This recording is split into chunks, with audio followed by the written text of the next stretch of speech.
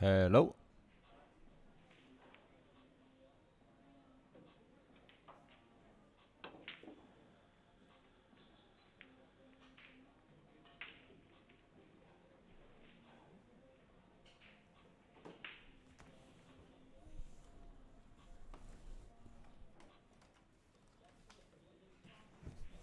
Hello. Let's see.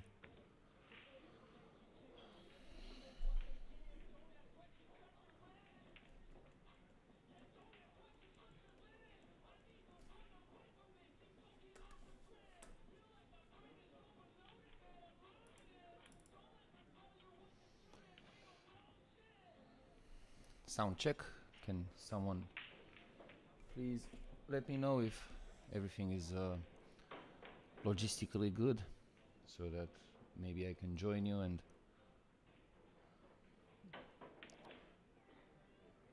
entertain you or help you understand a bit more of what is happening throughout the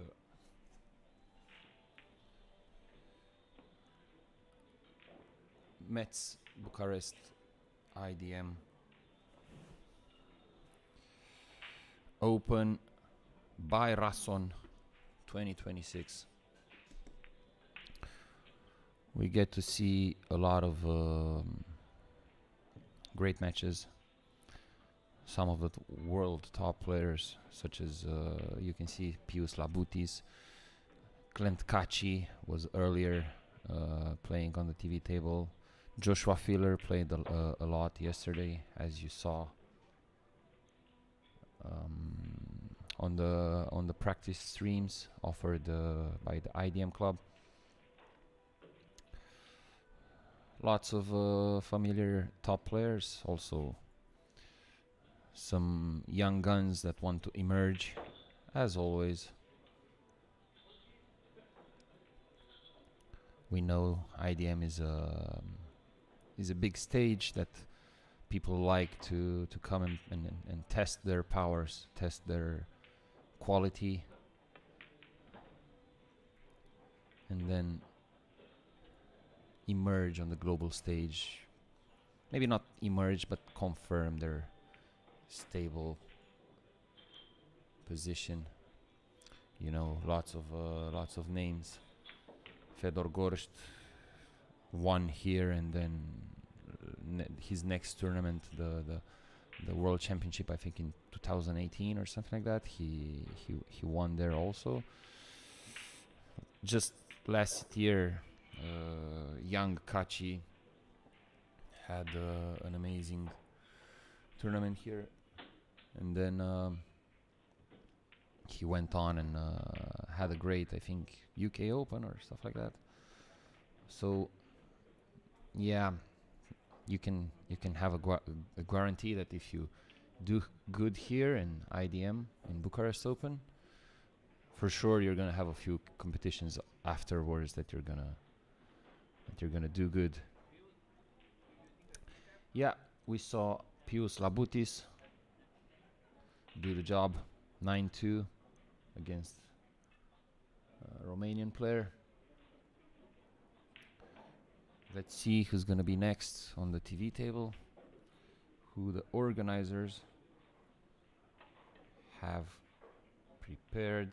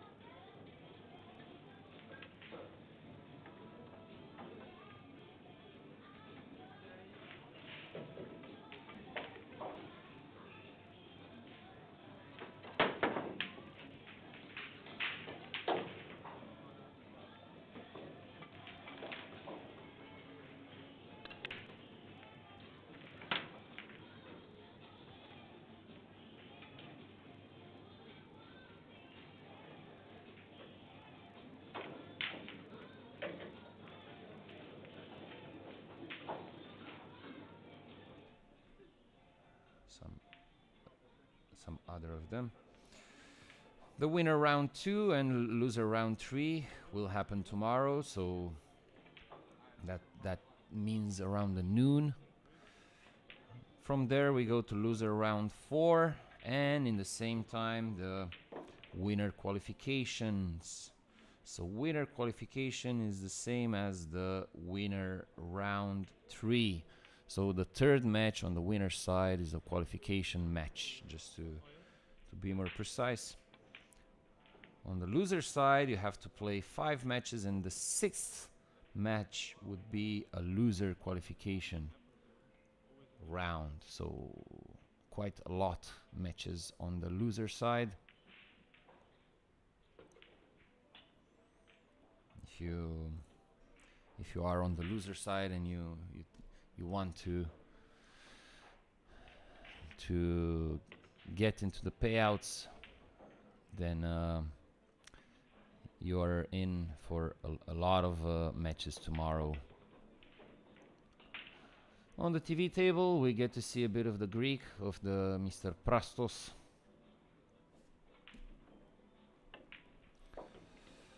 Checking him on the Fargo app, he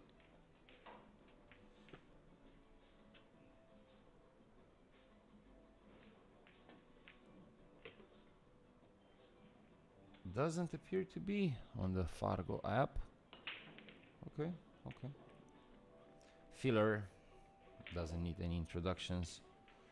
863, ladies and gentlemen. I remember maybe a year ago the highest Fargo was 842. Still filler, also filler, obviously. But 863, just it's a mind-blowing number. It just keeps growing. You would expect his Fargo to somehow level with the rest of the players and like be bigger, but somehow adjust and be there. But no, Mr. Filler is increasing his Fargo, his detaching from his opponents, from his followers. So yeah, that's something to watch on the rise of the next years. Let me know, guys, maybe in the comments, what do you think the biggest Fargo will be in the next, let's say, 10-15 years? Will there be a 900? For sure, Mr. Filler is maybe thinking that he can hunt that record. Lots of records he hunted down. Won that 2 times, won that 2 times, and all that. So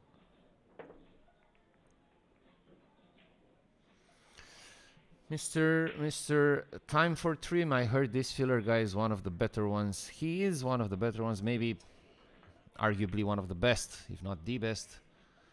Some argue he's the best ever. Some consider him a bit too young to be in the discussion. He is on the stage, on the biggest stage, for quite a while now. His style is unique. People know him. People know how offensive he is. How his mind is so educated about the game and about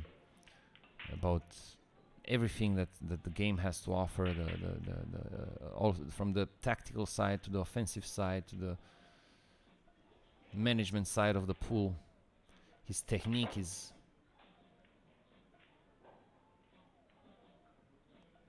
one of the most flawless. We see here something that maybe wanted to be a highlight shot from Mr. Filler, but just got into that a bit too much and didn't straighten out the rails. He opened it, and that made the cue ball go towards the corner pocket. Now let's see what he has in mind. Will he go offensive? of course he will. Wow, what a shot. Joshua Filler, ladies and gentlemen, his third shot of the match, and he already made the highlight maybe once or twice.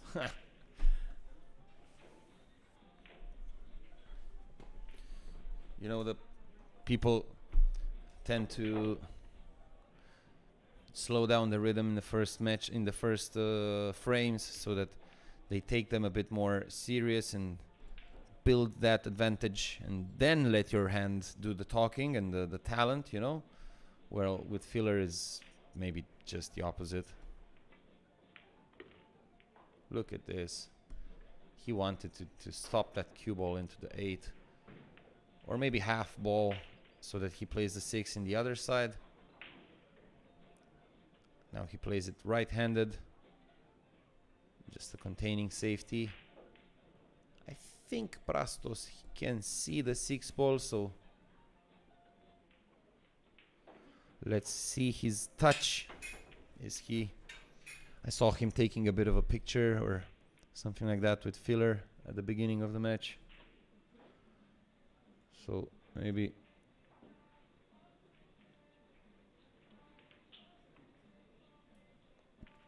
quite a bit of nerves. Let's see his touch. Okay, I think he went offensive there and left the shot for Filler.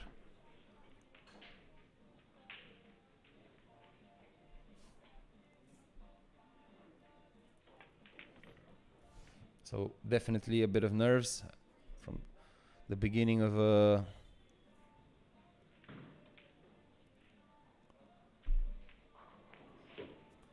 this set. Filler doing the job, obviously. He's gonna finish this this frame.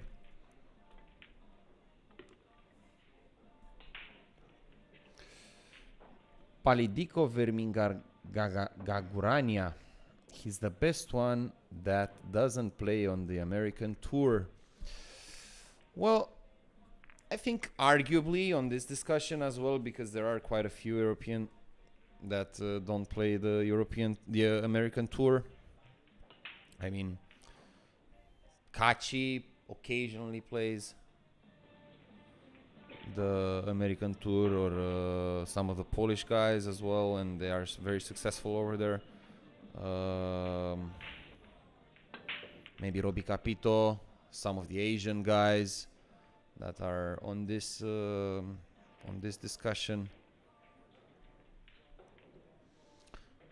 I think one of the best that plays the American tour is Aloysius. Maybe the Coe brothers. I don't know about them if they are playing the American tour. They are right up there.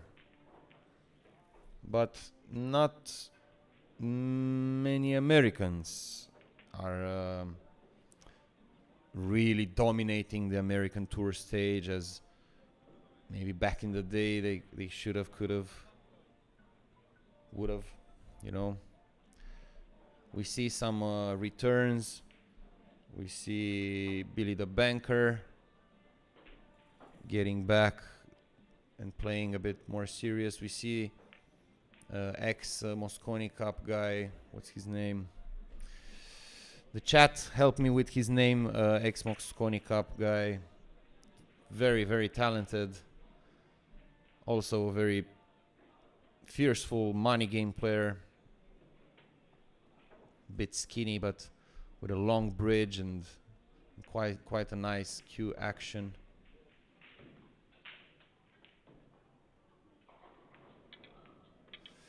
What happened there from Filler?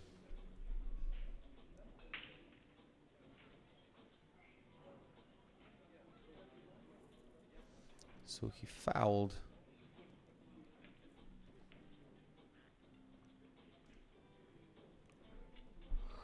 Very weird. Very, very weird.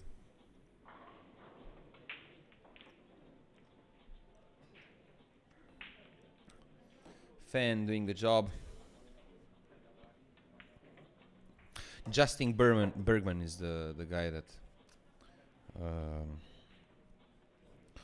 did did return and is playing quite a bit now.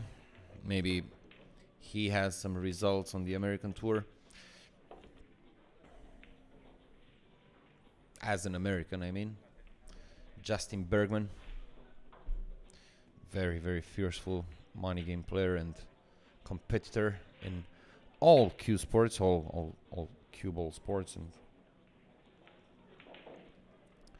I think some of them did play the hay ball event in China. Huge prizes over there, and in the amount of millions. We saw the snooker guys go there. Also, the British are playing a lot. We saw Chris Melling playing the hay ball.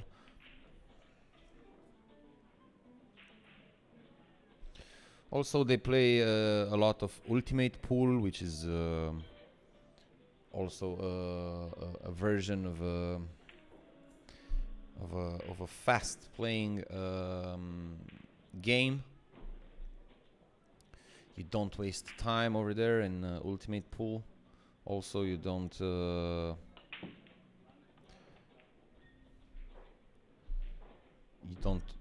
have hours long matches.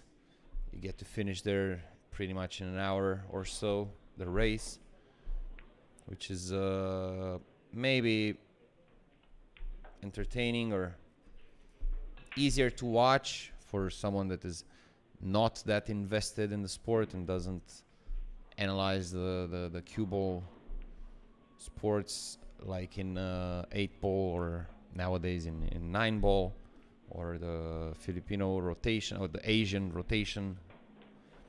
Those are nerves games.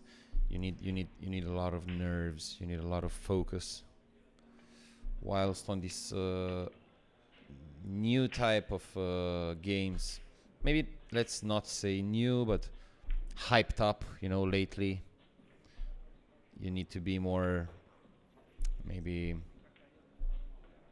incisive. You need to be entertaining. It's a different type of it's not a race to 120 like the US guys are used to see in the US, like put 25k in the middle, let's go play a race to 100 or something. No, these events are a bit different, but easier to watch for the younger generation. It's a bit more attractive, a bit more interactive. Nice shot from Prastos there, connecting the dots, but delivering the cue pretty straight, and his here we see a bit of nerves. Over screwing that shot by at least a meter or a foot, how you say. Let's see his decision. Will he go for something aggressive, like taking the shot on?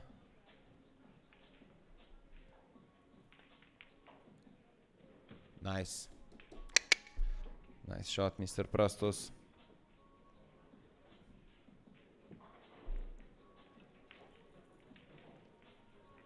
Joshua Filler, a gentleman as always, helping with the balls. Let's see some other scores. Pongers.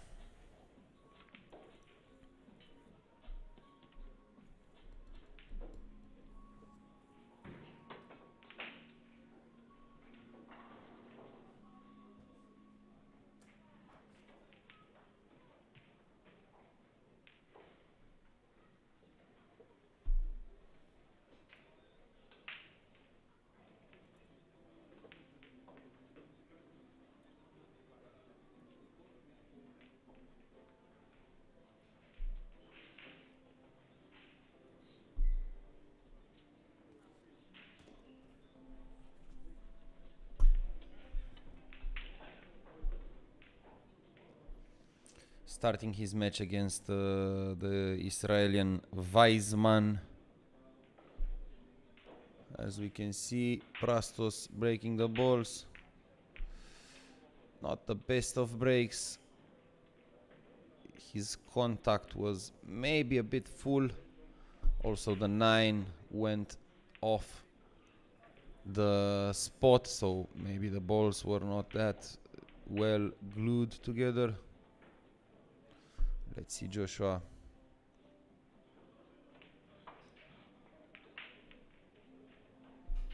Playing a cute little safety behind the 6.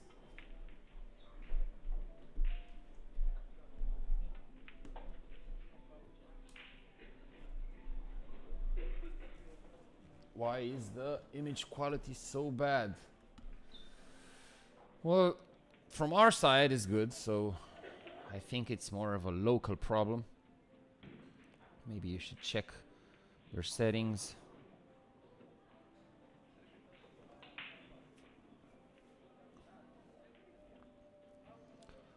Let us know if some other guys, if you have problems with the connection, maybe we can double check on our side, but most of the people tend to say that it's good. Let something in the comments. Give us a thumbs up if it's all good and you can see a decent quality on the image. Yeah, so Mr. Prastos tried a 2-cushion escape from behind to knock the 1 ball away. Maybe not really judging perfect the deflection of the cue ball or the new cloth. Let's see Joshua. I've seen Joshua starting the frame with free ball in hand quite a few times with playing a combination. The 7 not being really helpful for him, being much more easier to connect the 6 to the 8 after he gets rid of the balls around. So he chose to play that combination, and I've seen him do that quite a few times. He chose to play that combination so that after he gets to the 6 ball, he will have less cue ball movement. And I've seen Joshua also taking a few decisions throughout his pool player career. He likes to choose a path for the cue ball that doesn't snooker the cue ball, doesn't hide the cue ball anywhere on its path. So even if it will provide maybe a less easier or a harder shot, maybe to say it like that, he will choose a path that doesn't hide his cue ball anywhere. Even if he plays it maybe 10, 15, 20% slower than he should have, he will choose that path because obviously of the confidence that he has in his potting ability. So I mean, percentage-wise, it's very logical. Just imagine. So you erase the possibility of hiding the cue ball completely. Yeah. So you just choose a path that doesn't hide the cue ball. Yeah. So that's like a percentage that doesn't bother you anymore.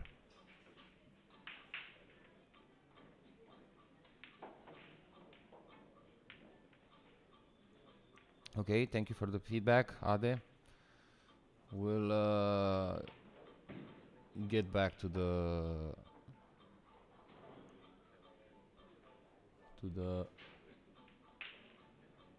technical guys maybe later. We saw a break of Joshua Filler. Maybe the 9 ball was moving a bit towards the middle pocket, the side pocket. Now let's see this tester for Prastos of Greek after Joshua Filler pushed out. Basically it's a tough shot plus a very close. And I think it's a bit lucky. Maybe half ball. I think Filler can see half ball. Yeah. So guys, day 1 MEZZ Bucharest Open by Rasson. Such a nice touch. Look at this, guys.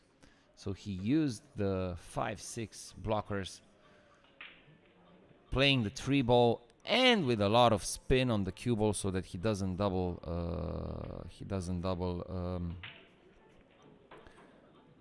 double kiss the cue ball with the 3 after he crossed it, having Prastos in all sorts of trouble. Prastos thinks he can go between the 5-6. I don't know if he could go behind the 3 through the 5-6 cluster, then that would be a great shot because he can manipulate the cue ball so that he can kill the cue ball over there and send the 3 away towards the 9-7-4, something like that. But if he sees it directly between the 5-6, then only an offensive shot would be something good. Otherwise, try to kick and stick. Oh, that was a thin touch. And very productive also. I don't think he can see the 3. So we'll see Joshua Filler kicking. Let's see how hard he's going to kick. He did kick hard. So his offensive intention also implied that he wanted a bit of a position on the 4 ball. The harder you kick, the less percentage of making the ball you have.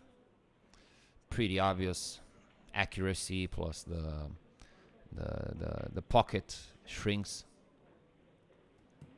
Sit up straight, Joshua. So the commentary is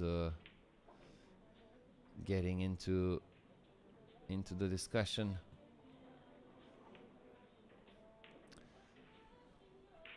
It's retro 70s. Yeah, it's retro 70s night somewhere. We all know it's Friday, so from here, from Bucharest, 30 plus degrees, so pretty heavy conditions. Climate-wise, just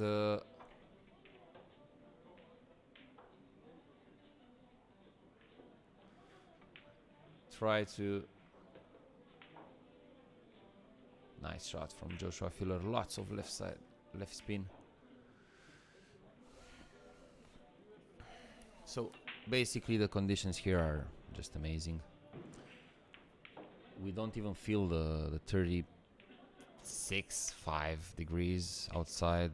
There are air cons and conditions and a very, very breathable space in which we play pool. And yes, I did say we.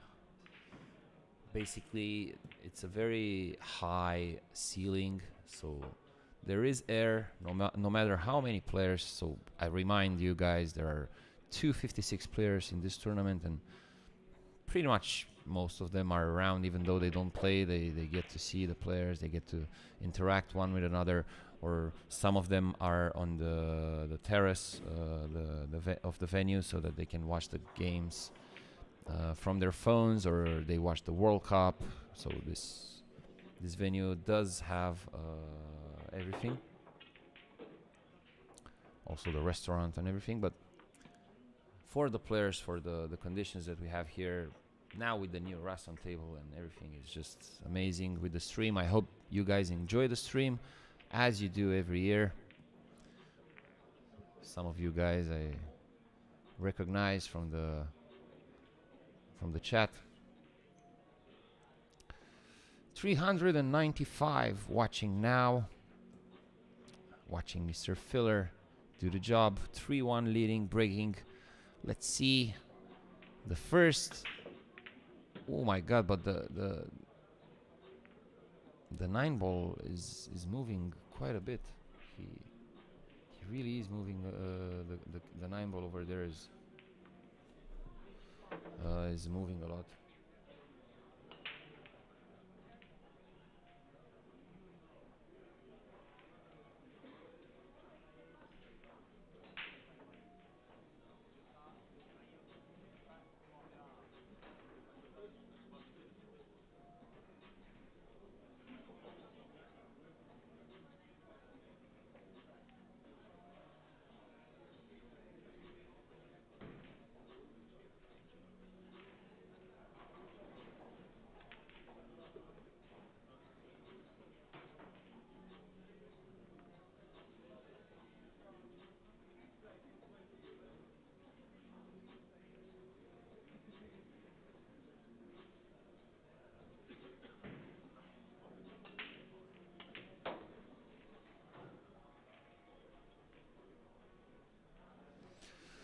After this match, we invite you to watch the semi-final of the Invitational event that started yesterday. We get to see on the TV table Eklente Kaci with Niels Fehn.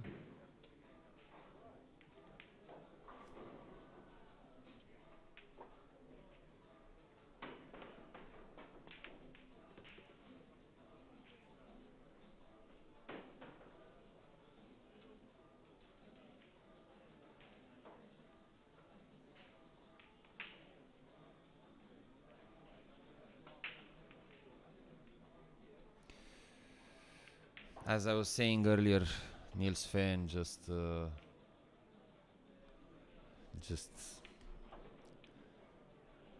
turning back the clock, as they can say.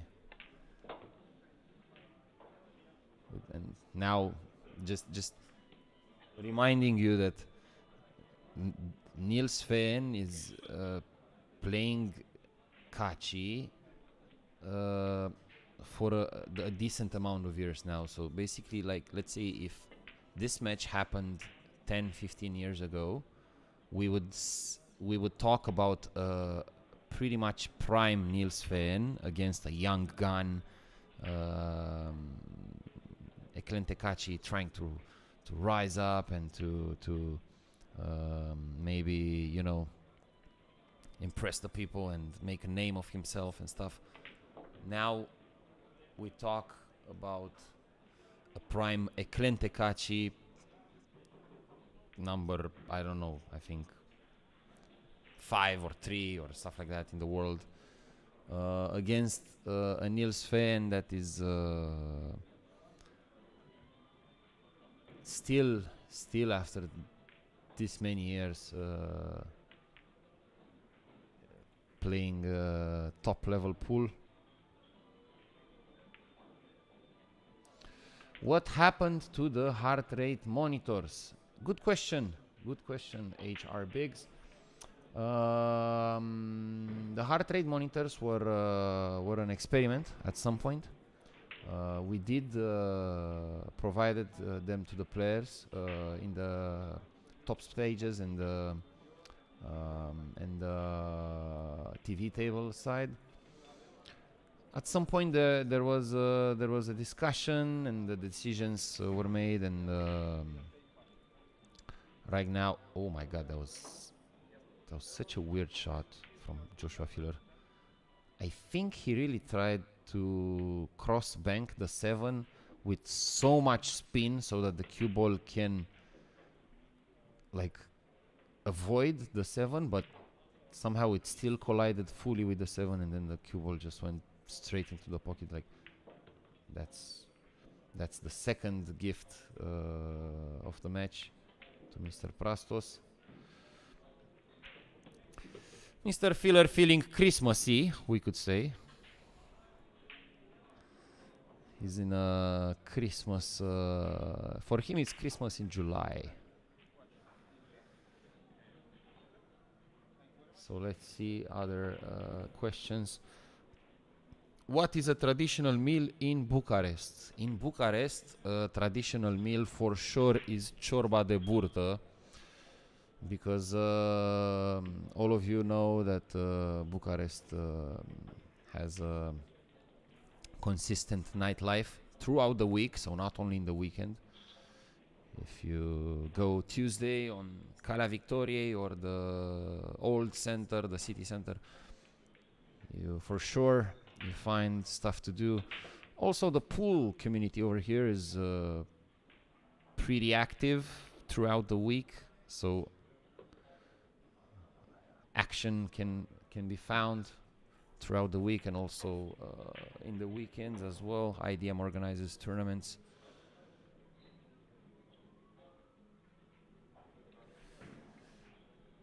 Of course, shout out to Milan Cubrilo from Banem Miladinov. Shout out to Milan Cubrilo. All the best. The Bucharest Open community and the pool community says hello. We are all friends here, so it's not only your friend. Banem Miladinov, thank you for the shout out. We're gonna continue with the more important topic of the traditional meal. And yeah, as I was saying, this type of soup is a Romanian traditional with very much importance in Bucharest. So because the tradition says that you have to eat it after a very long night out, so it helps. What a nice path Filler chose to end, and very fast also, like not wasting a lot of time and a lot of energy with the cue ball.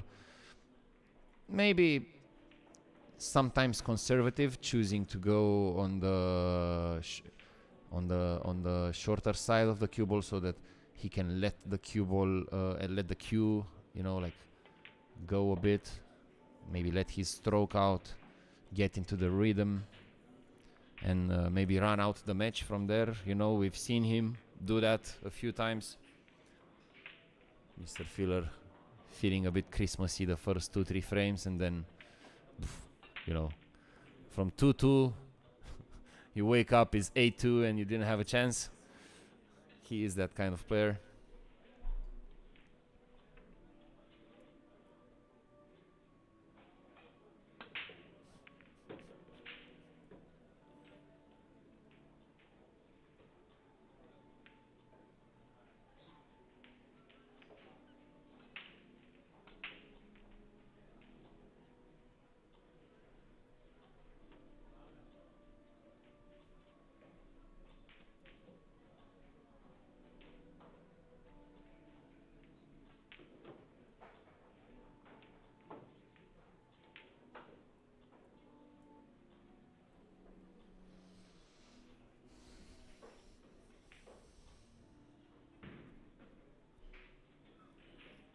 Let's see, awkward bridge.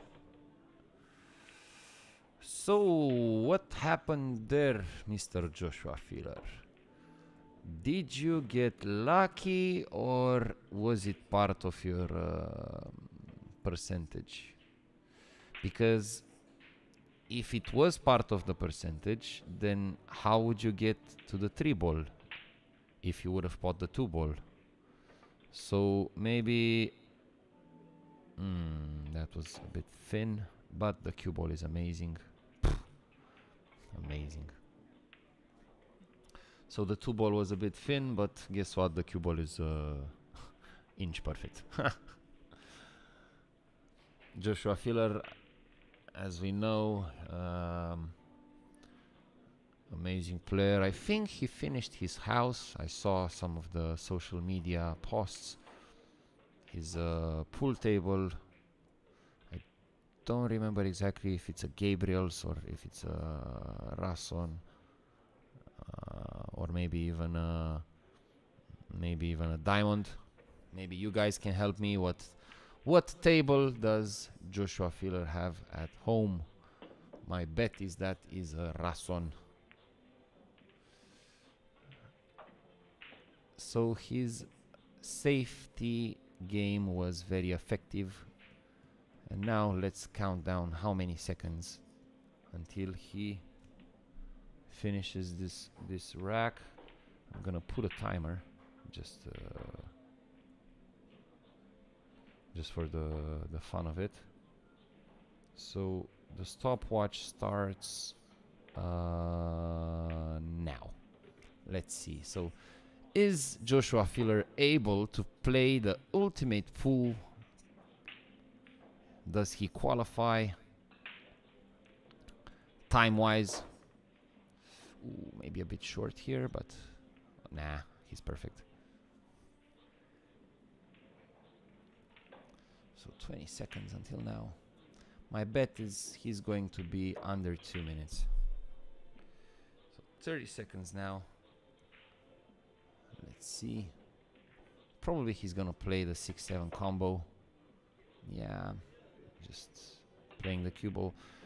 Will he play so that he has position on the 9? Maybe he pots the 6.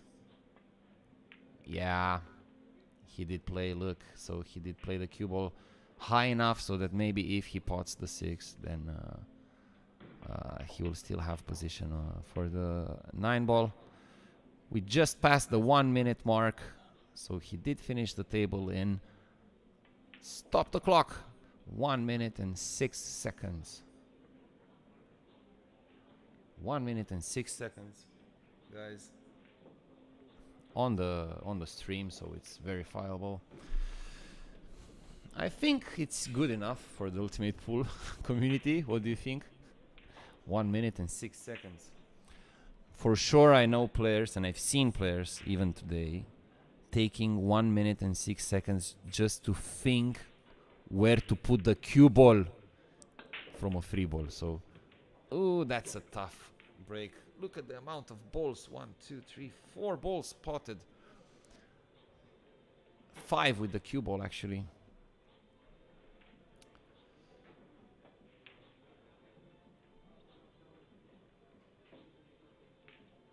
Kinda cool seeing the players go up and down depending on the game. Seeing the players go up and down. Yeah. I think he has 2 tables at home. Yeah, I was about to say that. I think he has 2 tables in the same room. And I think he has a Predator and a Rasson. Yeah. Also, I think I knew the logo was there, but I wasn't sure about the Predator one, if it was a Predator or if it was a Gabriel's. He used to have a Gabriel's, I think. I don't remember, doesn't matter. So for sure he has a Rasson and Predator, so you can imagine how he feels on this table. The really nice new Rasson table.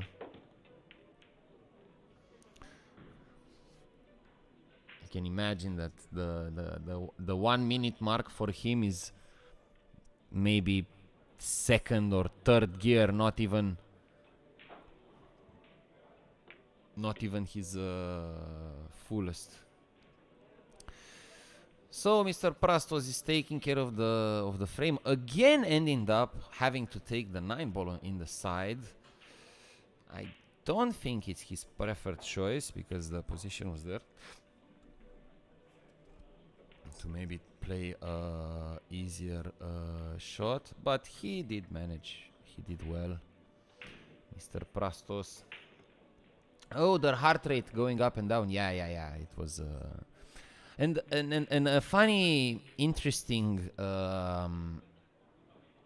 phenomena happened as we saw the heart rate of the player standing down. So the guy that was not at the table had the heart rate had the bigger heart rate, because I think it's because of control, in pool, especially 9 ball, you are in control of the table. You want to be in control. That settles you down, being in control of the table. There are sets in which you are in control of the table, maybe 99%. You don't necessarily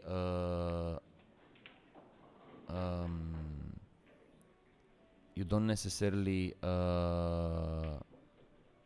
make run-outs and break-and runs and phenomenal shots and stuff like that, but being in control of the table settles you, especially mentally, you know, you are very, very settled. So yeah, standing down, maybe a bit unsettling.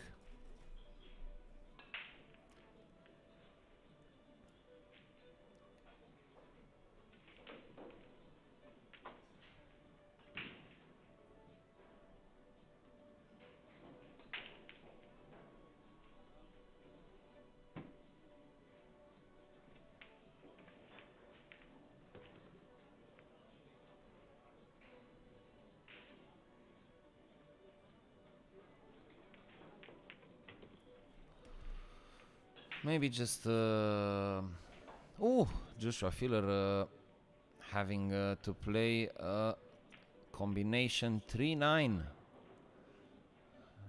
Let's see. Yep. 6-3. I don't know about you guys, but it feels like the match just started like a few minutes ago. SVB probably saw his doctor after playing with the monitor. Yeah, for sure. And imagine we're talking about a guy that can stay effortless, restless, like as cool as a cucumber for many, many hours because he likes to go fishing. So imagine a guy that can go fishing and still have a heart rate monitor problem. Like, this is what pool can do to you. So maybe, you know, ignorance is bliss. What you don't know doesn't hurt you. Maybe some players over here don't really know about their heart condition, so that's why maybe they didn't comply, they didn't agree with the terms and cons of having to play with a heart monitor, so they chose to not play, or who knows. Maybe at some point next year we will talk to the organizers and have the heart monitor. If you guys want them so much, why not? Maybe we can use them. Mohamed Soufi would take 3 seconds. Yeah, he's a really fast guy. Shout out to Mohamed Soufi. If someone close to him watches this stream, my friend Mohamed Soufi, I'm really sad you're not playing the tournament. I heard you are in, I think, Asia or something. You are playing there. I hope you will go and have a successful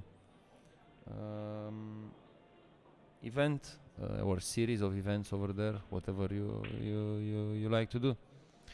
And for sure you will be my number one invitation for next year. I will vote for you, my friend. So let's see what's happening. Mr. Prastos doing quite a nice job connecting the dots. Really close to his work at some point, but to be honest, I see a confident player. I see someone that likes to play the cue ball with also with authority, so he doesn't like just feather the cue ball, so that's a sign of confidence. Nice. Okay, 2 cushion escape, maybe off angle a little bit, but you know, the 9 ball is in such a good position that it can be attacked from many places, even from the other half. So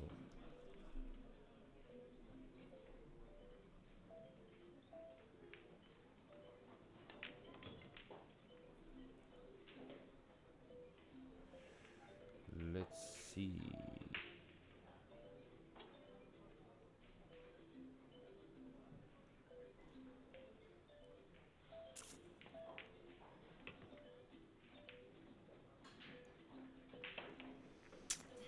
Don't forget to share, subscribe, and enjoy the future streams that Billiard Network has on their channel.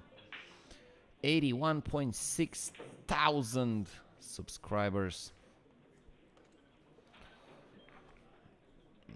from all over the globe. An international, worldwide community.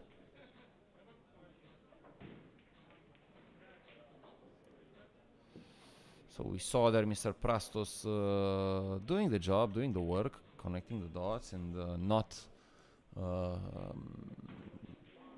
clustering or stuff like that. So 6-4, breaking Mr. Prastos. Decent. Just such a weird break. I think he's hitting them very, very full. It's many random balls that are entering on Prastos break. You don't see the usual one in the side, or the wing ball in the corner, or the some other wing ball that goes 3 cushions into the corner, into the side, you know, like. But sometimes, like, it seems that it works for him, so maybe for a few more frames this will work. But anyways, open table for Mr. Prastos. Uses the whole pocket there in the corner. Joshua thinking maybe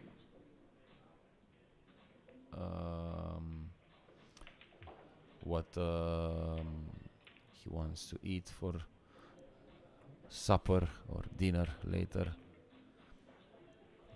Maybe not worrying too much right now. So Mr. Prastos a bit more distance than he would have wanted.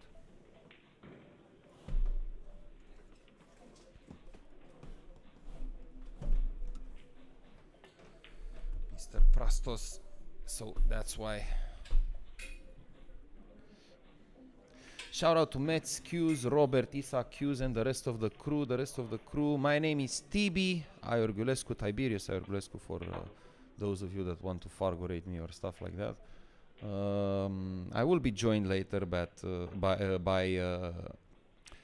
dark side that is going around on the pool room, and also by the Matt, my good friend from last year that we used to comment many hours together. Joshua Filler taking advantage of Mr. Prastos' mistake is 7-4 now. Mr. Prastos may be getting up from his chair a bit earlier than Filler's execution on the 9 ball, but I don't think Filler is bothered by that. Too much respect between the players. We saw him taking a picture at the beginning of the set. So yeah, perfect conditions. You can check the 9ball.ro site. I think, let's see if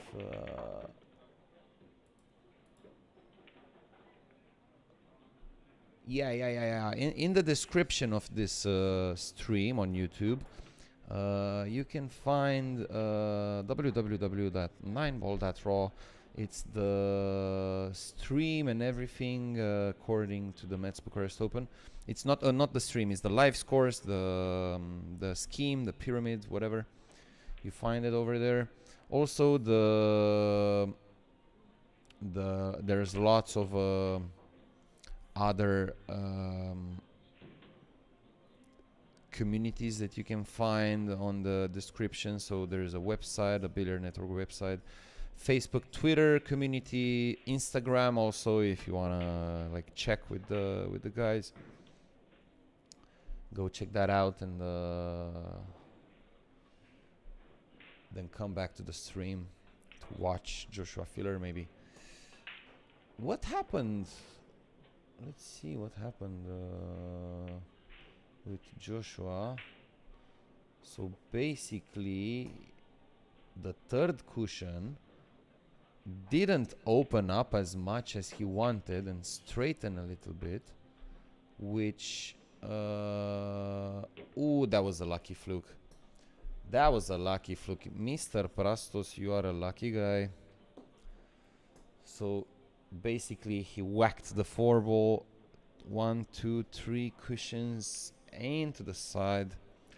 Mr. Prastos, lucky guy.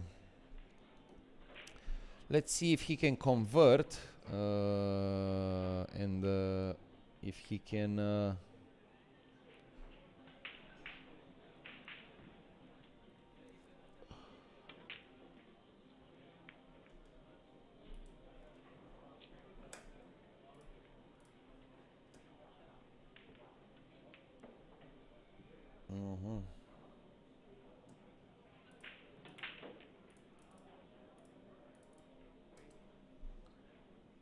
So big decision on the 5. Oh, so the 5 was executed and left into a safe position. Yeah, quite miles away. Almost attacked more the other 3-cushioner. Now filler with a... We have no idea what is happening on the TV table. So basically balls are being whacked everywhere. We can argue maybe there wasn't quite many shots Joshua had, but there was a safety option. Just play the cue ball into the 9 and the 5 ball upstairs, 2 cushion, maybe where his chalk is. No! Oh, that was close. So Mr. Prastos is now feeling a bit more pressure. He sees that Joshua is not running out the set, as he would have expected. Once you are 7-4 and making a mistake against Joshua Filler, you pretty much expect you're not going to get back to the table, Now let's see. Nice shot.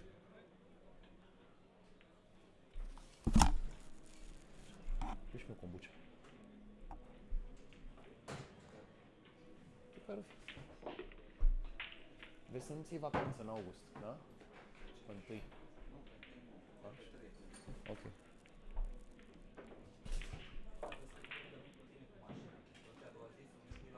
Da. Și mie mi-e ceva de ziua, da? Pe 31. Da. Păi trebuie să mergem împreună cu mașina pe 31. Mă dau lovit să-ți iau. Uite cu mouse-ul ăsta.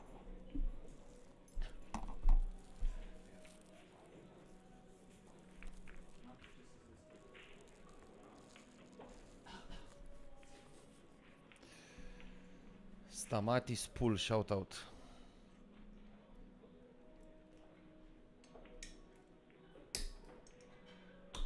Mersi, săruna. Stamatis Pool of Greek, shout out.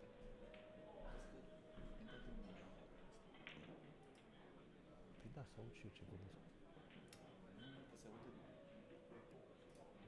Ok.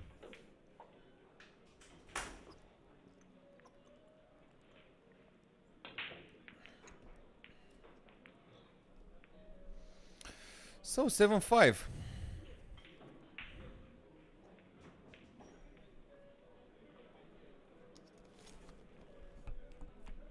What do you want? I'll be back in just a moment, guys.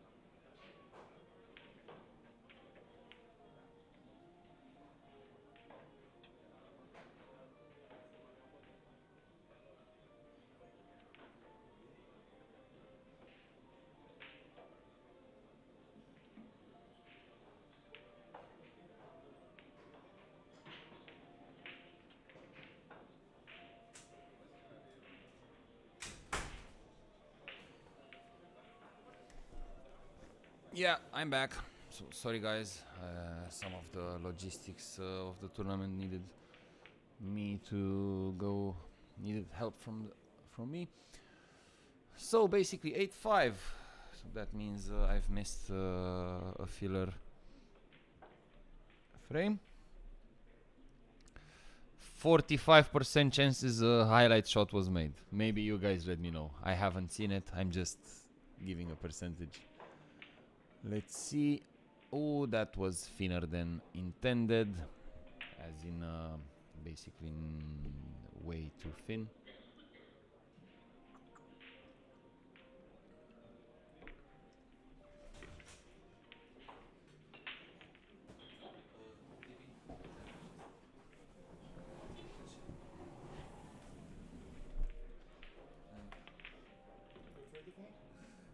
I'm friend with you. And What's your name? TB. TB? Oh, that's easy to pronounce. My name is Shai. Shy? Yeah. R2 Okay. is the other one. Just adjust the mic how you like it. Use this. Okay. Just look stupid. You know how to do it. You're the one I saw outside, yeah? You've seen me outside? Yeah. Okay. Yeah, okay. So, I'm being joined by Shy. Shai? Nice to meet you, Shy. Same here. Nice to meet you too.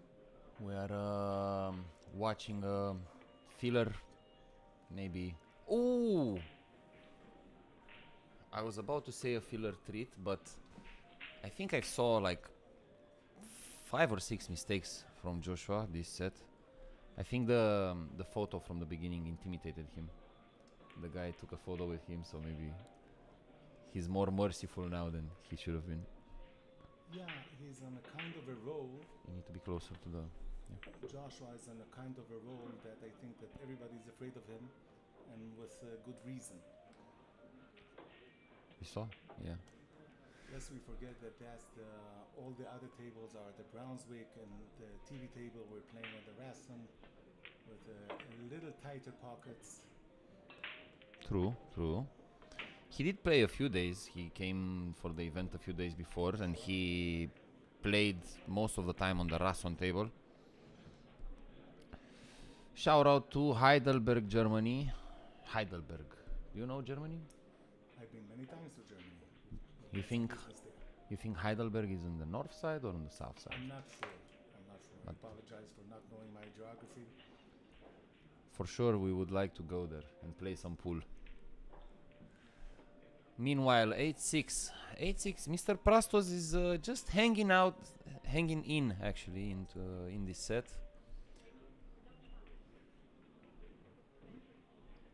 Lots of Christmas feelings from Joshua's side.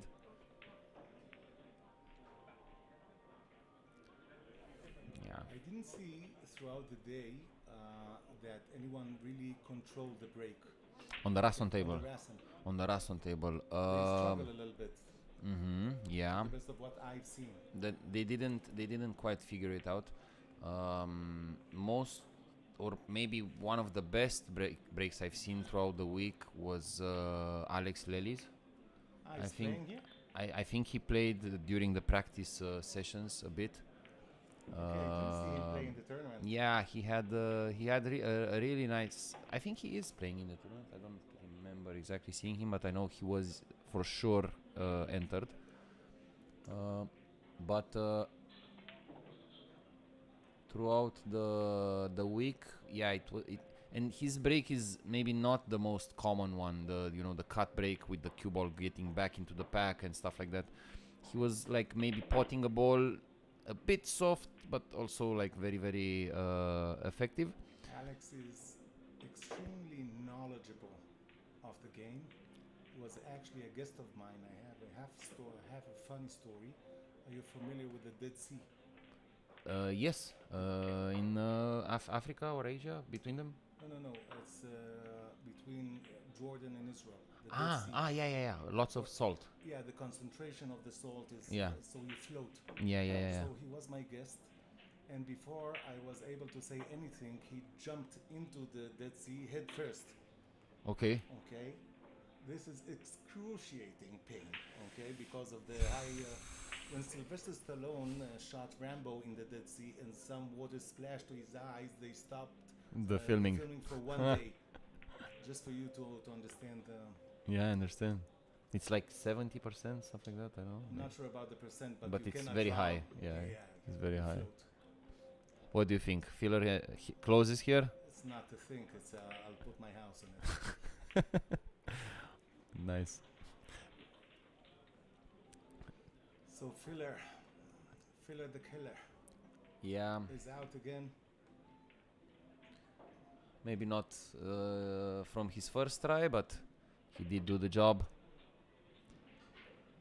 His stroke is there, but maybe his precision is like a few percentages off. You know what I mean? I'll Like, take that any day of the week. His few percent. I'll give you even 15% off. Okay, I'll take his game with 15%. it's like undisputable. Who would you would choose? But I'm saying like for his standards, you know. For sure, he will think about the misses of this set and not be like You know, TD, happy with them. One of the worst things that is, I think, is the curse of all the good players. They don't remember the good things. They remember Oh all yeah, the bad yeah, things. Okay? for sure, So for sure. They are scarred from the misses, from the And for a long time, Sure. it's almost PTSD if you for some of them. So Kachi is in the semifinals of the Invitational. This is- Against Niels Fehn, Niels yeah, Fehn. rolling back the time, Yep. turning back the clock. So if I'm turning back the clock, Oh my God. it tells you how old I am. No, it doesn't. But I'm old. The Bucharest Open wasn't played at the IDM to begin with. You're young, so you don't know. It's over 10 I'm years around. ago. I am around for maybe 15 years. So yeah. So there was a 14 years old Albanian guy that nobody knew. Matrici. No. Something Kachi. Ah, Kachi. Ah, yeah. He We've came. seen this guy. He came. He Yeah. demolished. I know. Demolished In Bucharest. And everyone. I said, Yeah. who the F is this boy? Now, he was a boy. He didn't have a beard, nothing, okay? And Niels Fehn was on the top of the world at the time, and he had to puke blood in order to beat Kachi. He beaten him, but this was a totally different player, totally different game. You saw immediately, you know, that you don't have to be Uri Geller if you know who he is. To know the future Yeah. that he will be a great player. He You was are. so sound, and his technique was perfect. Yeah, he came from the. This is live. Yeah. This will happen What there. are we commentating? We This are or that? commentating on Okay, that. okay. Yeah. Guess what, Shai? Basically, you are giving details of what I've said 25 minutes ago. Oh, I'm repeating. No. I You are giving apologize. the details of what I said, because I was saying that this match happened like 15 years ago. I was exactly saying what you said, and back in that day we were talking about a prime Niels Fehn Sure. and against a young gun wanting to make a name of himself and trying to hit the world We stage. didn't even know that he was a young gun. I've- Nobody knew his face. Like back Only in the- underground world knew him Yeah, sure. I'm because talking, he played with some of the like money players. yeah, Sure. and his guy, the Albanian guy, put him into many money matches, so people knew him, you know, like Yeah. people already knew him. Yeah, but not in the pro circuit, so to say. The guys who play And money knew him, obviously. Also, and after that, his brother also, like, people knew him because of the same path that he took, you know, like with the money games, with the snooker, with the Aryan, you know, also took him Matrici and played a lot of games. I have another story for you if you want. Okay, story time. His brother came to participate in our European Championship in snooker 2019. I think I know exactly what. I don't know the result. I think last 16. Yeah, he was a good kid. Yeah. Okay, he wasn't what the monster that he is now, and he was focused on snooker at the time. Exactly. He began as a snooker player. Yep. And also Clente played a lot of snooker in the beginning of his career. I actually think he's the national champion in snooker. Yeah, of yeah, yeah, Albania. yeah. But I'm really wondering. Like, I would ask them, because I also played a few times snooker, but not at that level. Like, my highest break is like 50 or something like that, 50 something, stuff like that. So I'm like a decent snooker player, but not like at the level I can play 9-ball. And I'm really curious how they play snooker, because my 58 break or stuff like that was made with a carbon shaft, with the cue, with the pull shaft. Okay, so You know? Eklund for sure plays with a pool cue because I've seen him play. Yes, Okay. but I was wondering, in that European Championship, you think, his brother? yeah, No, yeah, his brother played with a snooker with cue. a snooker cue. Sure. So can you imagine the switch Yeah, and the technique that you need to like the curve, the swerve, and now he plays with carbon shaft and like I'll tell you. you know what I mean? I know what you mean, and I have my own answer. It doesn't matter. If I'll have to build the perfect player, okay? Okay, From this, scratch. yeah, okay. You ready? This is like a tennis discussion, you know, like how they ask the best serve and volley, Yeah, the best. exactly. Yeah. Exactly. So what I would do is give him the snooker technique, start in snooker. You know, they evolved the snooker technique, like from how they put on the shot, like they started from some way like this that took the shot, and then now they do something like on the side more.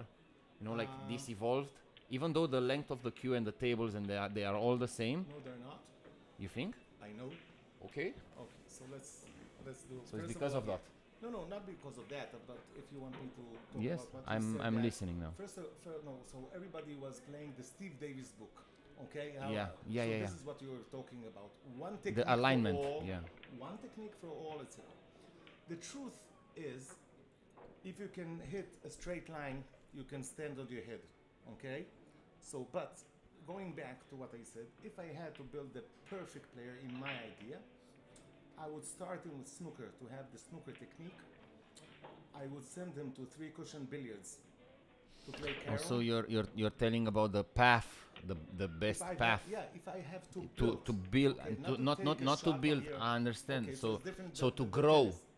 Yeah, you have to like from to. the start. So, I understand now what you my mean. Yeah. English is, No, it's So I okay. said when if I'm building from the start, from scratch. Yeah. So if you want, 3-cushion billiards, then straight pull in one pocket. so and then- rotation. Not all kinds of rotation, not the Filipino style. I would after the 3-cushion, I would go directly to rotation. To be honest. And then he can choose whatever sports he want to play. Okay, And- out of the billiards. And We're not talking about the Russian Pyramid, billiards, yeah. pyramid, Yeah, which is yeah. different. So this is Yeah. my stance. On I agree 90% with it. I would just 90%, I'll take 90%. yeah 90% of everything is good. Yeah. So basically, I'm okay with it, except for after the would go 3-cushion, rotation. I would go rotation, and Not then not one pocket. Okay. yeah, rotation and one pocket last, you know, because you saw the so I have a point here. You saw the young guns, how the offensive of them build up into the confidence that made them win tournaments. I'm waiting for a point. The point is that one pocket grows another side of you, Sure. you know, and takes away some of that, you know, confidence that you want to go like boom, boom, boom, boom, and win. All the old guys like me, they prefer the. I know, previous but time. look They who's prefer winning. Look who's the- winning. You know the what I mean? NBA, when Larry Bird and Magic Johnson, and we say, I understand, and yeah. obviously Michael Jordan. Yeah. Okay, and I prefer the straight pull. I of completely the and fully 2000s, understand, okay? and Because the new generation, the minute they have the option to break the they go. cluster, they Yeah. go. Yeah. Okay, and the old generation used to peel Yeah, the ball yeah, to yeah. it's Also, to the that eyes. For me, it's much more intelligent. It's much more It's- classy. also Okay. in the one pocket, the break building, actually in straight pull, the break building, not in the one pocket. even though there are some similarities at some point, there are some directives that you can take into consideration when trying to finish the table at one pocket with much more chess inside. But the other thing that I want to say is that even in snooker, the break building percentages has been analyzed so that they are now inbuilt directives in their head. They don't have to compute which one is better for which one, and they already have that many tens of thousands of hours or whatever, so I would that they. like to say something about Ian that said that the only player that he has seen with Q on the side. Niels, because he's 90% blind on the other eye or something like that. Did you watch Joshua Filler? He's also 60-70%. Yeah. Earl Strickland maximum. He's more crazy, but yeah.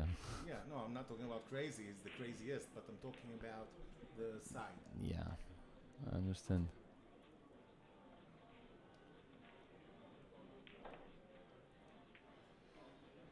So lots of comments while we went on the story time. Let's see, what do we have here. This guy reminds me of a famous player. I wonder which guy we're talking about. So they both go to the bathroom. But actually he's NA, so non-assigned. Yeah, maybe he's undercover. What was this guy? Cesar Morales? Cesar Morales, I think. Yeah. Efren Reyes was. No, it's Cesar Morales. No, we don't know any Efren Reyes. We only know Cesar Morales. So what's up, my people? Shout out, I am quote. Yo, this is actually Justin Berman. He got stuck in a time machine, so don't time travel. Justin Berman is a sound name nowadays in the US. I heard he would play lots of people, but in his own terms. He would take up a lot of people in his own terms, and some people are afraid of him in his own terms, like some big names, And I don't know what are his terms. Like more freestyle terms, like he would play under more open conditions. I'm not sure I understand it, but well, we let's can leave just it there. Okay. Let's just say Justin Bergman was an animal on the Mosconi Cup. Then they changed some of the things. The United States pool is totally different in the structure.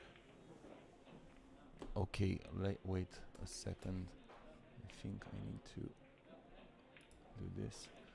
Let's see again. Can you talk now?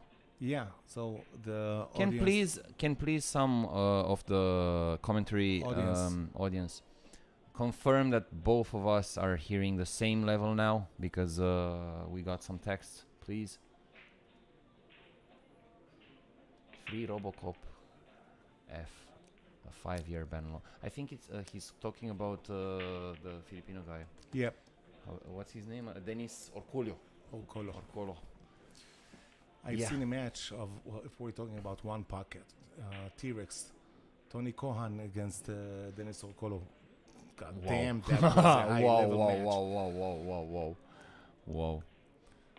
I've seen some of the SVB posts when someone comes to him and asks him, would you play one pocket against who do you think is the best guy, and who do you like stake against and stuff like that.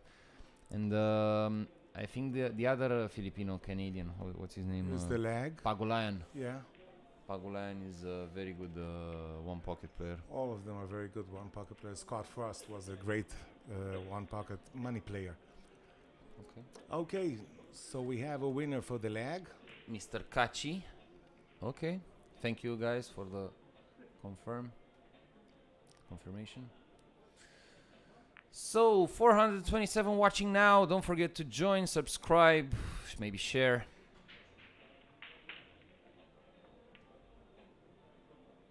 Do you know the Evan Lunda out? I'm not sure. I don't think. If they're talking about the out, I know about the Chris Milling 8-ball out. Nah, I think he's talking about the one pocket out. Ah, okay. Yeah. Evan Lunda. So let's see the break. we've talked positively till now. One thing that I'm not crazy about Kachi's game is his tempo is a bit too slow for my taste. I don't think it's slow. I think he's managing it on purpose. Yeah, perhaps it's deliberate, but what I'm trying to say is he goes down to the shot and he gets up like 70% of his shots. Yeah. I've seen him. I think I've seen him lately in the UK Open. I played there against someone, and he was playing the table next to me. He does have a bit of an inner persona or something that he likes to kind of talk to when getting down on the shot, getting up. Maybe he likes to get a second opinion, but from the same point of view, like in his head. I think he's an interesting player. I think there's a double here, but he's not crazy enough to take it. I'm talking about the 9-ball on the opening side. shot. Yeah. I think if he gets high enough around the 7, he can I'm sorry. just. I thought that probably it's not the color. No. It's the 2 and then the 3, which can make him like just slow roll the 3 so that he can get behind the 4, play it on the side or in the corner. There are 2 pockets there. What is your opinion about the changes of cloth and balls in the WNT? I did play. I played with I think it was Dynasphere. Yeah, Dynasphere. Well, what's a bit silly. Sure, go ahead. What's a bit silly on my side, I think it's the color of the 2 ball. They've done like a turquoise thing or stuff like that. Turquoise, yeah. Turquoise. Sorry. I'll never forgive you. That's okay. I'm still mad that they changed the pink. As I said, I'm from the old guys. Till today, I'm running to the 5, to the 4, and then it's the 5. I've seen someone in the UK Open misplay a shot. I don't know exactly. It was on the TV table. Oh my God, it was so bad. Like because of the colors of the ball, Yeah. But I don't remember exactly. I think Albert Januarta was playing, or someone. I don't remember exactly, but it was like so bad because and also the conditions there, man. We've been there during a heat wave in the UK. Yeah. And I've attended UK universities. Okay. No. I've been to UK at university, and I've never been on a 35, 36 degrees heat wave day. Okay. In the middle of like some type of field, that you can really feel the heat. Sure. Yeah. And we did play in the UK Open in some community center. I don't know exactly what type of center it was. The sports center, let's say. Okay. But on the ground, it was like a basketball court, And except for the TV tables that had like some coverage, something over it, like the rest of them was like, I don't know. And also there was no aircon. And back to my question about the balls and cloth. Well, it did affect because I've seen players, and I mean like Al-Qaedi, and I mean lots of great players that struggled. Man, I saw Al-Qaedi put the same ball and shoot the same shot at 1 diamond a distance from his mark 3 or 4 times in a row. And I don't know, but for a top level guy with so much great experience like him, I mean, they all struggle. They all said that they are a different composite, the composition from it. It's a bit different, and they feel a bit lighter. Yeah, they're faster, the quicker, the cloth. Yeah. Niels with a very nice thin shot, almost razor sharp shot. Yeah, Jason Shaw did shoot the wrong ball. Jason Shaw shot the wrong ball. Oh. And he was one of the guys that kind of decided that the balls should be changed. Like he was on the... I understand. I love changes. Okay, I love changes, but I really didn't understand the logic of turning it into other things. So this is my way of thinking. Well, obviously, nobody needs to agree with me. There are reasons. So yeah, I just don't know them. Well, one of the maybe obvious ones would be marketing and Yeah, no, I love the marketing, but the marketing you could have chosen. Look, it was better for TV, etc. We understand that, okay? The usual suspects, we know them. But why the F did you make them the opposite? Okay, there's a spectrum of colors. You could have done that. Okay, Niels with a, I won't call him a late bloomer because he took everything that you can take, but he's back on his feet in the last year or something like that. yeah, lots of cycling, lots of physical exercises. I was just saying like an hour ago. He was never too fat. He was always No, very. but the way that he treats this sport and his his approach to physical is very professional. And in my opinion, him and the late Mika Immonen, God bless him, they just dragged a whole bunch of generations after them, you know, with their approach on this sport, and they inspired a lot. And yeah, this is they've risen a lot of young generations that aspire to them.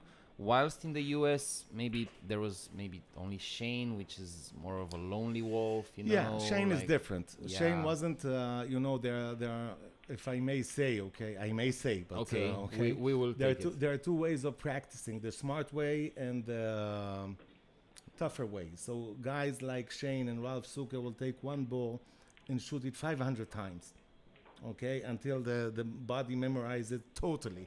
Yeah, Okay, yeah, even yeah. 1,000 times. Yeah. Other players would play sets of, Yeah, other like a drills, spectre. etc. A spectre, Yeah, and they will give like 20 minutes a drill, stop.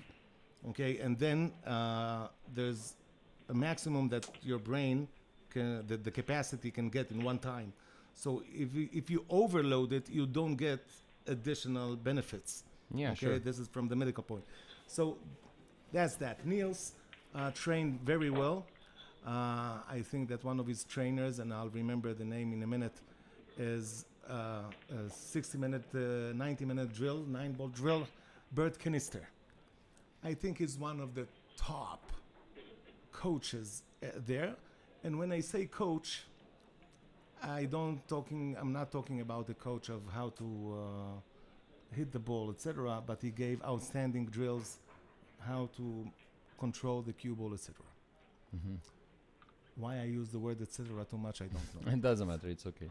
There are only 500 people watching now. Yeah, okay. Adjust for 5,000 or more in the future. Yeah. The takedown. One of the things that you can also learn from Feichen is the way he sits. Okay, his body language is perfect. Okay. That's now experience. what people no, it's knowledge. It's not experience. Okay. Okay. The difference is it's knowledge. And what I'm trying to say is he's the Terminator. So he intimidates. He's never soft. He never crumbles in his chair. Okay, he's always with his butt to the end of the chair, sitting straight. Okay, he will never, his shoulders are always straight. You will never see him falling down like Kachi is sitting. Now, what people don't know or should know about body language is 70%, 60 to 70% of all communication is nonverbal. Of course. So the body understands and it transmits things. Now, it's not a knockout, but it's, teaspoon, now you have a kilogram of sugar. Yeah. You know what I mean? Teaspoon Yeah, by yeah, teaspoon. yeah. So it's, if we were in boxing, so you earn points, Yeah, by doing that. Okay. At the early days, I don't know if you remember, Niels Feichen used to give his hand when his hand is on top. So you had to shake his hand when you come from the bottom.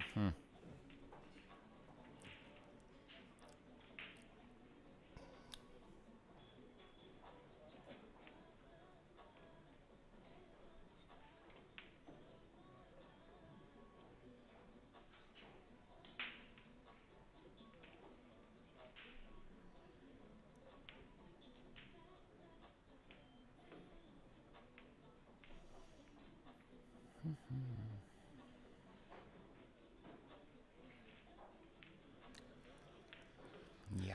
Ian is asking some good questions, and he was asking what balls are they going to use on the upcoming ESPN tournament. And my counter Ooh. question is, which ESPN tournament? I'm not aware of that. But I'll give you a hint, Ian. If it's not a WNT tournament, it will be still the Aramith For sure. or Predator. Okay, so it would Yeah. definitely not be the Chinese ones.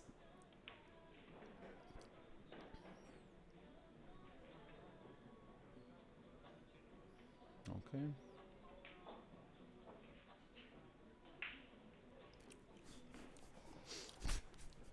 Neil spends 10 minutes a day petting puppies and kittens, hoping it will make his face look more friendly.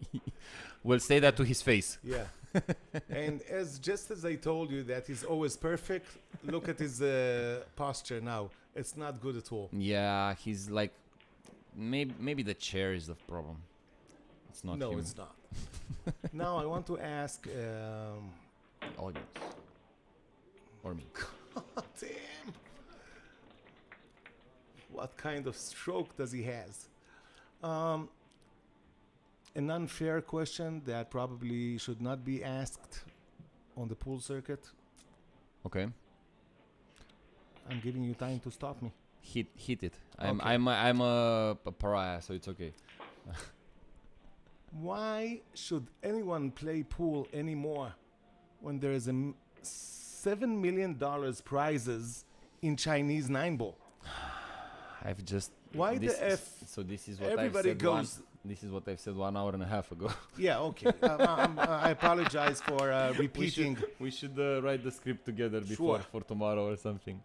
Okay, because Wu Cha-Ching now won $1.5 million. Now Wu Cha-Ching can kill anybody on the table. You know. Judging is my dream. Yeah, Like, I've seen him win when he was 16 years old. You talked about. The Coe brothers that You talked about PTSD and trauma from missing pools. sure You remember the U.S. Open final against Filler that he missed when he slipped the cue and touched the ball in yeah. the side. I'm not and sure it was It was 12-9, I think, Yeah. or 12-10. yeah. So it was raised to 13, 12-8, and he needed a 5-pack, just as he needed back in 2006, I think, or 2005 in Manila. And And I want to ask you another question. Who is responsible for adding the numbers? Here? I think the players and Bogdan Chirodea, but we can also Okay, so do something.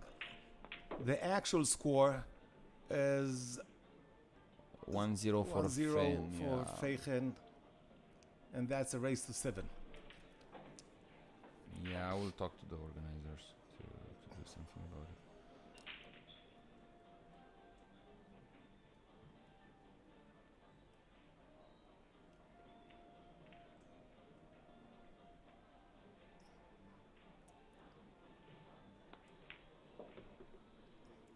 Have you noticed that new age players change their technique or are coming with a new technique?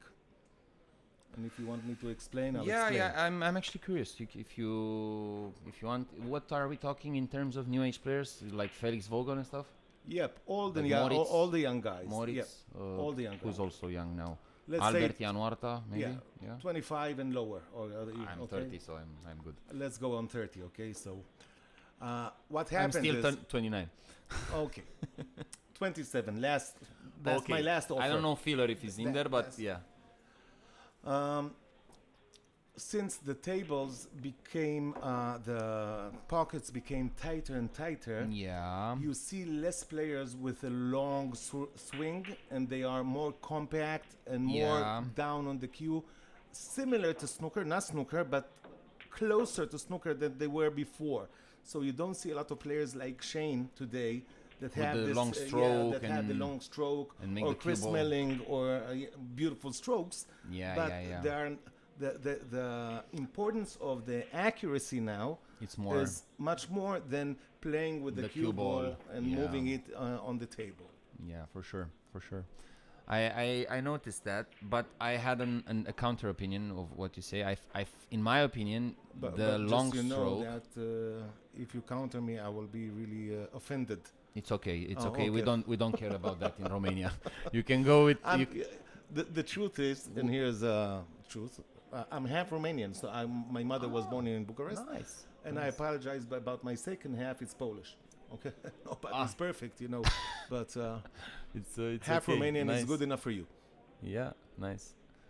Basically, so Kachi's Second time and already. look at how aware Niels Sven was about his opponent. He was facing the 9 ball, and with the corner of his eye, he saw Yeah. Krente raising. So yeah. You wanted to counter my brilliant Long long stroke, stroke. short stroke. Well, in my opinion, you need to build a long stroke. You need to be that confident into a longer bridge, into a longer stroke. You need tens of thousands of balls potted. Whilst those players, maybe they trained most of the times on mini clip or on 8 ball. But what core. happens today? Look, the cloth becomes faster and faster And you every don't time. need that longer stroke. It comes faster and faster. The quality of the tables now, with steel blocks, steel cushion, and even if not, they are really receptive. And obviously, what we talked about, the tightness of the pockets. So it became, in the past couple of years, before they have tightened it, it became a game of only the break. At some point, yeah, I remember. Okay. What's his name? Cory Duel. Okay, we're It's talking a about the different- prince, yeah, the prince of. Yeah. He developed a lot. He helped a lot. In my opinion, helped but also ruined some stuff. Yeah, because after that, you remember Ronnie Alcano winning against Ronnie Ralph Suke, Alcano, winning against 2007, Seven, yeah. winning against Ralph Suke with a soft break. Yeah. Yep, Ian, you're correct. Created a soft break. Created many soft breaks. He created a 10-ball break. He created the 8-ball break from the Developed, let's say, he didn't developed. is more accurate. From the second ball, he braked a lot. He didn't break the first ball. He braked a lot the second yeah, ball he had after some the stupid things He too, took- like he let his intrusive- breaking with extension and all of this kind of things. Yeah. But he let The his fingers. this is the great stuff about special players. Yeah. They let their intrusive thoughts emerge and win. Wow. And they follow That's and a beautiful and word, that- intrusive. and they let it flow, and if something beautiful happens on the road, on the path, then that becomes something, but you have to believe in your some way say dreams. This is my view of it. So is that a lucky safety, you think? He definitely didn't want to be so close to the middle pocket. And I think he wanted to be a little bit more closer to the cushion. But I'll tell you what I really like about my position here as the commentator. That you don't have to take that shot. Nope. I never, ever, and I mean never, missed a shot while I was sitting here. So basically the second part of commentating, Yeah. Nice. You can say whatever the F you want, and you don't have to carry the responsibility of it. Nice. Look at that shot. Come on. A half ball hit on the 9, and it would have been. Yeah, I also actually think he wanted maybe a half ball hit on the 2 so that he straightens it up on the 3-4, use the 3-4 as a blocker. But 7-9 was also really, really nice. Ian, it's like a private broadcast for Ian. I think that most players, including the Chinese players, moved not to the hybrid cue, but more to pull cues to play it. You're correct that they used to play with a hybrid cue, not anymore. Most of them, to the best of my knowledge. Have you been to China? Nope. Seriously? Seriously? Wow. I would never let my age get at this point and not be to China. Are you talking about how old I am? Okay. No, I'm saying that you are this old and not being to China. Yeah. You see? And you still. You're talking about my biology. Never mind. I'll catch you later after the broadcast. So and this was for the Polish thing. yeah. No, what really happens, I'll tell you what. Fan didn't really They got invite into that, me every year to the exhibition there. In China? Yeah. No way. The way, if I go there, I'll have to sell organs in the black market. I'll buy everything. Okay, so this is one of the reasons I'm not going there. So it's self-containment, something like that. Yep, but I've been around. Okay. Niels is taking his time. As yeah, he didn't really. I mean, I don't know. Maybe. First of all, let's we forget that the 2-ball was a deep cut. Okay, it wasn't easy. But maybe playing it with lots of inside, two cushion would have put the cue ball more into the center of the table and a normal position for the 3 in the right pocket. Yeah. But I when you hate the can word, kick like that, maybe. when you can kick like that, you know, Yeah. why bother? Why bother? Kick. The player still uses snooker cue because they have to dissect angles within the pocket and it's easier for them. If I can work a deal where I can get China to sponsor me for a month, I'd eat, but this isn't a friendly place in a friendly world. So No, I have a by young, the way, they're not I friendly have to the a best of my young knowledge. daughter. Oh, she's beautiful. She's And, 11. Mazal tov. Thank you. She's 11 months yesterday. So Does she play pool? never in her life will Not yet, she okay. play. No, not cut the yet. Yeah. You know, like. But I had a period, I had a moment in which I really considered China. I really consider China because of you know, like the whole community, the whole everything that's happening over there, and I'm not aware of it. like there are What, the billiard community? no, I mean the China as a place to go and like raise your child and you know, Okay. yeah, the schools and everything. It's You're probably a rich boy. her is she is. She's She comes from a good family. But yeah, let's see what happens. So he jumped, somehow got a bit lucky, maybe.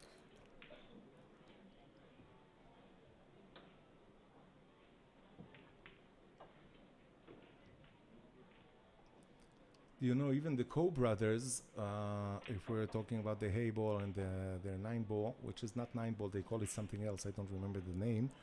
They quit pool. Chinese pool. No. Not Chinese. That's 8-ball. The hay ball. The hay ball, yeah, hay ball. But this is the 8-ball. And the 9-ball is different. So they play with different rules. The 9-ball doesn't win you a frame. It's 1 point for every ball, 2 points for 9-ball, and the first one, the best of 500, something like this, okay? So it's more snooker type. Sort of, yeah. It's based on points. Okay. Point scoring, yeah. Oops, No sorry problem. for the... Even Ronnie O'Sullivan went there this time. Yeah, I He saw was kicked by he went pretty deep. Yeah, no, a girl kicked him out. Yeah.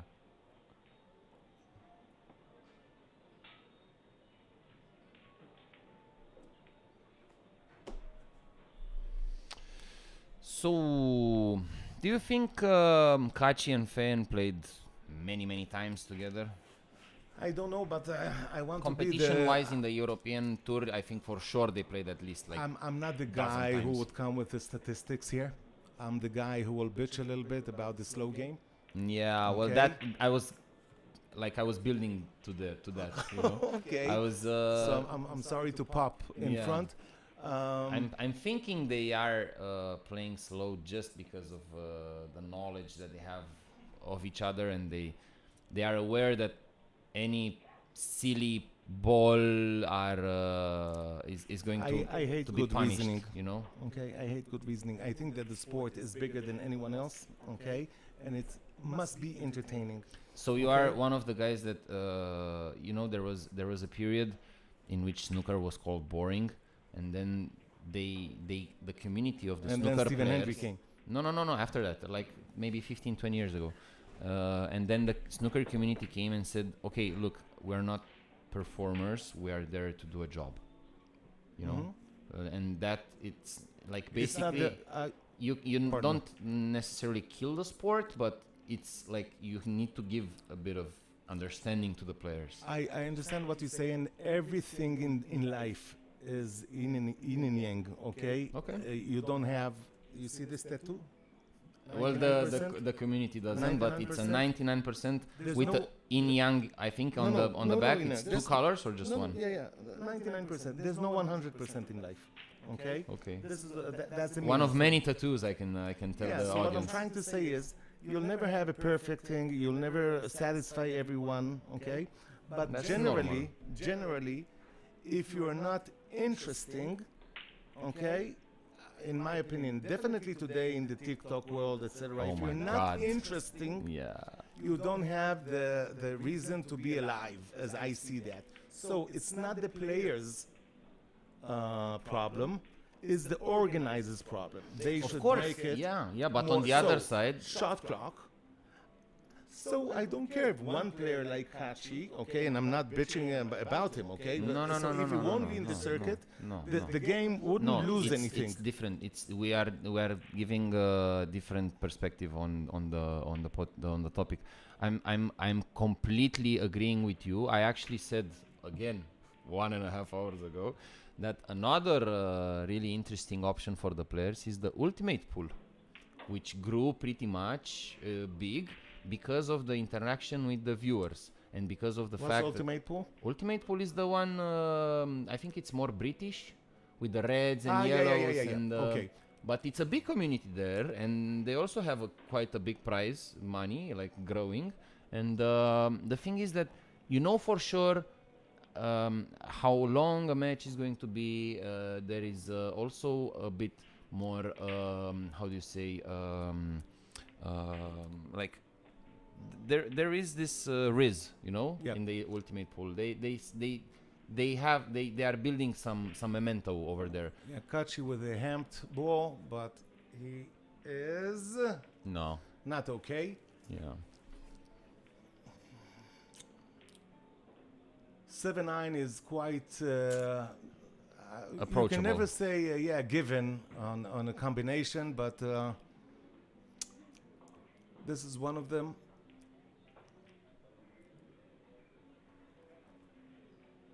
You know, there are all kinds of schools of Pool? of billiards. Yeah. When I say school, it's like the Dutch school, okay? Well- Where Alex Lely, oh yeah. He's and Italian Niels- now.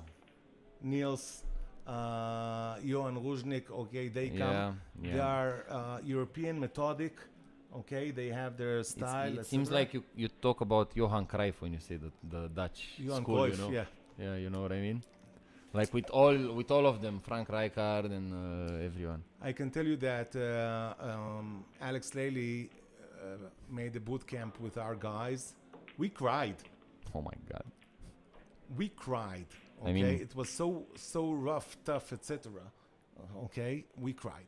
And now there's the Filipino style or school, The which is freestyle. play Yeah. money, okay, and play as much as you can in rotation, etc. So they don't do any kind of drills. But when your hand is in shape, when you play rotation, you can play everything, okay.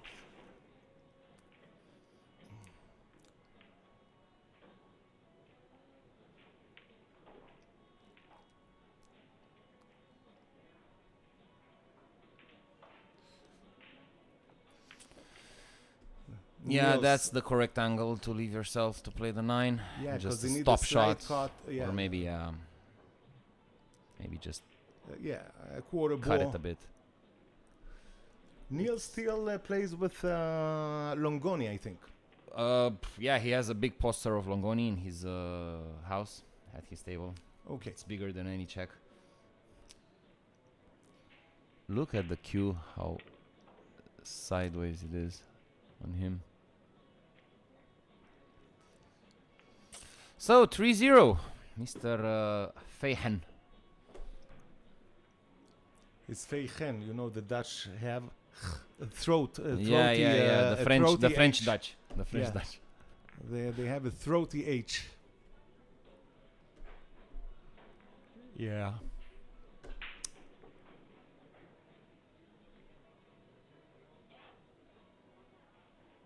Yeah. Ultimate Pool is played in the US for sure. Yeah, I was also thinking about. Really? The ultimate, yeah, but the it's 8 ball with it's a smaller cue ball? exactly. I think it's 7 on feet. or 8, 7 or 8. No, it's 7 feet. 7 yeah. feet. Yeah. It's a different cut of the pockets. Yeah, Closer to snooker, but still you can quite. They try power to make shot. it harder, but it's still 7 Yeah. feet. You know. And they do. It's well. It's very. It came out of the British pubs, to the best of my knowledge. Again. Let's see Niels break. Wow, he power breaks. He does bend that cue. So, do you play a jump shot?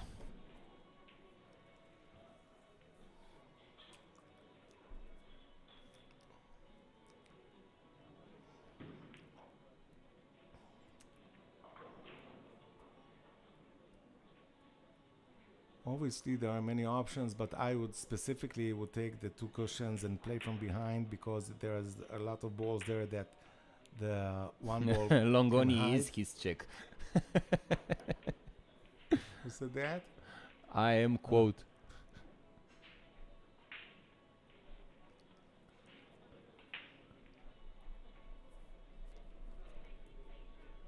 I remember the streamings from the old US Open, the the DVDs, like back in the 2010s, like the average They called it age Accustat. at the time. Accustats production, yeah.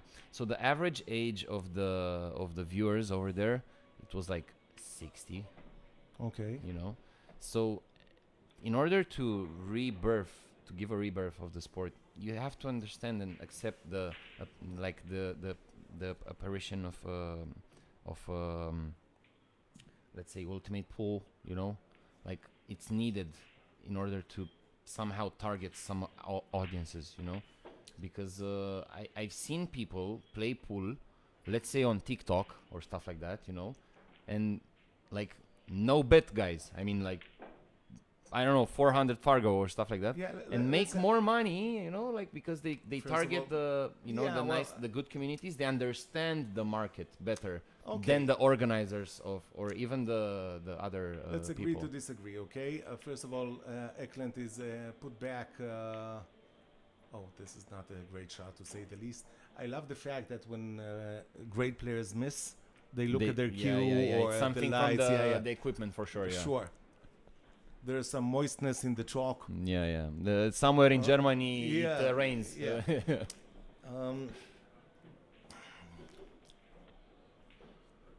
So that said, lest we forget that there was no live tournaments at the time. Okay, Accustats, as you say, you had to buy the DVD or buy the video cassette, the VHS, Yeah. etc. So I don't think it's even fair to compare an era to an era, because you can say also that the pockets were buckets at the time. Okay. And You still, are arguing SVB's achievements. no, not at all. But till this day, the player that I adored the most is Buddy Hall. Okay. This guy, you think that the game is so easy. So he never had whacking a them. difficult shot He was whacking ever. He was the most smooth player that I've seen till today. Okay, Yep. everything was in position. Everything okay. Now nobody can say that Earl Strickland didn't put asses on the chairs. Okay, he was crazy even then. 2 or 3 time world champion. But I think he's 2 times world champion. Yeah. One of the greatest. Well, for sure, if you ask the American, what was that? Did he try to manipulate the pocket and just... I'm not sure. I think he didn't calculate the deflection. Okay. Maybe they also struggle a bit. That's why they are slow, because they played all day on the Brunswick tables, and now they come to the Rasson and they don't want to make silly mistakes. I don't want to be the guy who doesn't agree with you all the time, but I'll be this guy. I think you like it. I just have a different opinion. This answer is good for your level and my level, okay? But when you are a pro at the highest levels, one of the things that differentiate them from others is the quickness of them adapting That's to true. different conditions. Yeah, that's true. And the different conditions are not so different because they play a lot now on this table. So actually the Brunswick, which I love obviously because I'm an old guy, okay, is easier, okay, so but they're still straight as an arrow. Yeah, one And you of see the that better investments. And you can see that actually in these in this day and age, okay, with the Rassen and the Titan pockets, banks are almost gone from the game. Okay, nobody has the balls or they have too much sense not to take this kind of chance. Yeah.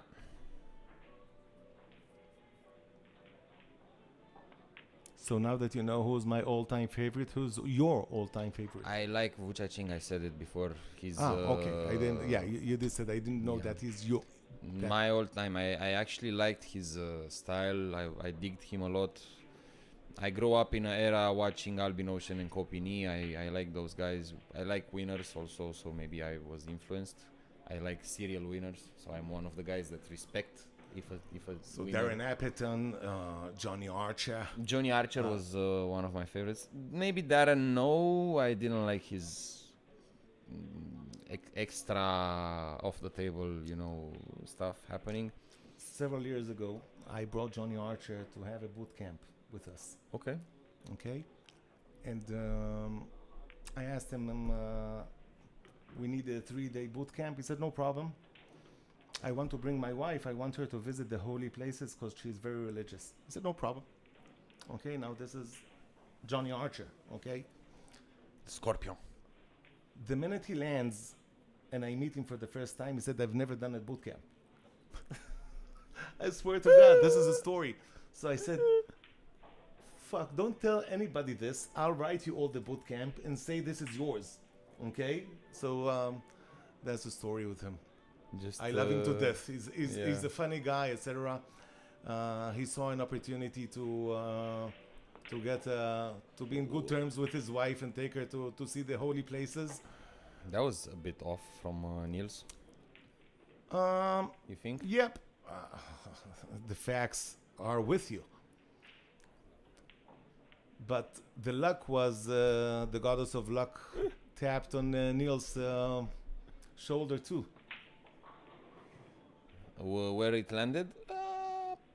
Maybe, yeah. Why not? One of the things now with this kind of cloth, okay, although that's the Simonis, okay, it's not the WPB something, the 4 letters Yeah, of yeah, the yeah. Chinese Yeah. CPBA or something like this. CPSB, I don't know. So, Who is bothering us? Ferdi. Do you want to play with my guy money game? Always. Even if it's not Joshua, that's okay. He doesn't have money anymore, Yeah. but he wants to. Look at this shot. Oh, You know that Ferdi is the man.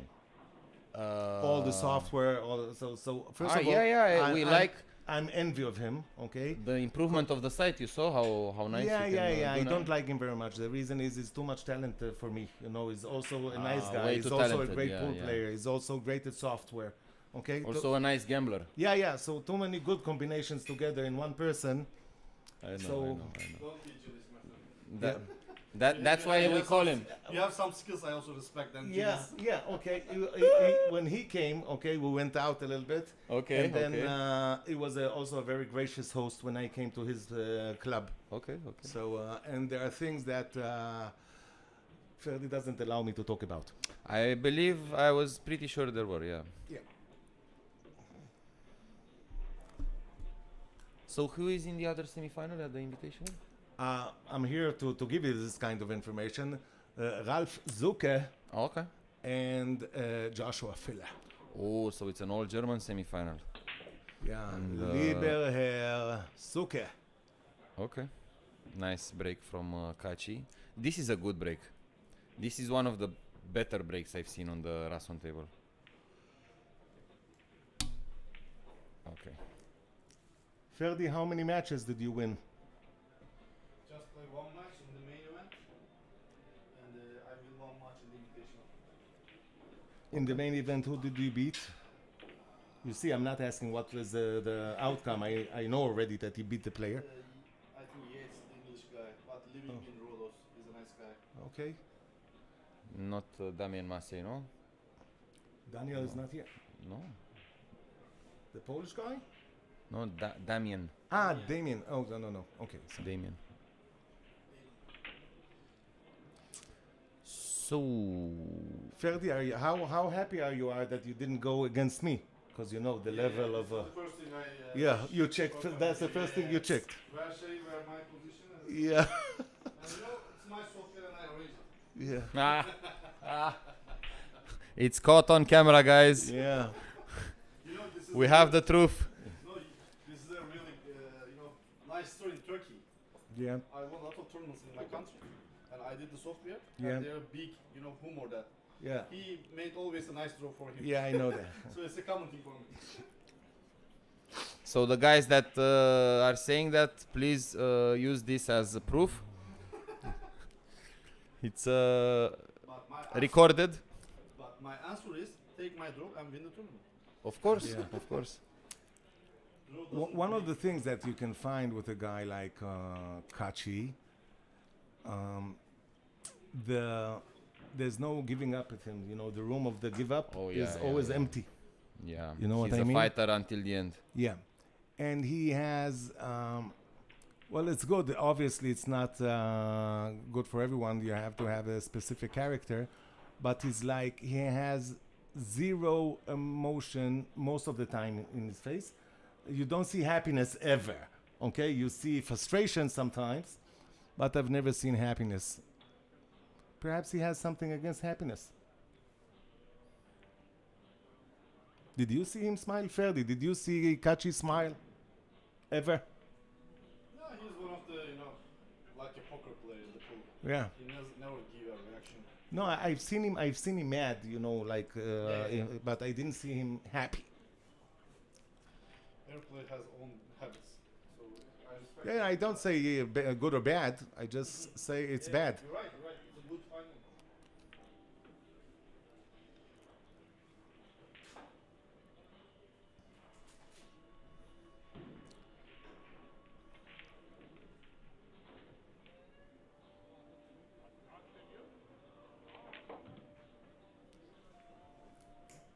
Do you want to replace me a little bit?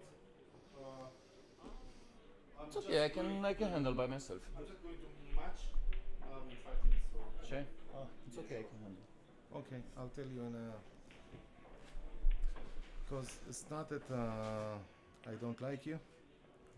It is that you don't like me. But what else? Okay, Okay. so You have to. everybody else too. during the tournament, one day I want to join my friend. Ah, okay, no problem. We have an opening for you in 2029. So does the 5 go? I think it goes. Because he did play it I like want to that. give you a very nice tip that Dennis Hatch told me.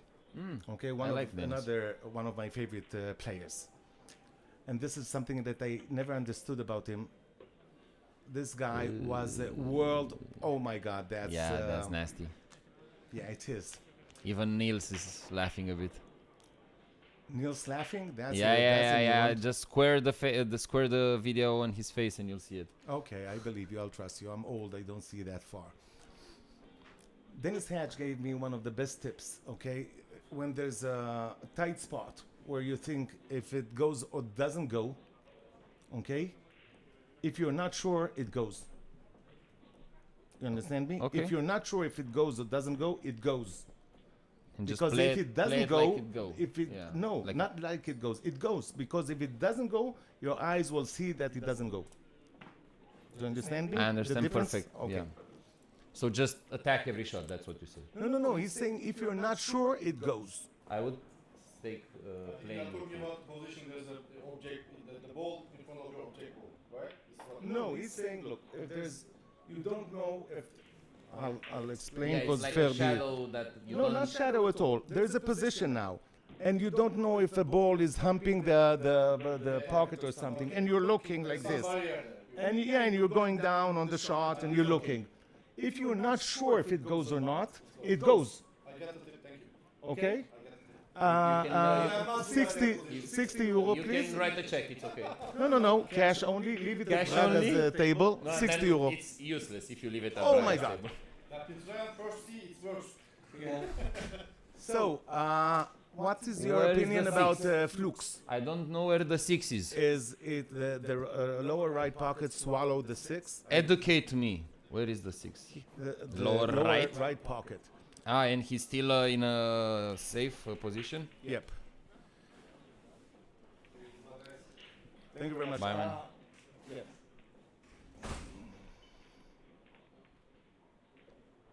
Wow. So I see that the cushions are like straightening straightening the angles. Where's the 7 ball? Yeah. Well, What is happening here? I'll have to. I don't have any more words to speak. Okay, I finished all my good words. Load up the new dictionary. Yeah, so I'm going out. And Yeah, yeah. I'll load up a new cassette and I'll get back.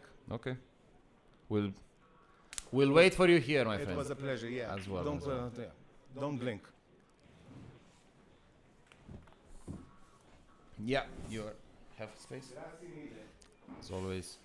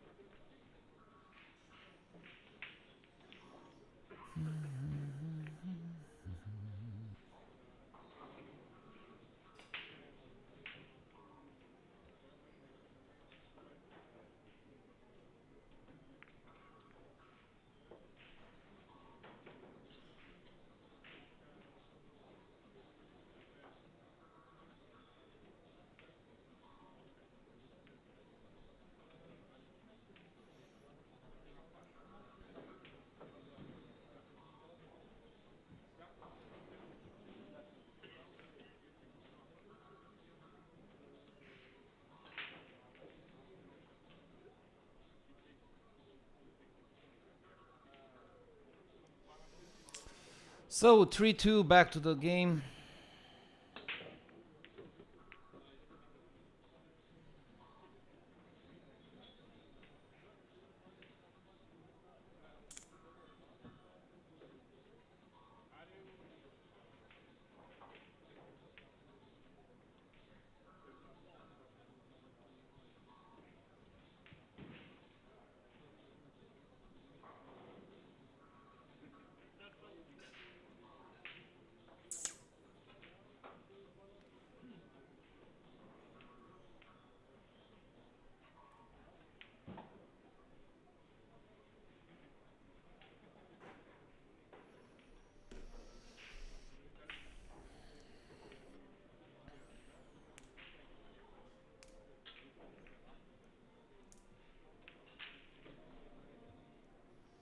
Yep, here we go again.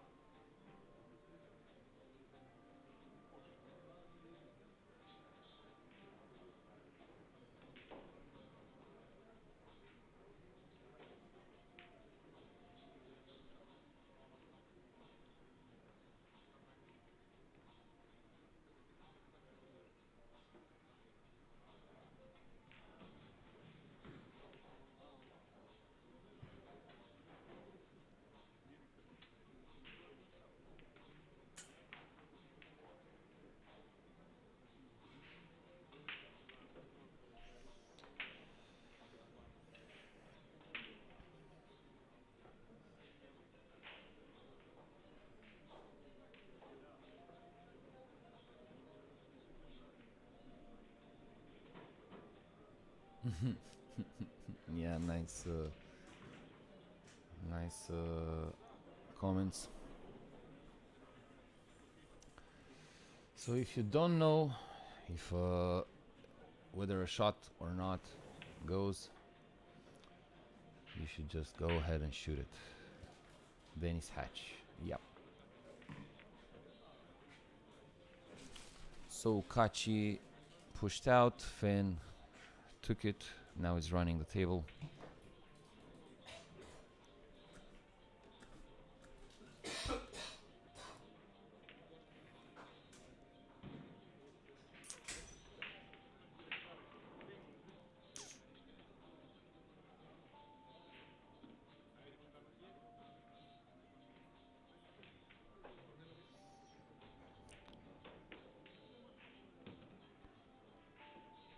We see Mr. Finn feathering the 3-ball, not really getting into it so that he can get position to the 4. Maybe hampered a bit from the 7-ball.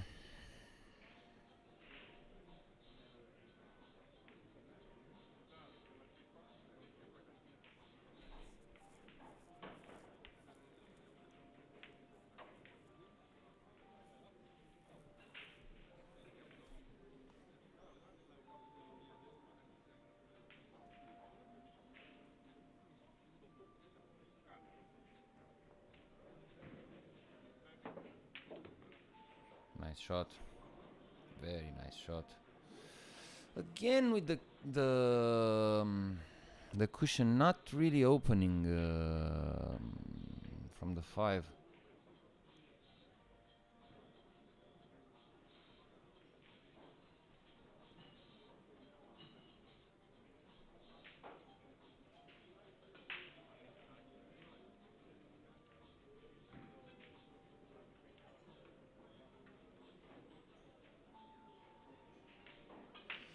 Let's see what is going to happen now.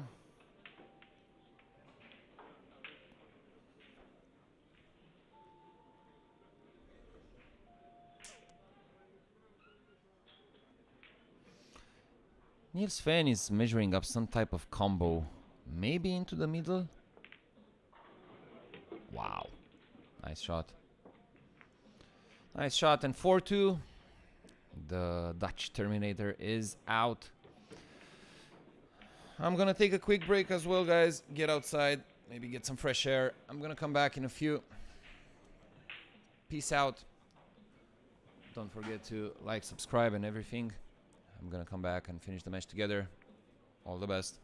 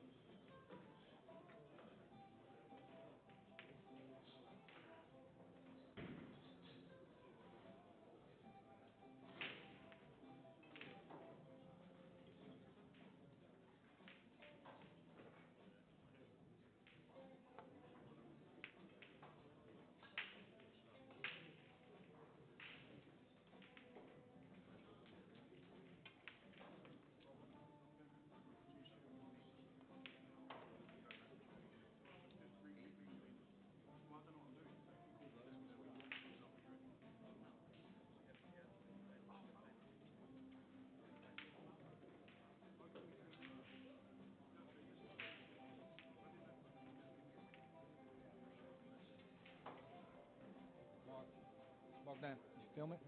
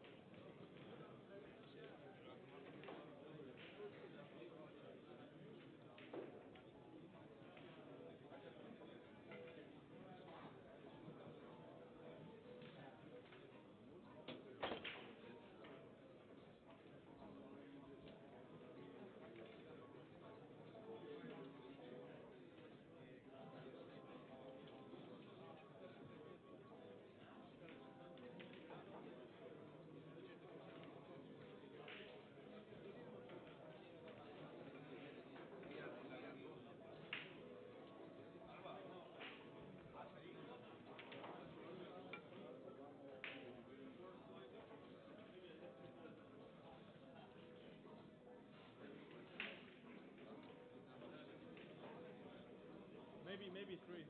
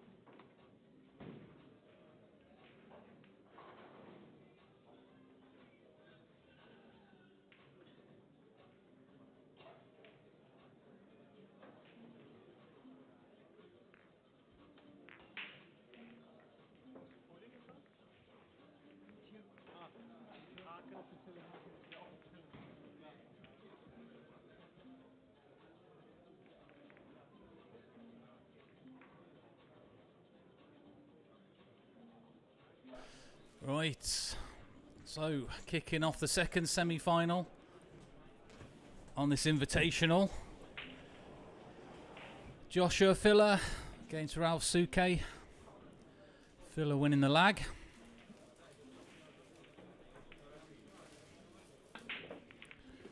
And he's found the one in the side straight away. He's stuck behind the 4. He's going to be pushing out here.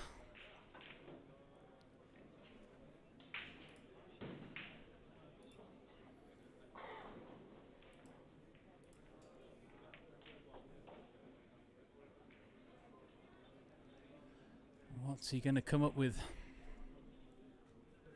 Tricky push out, 2 over the pocket.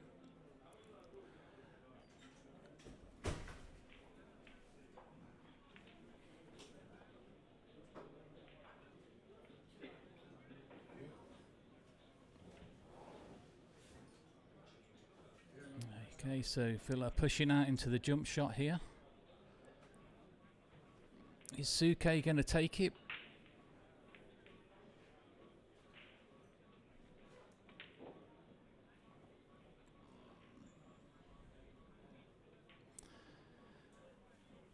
I think he'll pass this back to Filler.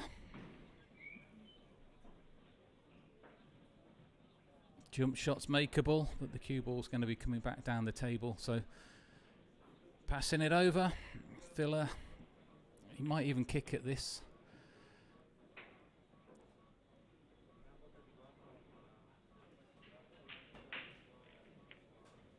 Yeah, good shot. He's left it though, sticking out. So Ralph, good chance now.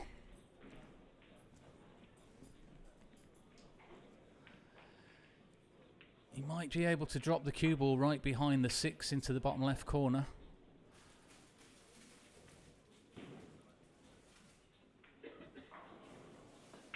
Send the 2 ball between the 7 and the 9. Sit slightly on the right hand side of the 2 ball. Cue ball's going to be travelling that way.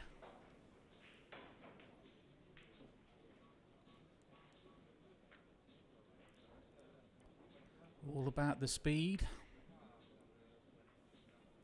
And he's played it nicely.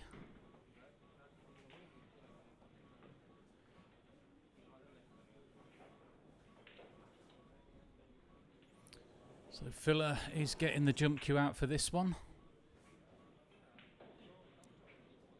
He won't be looking to make this 2, he's just going to be coming off the side. Send the 2 up table. Leave the cue ball back down on the bottom rail. He's just caught it too straight there.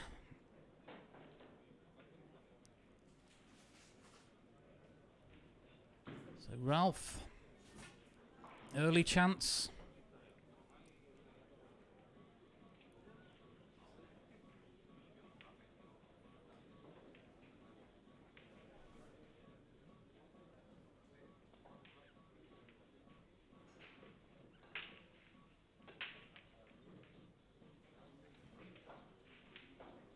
Is he going to come 2 rails back over for the 3 into the top right corner? Or is he just going to float it in? Yeah, just floating it in. Could have gone 2 rails.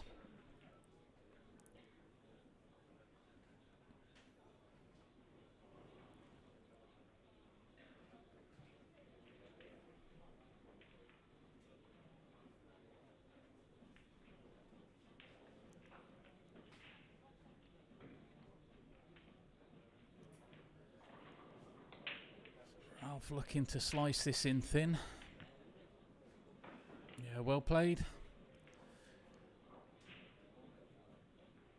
He would have liked it to come down the table a little bit further there. Is he going to just come off the bottom rail between the 6 and the 9? Punch it off the bottom rail, send the cue ball back up. Don't think he can hold it. Yeah, there you go, punching it off the bottom rail. And he's in good shape now to take this first rack in this semi-final.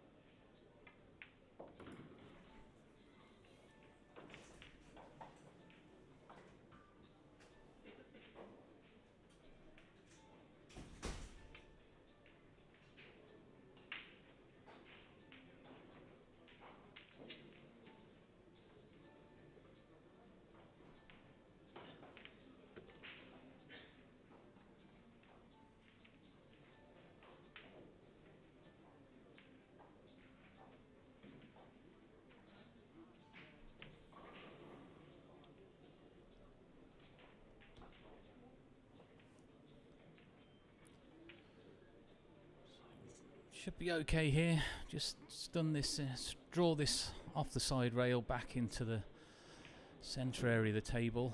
Take the 8 into the top right corner pocket.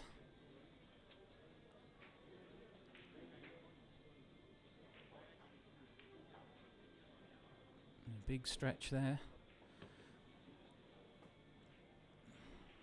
Yeah, that's perfect.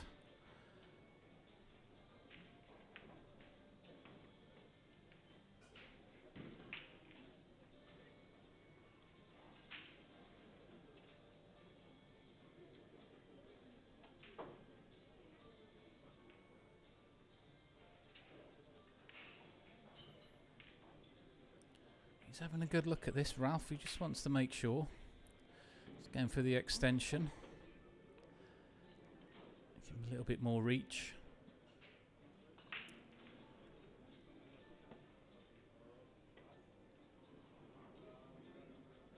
Just a little draw back. He's got the right angle. Oh, but he's just missed it. Wow. Early mistake there from Suke. Doesn't want to be making too many of those.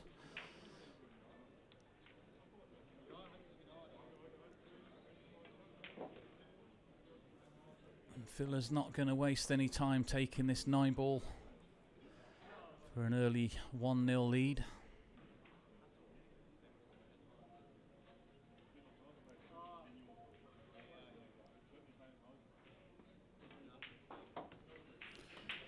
So, early mistake from Suke. Let Filla back in there. And it's 1-0. Yeah. Ralph will be a little bit disappointed with that. He had a great chance.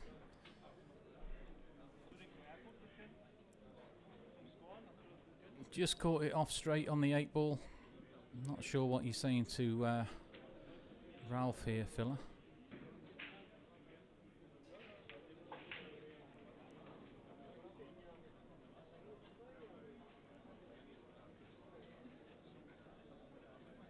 There we go. So, Filla, is he going to make the one in the side again? He has been breaking off very well in this tournament.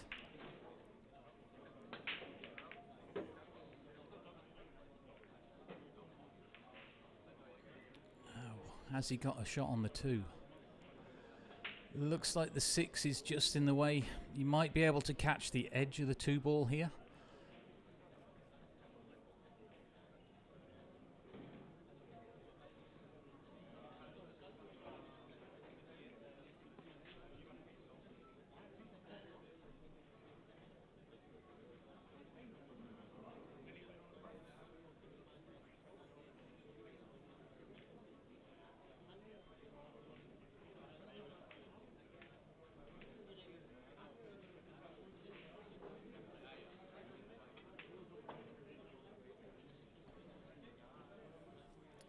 Just having a little think about this one.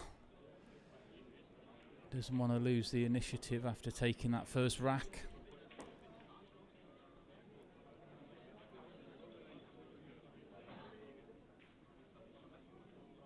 What's he thinking?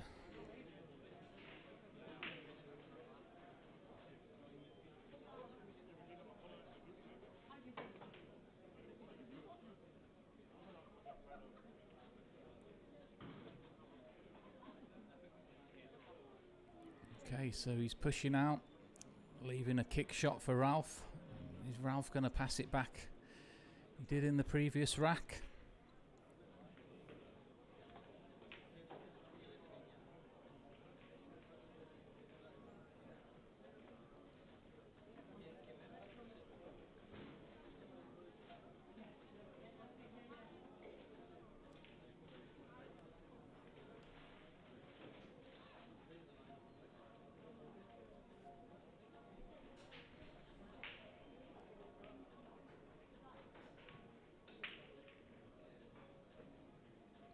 So again, Ralph passing it back to Filla here.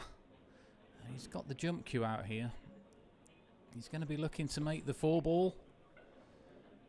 He is very good with the jump shot.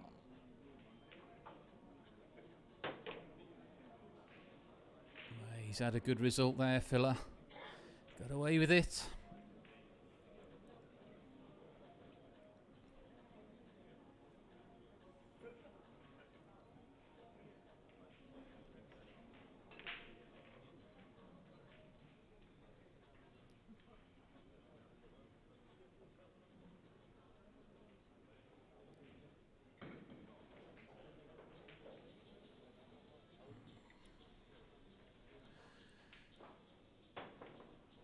One rail kick for Ralph here.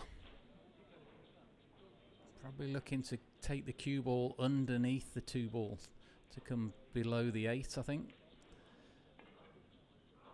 Well, he's hit it. It was a tough kick there. 1 rail coming across to get it safe. So Filler's back at the table, ball in hand. He'll be looking to make quick work of this.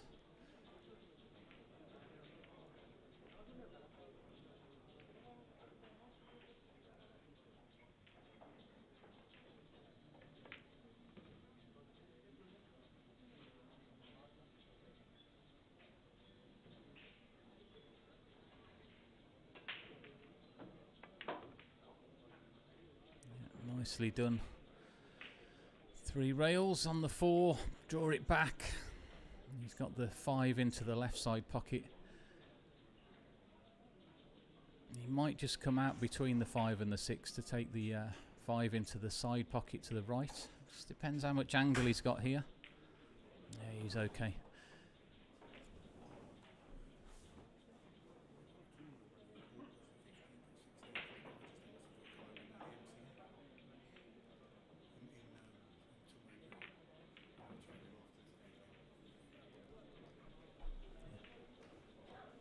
Nice shot from Filler.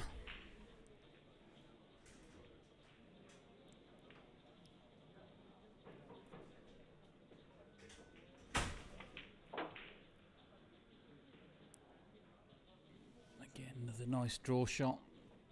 So 3 balls away from a 2-0 lead. Natural angle, coming straight down the table. And that'll do nicely. So Joshua Filler about to go 2-0 up in this semi-final.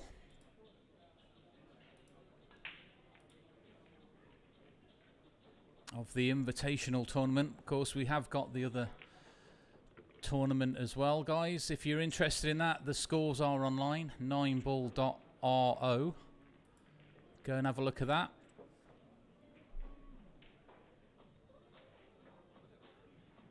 And if you've not already done so, hit that subscribe and the notification icon. There'll be plenty more live streams coming over the course of the weekend as we go deep into this tournament at the main event. The final will be coming up after this for the Invitational event now. Is Filler going to have another good break? He's starting to make that one in the side really consistently here. And he's got a shot on the 2. A little bit of work to do for the 3 ball.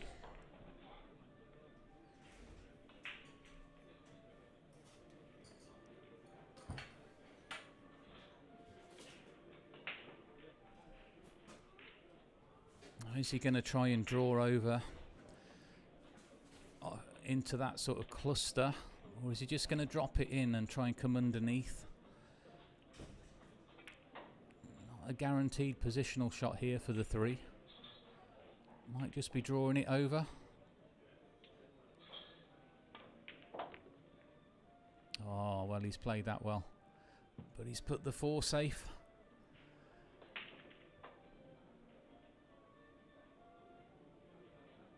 A bit unlucky there, really. He played a good shot there, drawing the cue ball into the cluster.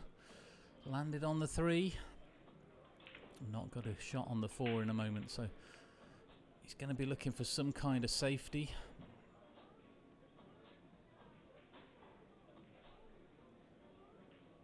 He may be able to play this with extreme right-hand English to come back across, unless he's going all the way around the table, which he is. Yeah, he's played a few of them shots this week, Filler, sending the cue ball 4 rails all the way around the table, but not this time.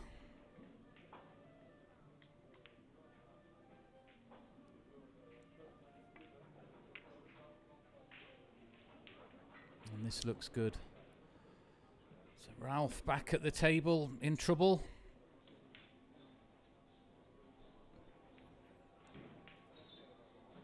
Facing a 2-rail kick shot.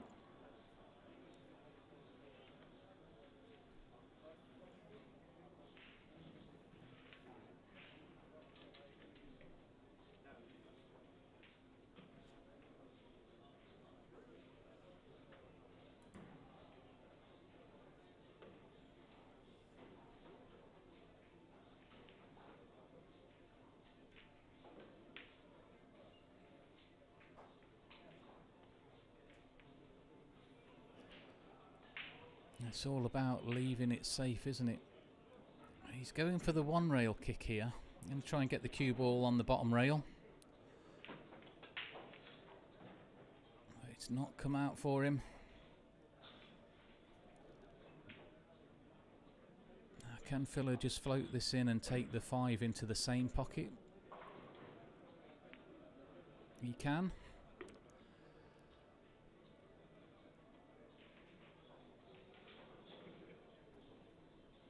So Ralph not really getting many chances after missing that 8 ball in the first rack. And that's the game, unfortunately. That happens quite regularly. Playing well in a match, you make a mistake and then you sort of get punished for it. Now Filler's made a mistake there, look. Now, he's got a chance maybe to put the cue ball underneath the 9. Or he might even bank this out of frustration. Or is he going to draw the cue ball back under the 9 here? Well, I said he might try and bank it out of a bit of frustration there. He has. But he's going to need an even better shot now. Great bank shot. But he looks straight in on this 8. He might have a slight angle. But he's really going to have to get hold of this one to send the cue ball back down the table. Yeah, he's just looking.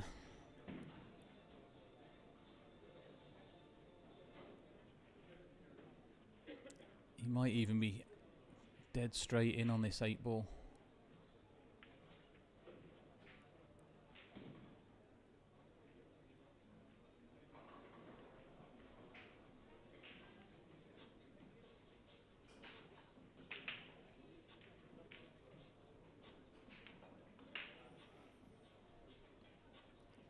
He's really got to get a hold of this one.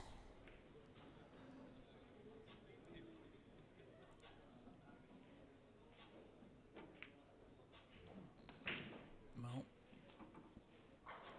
going for the safety.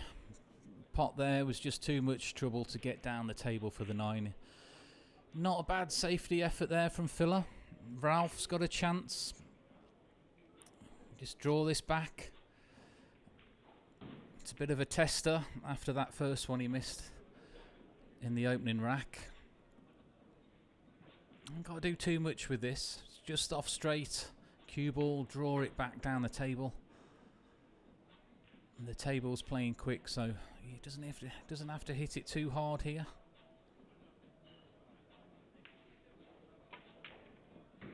Oh. Just sort of stabbed at it a little bit there. He's got away with that. Cue ball on the rail. Is Filler going to jack up here? Or is he going to be looking at he might be looking at a bit of a cross bank. Bit of a 2-way shot.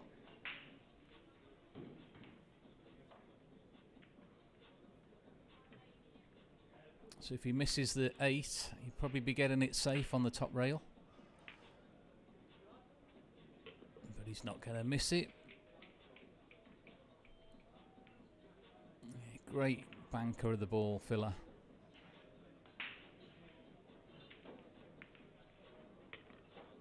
Nice shot. So 3-0 there. Joshua Filler taking this lead. This second semi-final. Thanks for tuning in. If you're watching, this is Matt at Darkside Pool on the comms.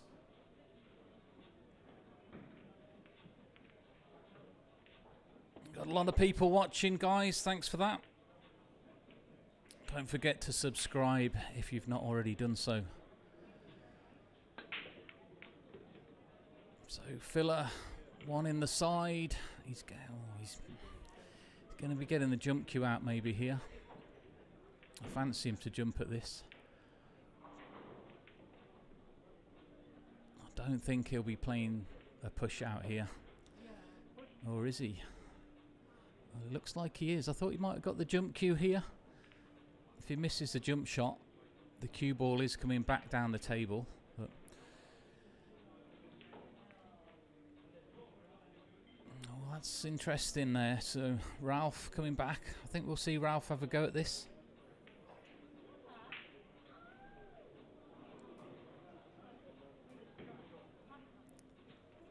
If you miss the pot, there's a good chance you're going to get it safe.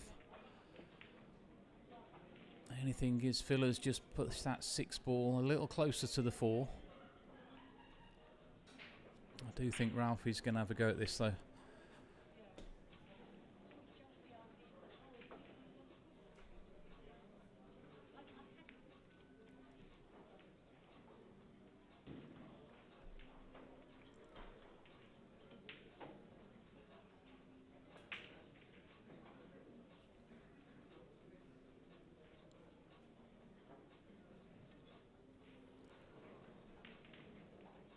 Cue ball will be coming back down the table naturally here. Oh, wow. Well, that was a great shot from Ralph. A little bit unlucky there as well. That if it would have gone in, he'd have still hooked himself on the 4. He might have hooked Filler though as well here. Yeah, not a bad effort there from Ralph. Can Filler get to the edge of this 3 ball? Looks quite deep in the pocket as well. May have to swerve it a little bit here.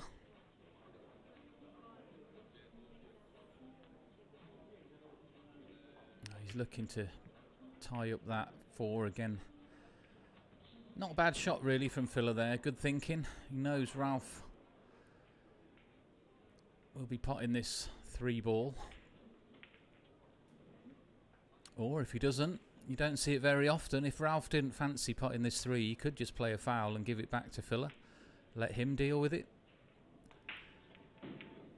Don't see that happen very often in a match. But Ralph's well within his rights to do that.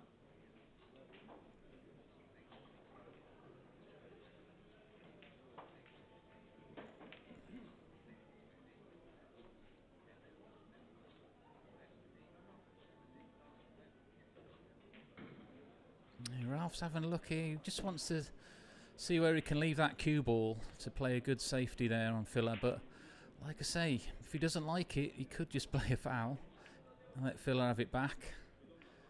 Let him deal with it.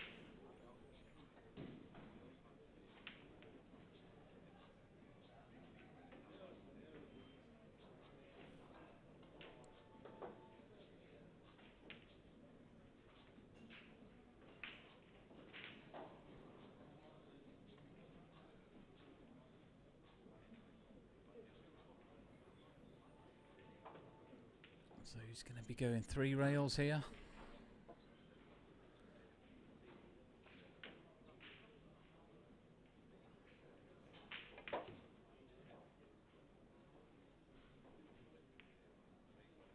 So where's he going off this 4 ball? I'm not sure if the 4 will pass up the table past the 9 ball, so Ralph can just draw the cue ball back onto the bottom rail. Just depends how close he is to that 6.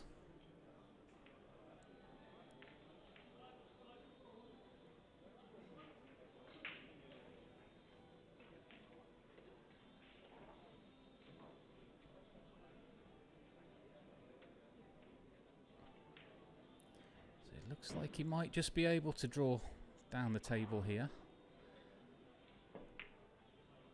Oh well. How about that? I'm just wondering whether Ralph did try to do that, to pop the 4 in the corner, or whether he was just trying to send the 4 up table off the side of the 6 there and try and draw down the table a little bit more. But either way, he's left Filler back in here. He's underhit that one. Can be a bit tricky sometimes when you got a ball right over the pocket. Get a shot like that. You catch it a little bit thick, slow the cue ball down so it doesn't come back down as far. He's going to be playing the 5 into the lower right corner here. He's playing it for the two-way shot. Yeah, just going for the two-way filler. It looked like he might have been going more for the 6 rather than the 5. But Ralph, he's got another chance.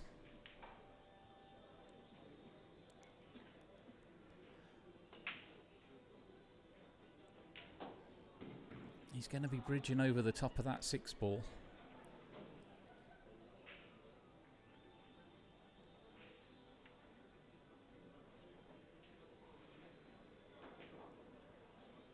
He does cut back that 5 into the corner.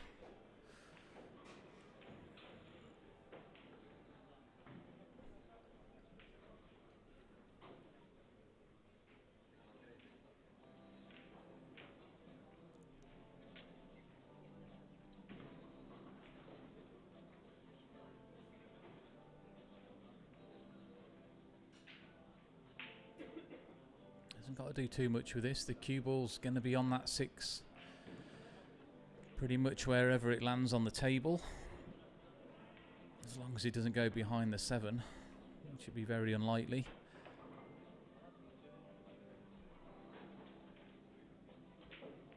Wow, well, he didn't fancy it. It surprised me there. I thought he would have just chipped that into the corner.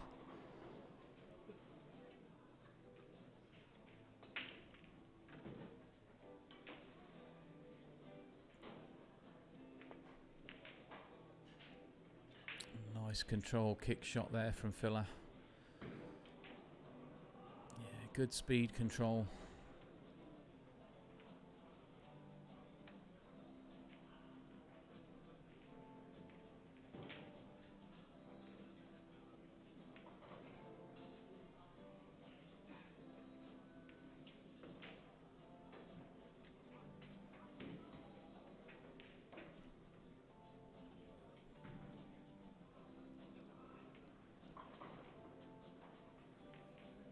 What's Ralph thinking?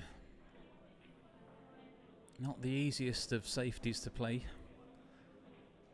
He could try and put the 5 ball on the bottom rail here, come off the right hand side of the 5 with the cue ball. He might even be trying to pot this.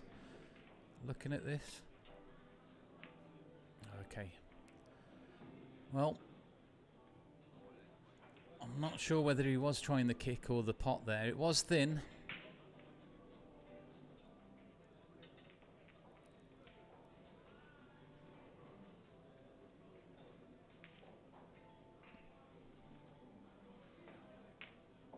I think he was trying to cut that ball in, Ralph.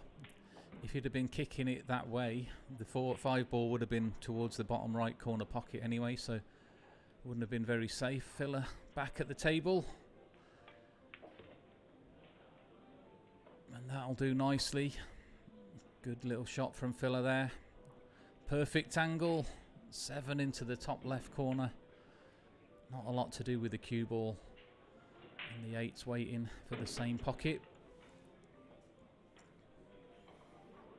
Starting to run away with it a little bit now, Filler, in this match.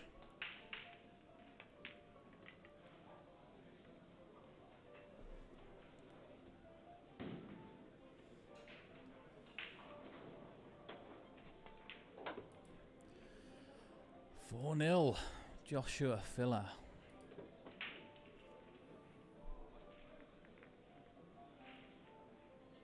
Yeah, like I say, I think Ralph was going for the cut on that 5 into the top right corner. But it was thin, so he just missed it. it was a good safety shot from Filler. Prior to that, Filler means business.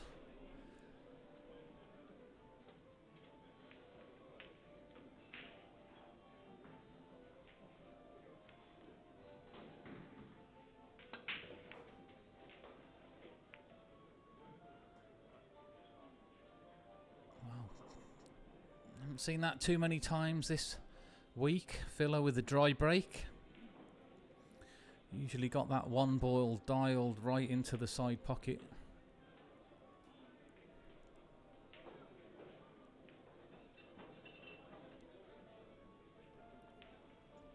Now, is Ralph going to have a kick at this, or is he going to push it out?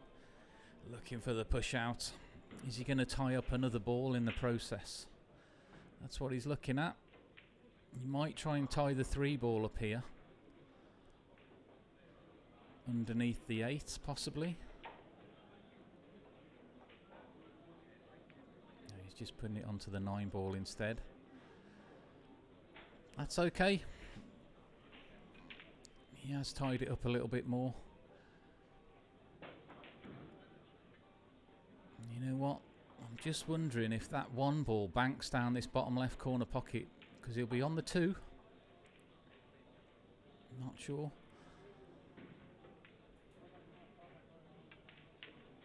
Well, I think he was going for that. It did bank, and the 2 was waiting over the side pocket. He's okay, Filler. He's had a little bit of a result anyway there. Got some distance.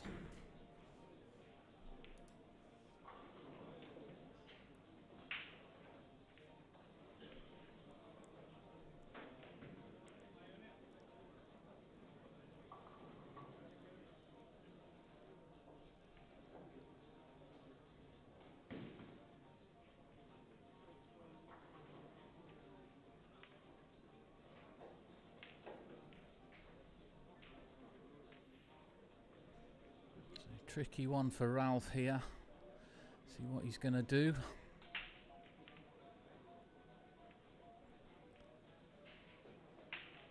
Might be looking for the left-hand side of the 1. Could be drawing the cue ball back underneath the 7 here. Oh, he's just dropping it in behind it. He's not quite got there. Yeah, just trying to float the cue ball down under the 7 there. He could have played a bit firmer and drawed the cue ball back off the side rail under it, but Filler's got the initiative. And Ralph coming back to the table in trouble again. Not getting many chances after he missed that first 8 ball in the start of this match.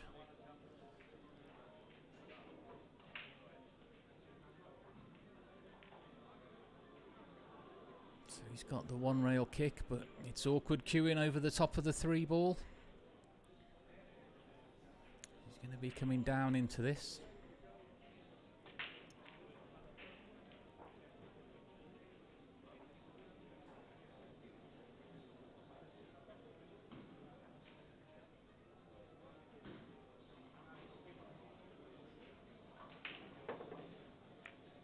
He's made a good hit there, Ralph. Filler tapping the table there. Yeah, it was a good shot from Ralph. But is he going to be coming back in trouble in a moment? What can Filler come up with?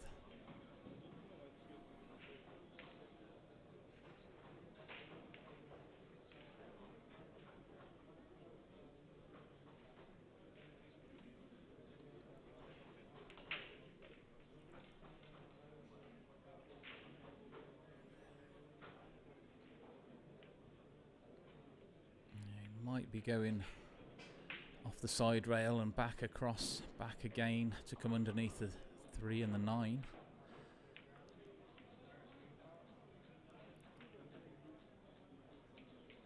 He's done it the other way, 1 rail, but that was a great shot again from Filler. Really good speed control again.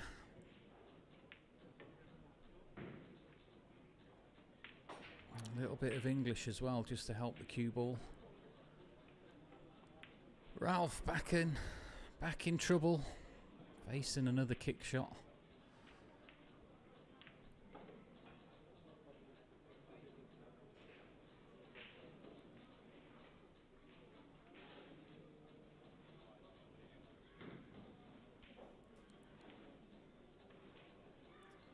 Looking at the 2-rail kick, bottom rail, side rail.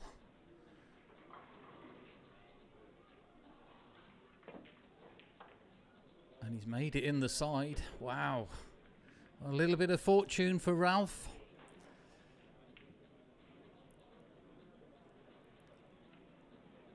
But what's he doing with this 2 now? It may just cut into the side pocket, but that's a thin shot. He won't be taking that one.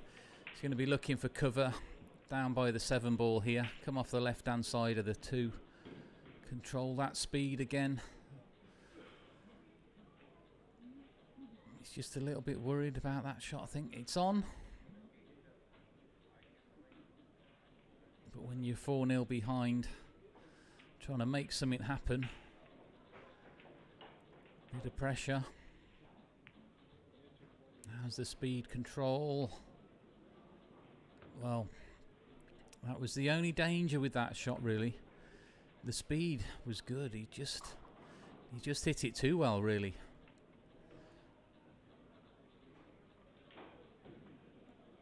If it had hit it a fraction harder, the cue ball wouldn't have been in the pocket there. It would have caught the left side rail. He just hit it too sweet. So Filler, ball in hand, back at the table.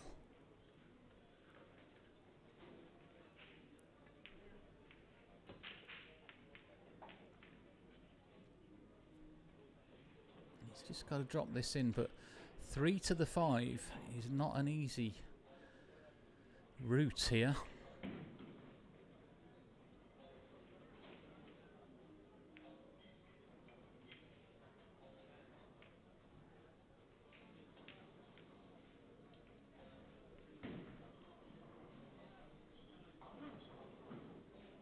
So what's he thinking?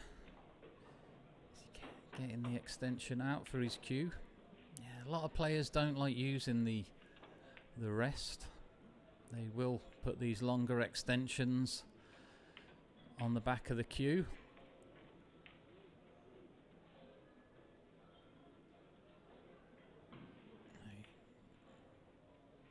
It's hard to see a route here for the 3 ball. Could just be dropping this in and then playing a snooker behind the 9 ball. Send the 3 up table. Look at that. Don't see that technique very often. Well, you know what? I think we'll be seeing a crack at the 9 here. Filler's going to possibly take this 9 here into the corner. Off the 3, draw the cue ball back to the bottom rail. He's just having a look. It's a bit of a 2-way shot. Might be able to draw the cue ball back behind the 7. 9 ball's certainly going to be going close to that top right corner. He's having a look at it.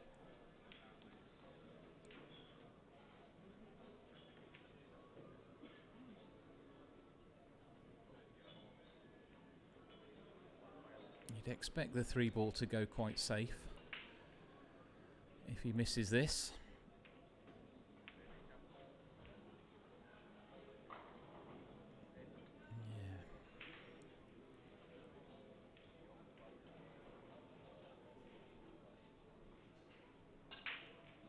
Does look like it's on.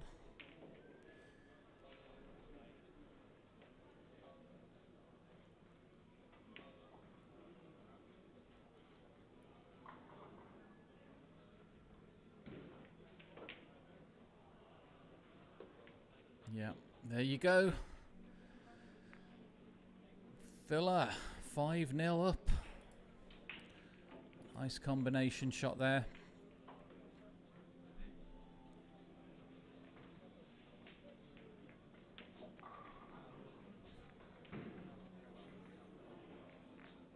A little bit unlucky there, Ralph, going in off. He did play that shot well. He just hit it, I say, just hit it too well, really. Bit unlucky to go in off there. But nevertheless, Filler 5-0 up. 1 in the side. And he's got a shot on the 2.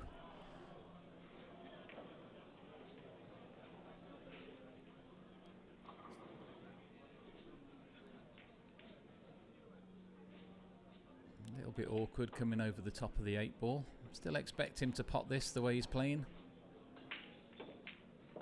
Straight in the centre of the pocket.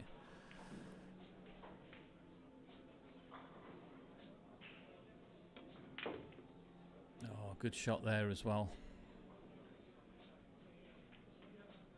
Yeah, he hit that really well. He could have easily lost control of the 3 ball there and it would have gone around the table the way he hit that at the speed he did, but he played it nice. So no problems. A little bit of thinking to do with the 8 ball.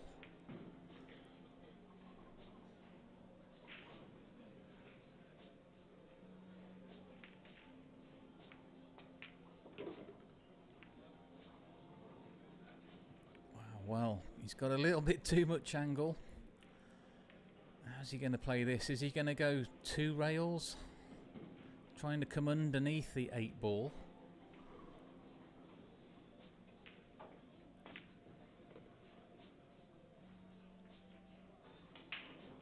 Wow. He'll be okay with that. I think he might be able to draw this back off the bottom rail. Maybe go even 2 rails here. Draw it back around the 9 and take the 9 into the lower right corner. So see what he's doing. Oh, he's okay. And a bit too much angle on it there for the straight draw back. But he's played it well. Yeah, nice there from Filler. He's putting on a clinic here. 6-0.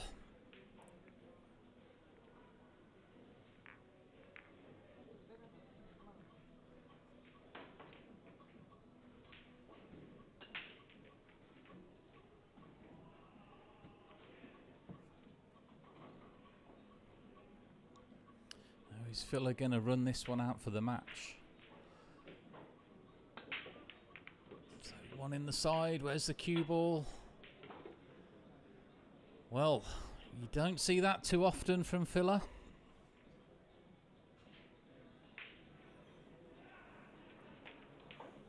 Now Ralph.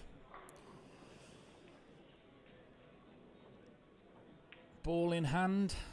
You'd expect him to run these out. Plenty of space on the table to work with here for this. But he is 6-0 down. Can't afford to make any more mistakes.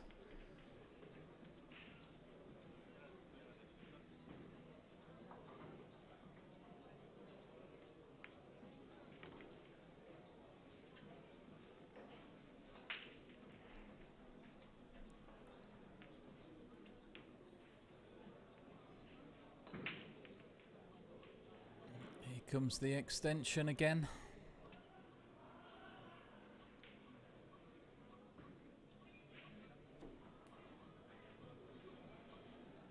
Is he going forward here? I think so. So 2 rails. Oh, he's just used the 1. He's okay there. That's fine. So just chip this 5 into the side. Take the 6 into the top left corner pocket as well. And really, we should be looking at 6-1. Ralph looking to get his first rack on the board.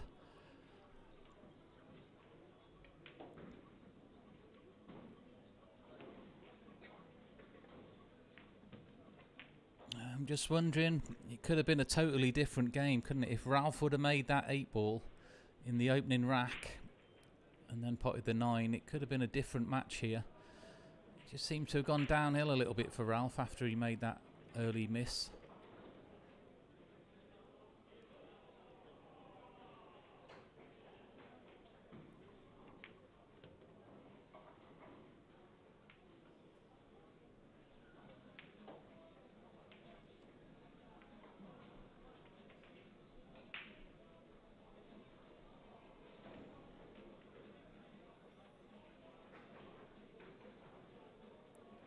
He's just about got an angle maybe to use the side rail to come back out here. Yeah, just enough. Had to force it in though. he's played it well, and he wouldn't have put it any better with his hand for this shot. So, little draw shot, and Ralph, he's getting a rack back here. Could we be seeing a comeback maybe? We'll find out in a moment. So 6-1. Get another chance to have a look at the Suke break off. This is winner breaks.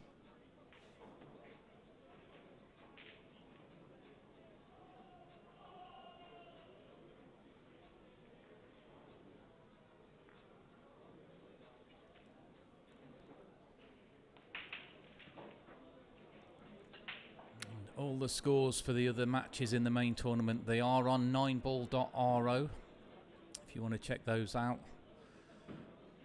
This is the Invitational tournament here. Started off yesterday. This is the second semi-final. The final will be coming up, I believe, straight after this.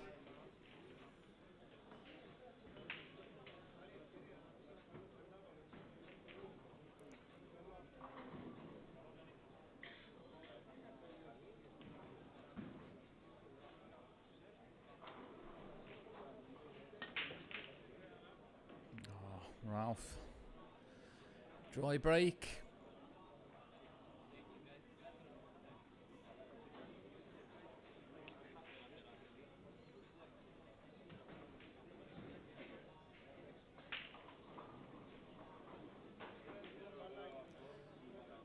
A little bit awkward coming over the top of the 7. Villa just looking to come off the side of this, coming down the table, leave the cue ball around where the 8 is. Just like that. And Ralph Suke, he's back in trouble here.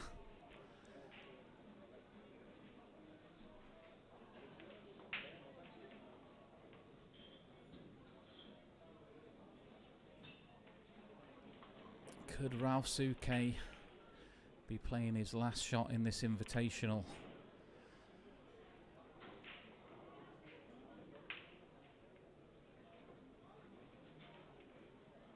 He's going for the jump cue, I think.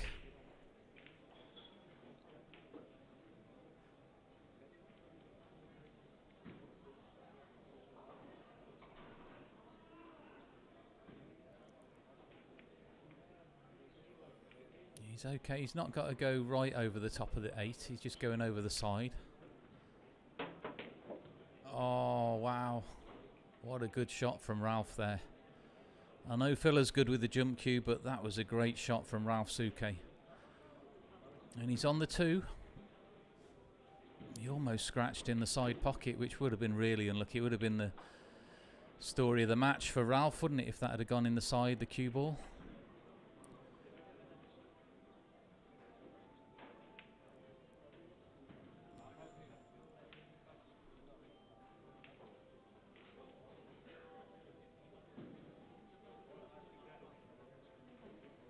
Just looking to drop this in, take the cue ball between the 8 and the 9.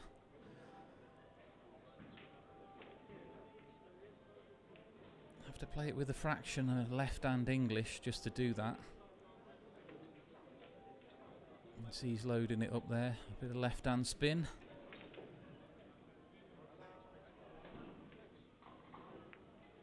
And he's played that nicely. Good shot from Ralph, that was. Could have tried holding it for the side pocket with the 3 there, but it would have made the shot on the 2 a bit more difficult because he would have had to hit it even softer. But he's okay. It's got to come underneath the side pocket here and back out into the centre of the table. 4 ball is waiting. Another good shot from Ralph.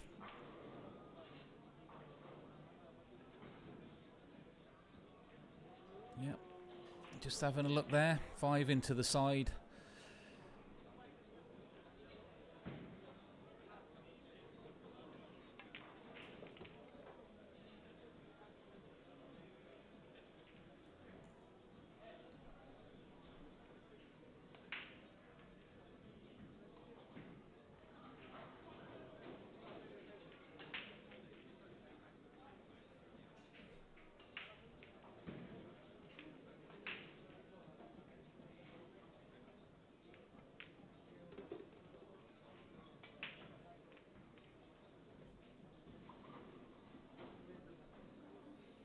One good shot here for Ralph. And he's getting another rack on the board, so draw this back up the table.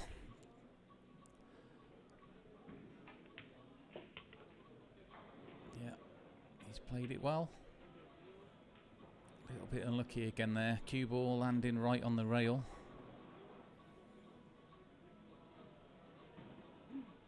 Nothing's coming easy for Ralph at the moment.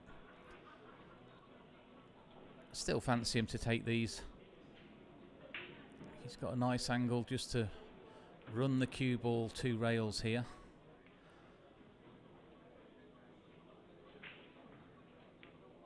Yeah, well played.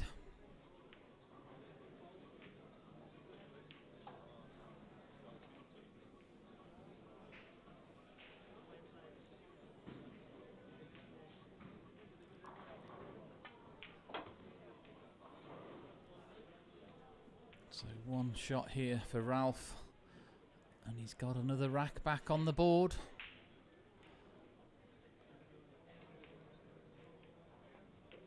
Oh, wow. He nearly missed that. But nevertheless, it's gone in, so 6-2 here.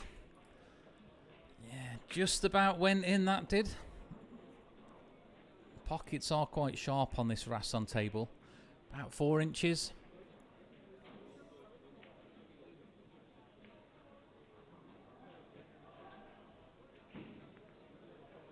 Is Ralph going to have another dry break? Let's find out.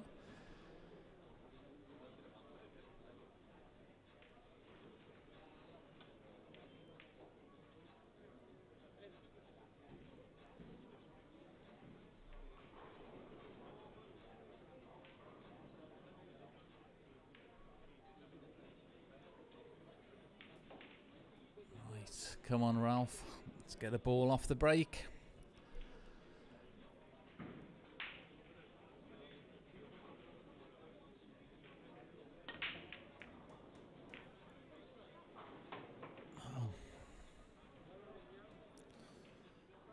Dry.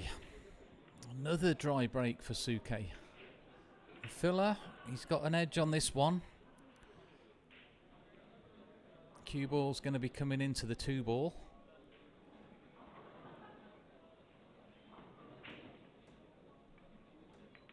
Oh, he's okay. He just missed it.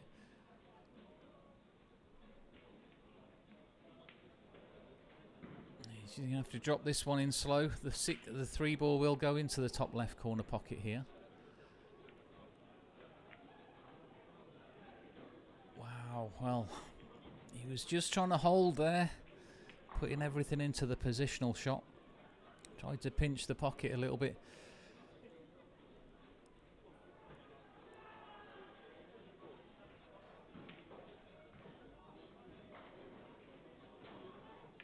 So Ralph back at the table again.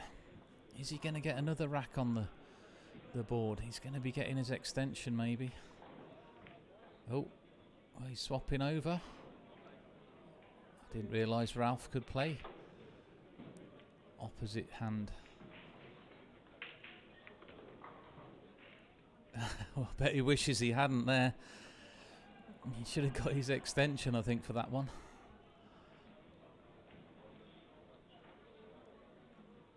I think the 3 does still go up the rail. He's just having a look. The point of the middle pocket's quite close though.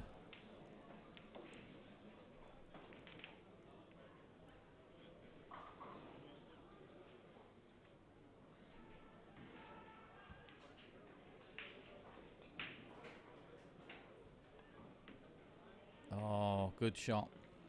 He's played that really well there, Ralph. Great shot.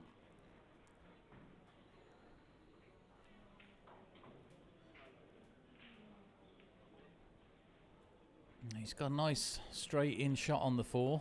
Just draw this back. The 5's waiting for the bottom right pocket.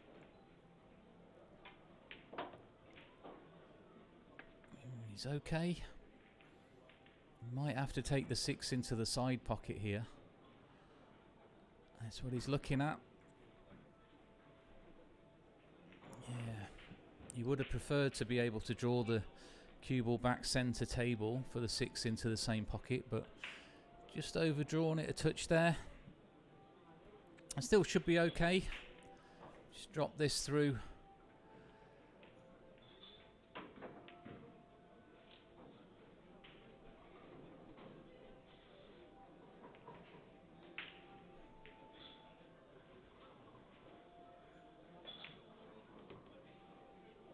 Oh, okay, so he's going long. Didn't fancy the side pocket. Does give him better positional options going long here. Just roll this through. The 7, waiting for the left side pocket.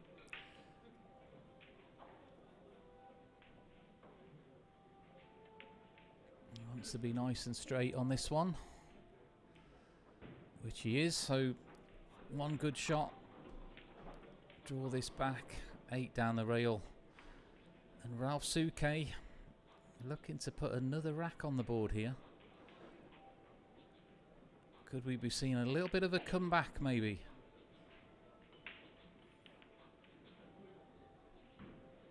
Just starting to find his rhythm a little bit in this match now, Ralph. Played some good shots here.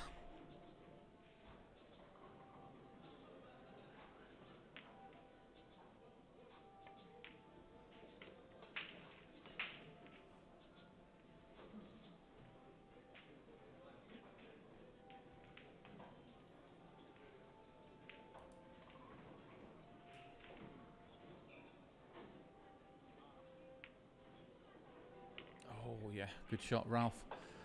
Just rolling that in there, pocket speed almost.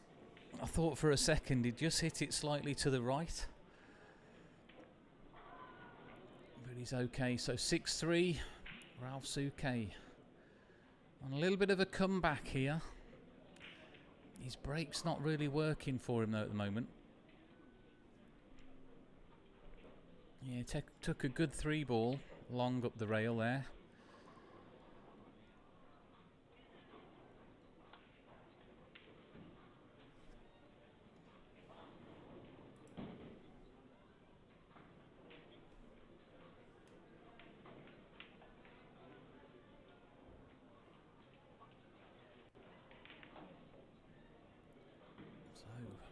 Is Ralph going to pot a ball on the break? Struggling a little bit with his break in this match.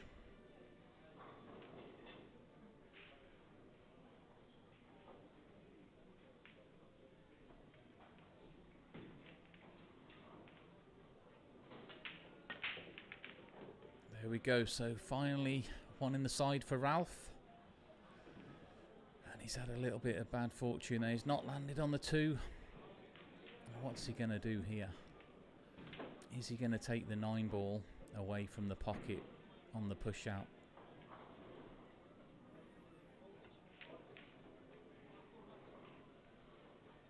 Not too sure. He might do.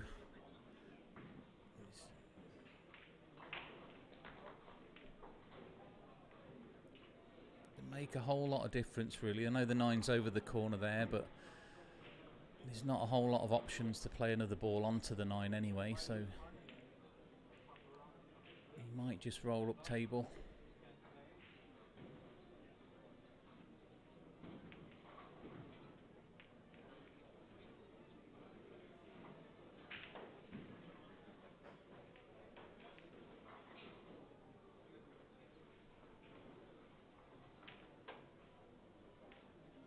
Well, looks like he's taken the 9 out of the equation.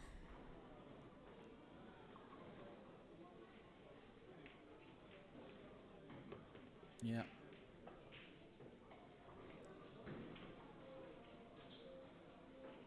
Nine back on the spot there.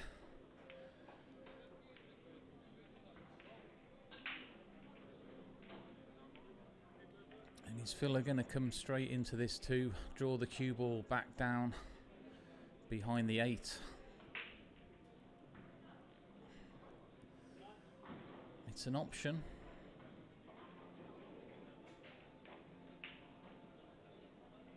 Or is he just going to come off the side of it and roll back slow? Just coming underneath the 2 here, left hand side. Ah, okay. He's just rolled it through instead, but he's left it sticking out. Doesn't go though. So Ralph's got the initiative again.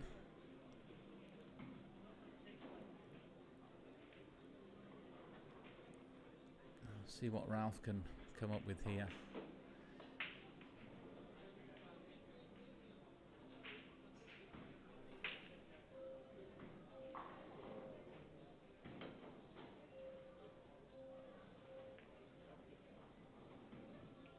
He can hit the edge of this 2-ball, Ralph.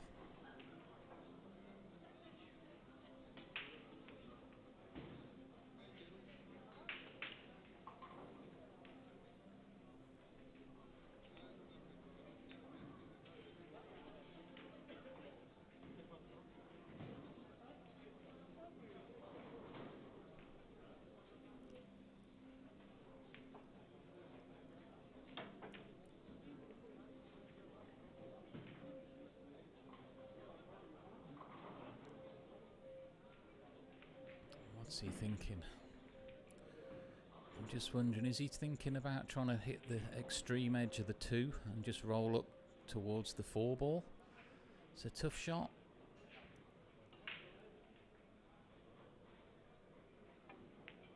Oh, he's going for the pot. Wow. Again, a little bit unlucky there. That was a good effort for potting that.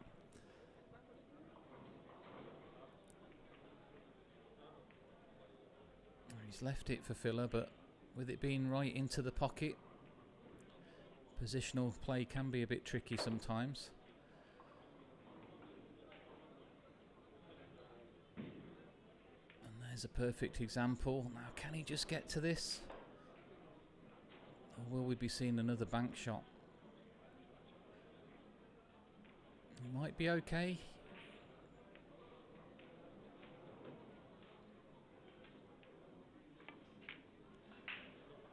Well, I did say he might have the bank shot. He does like a bank shot filler, so he couldn't see enough of that to play it into the left side pocket. So good attacking shot filler. Nicely on the 4.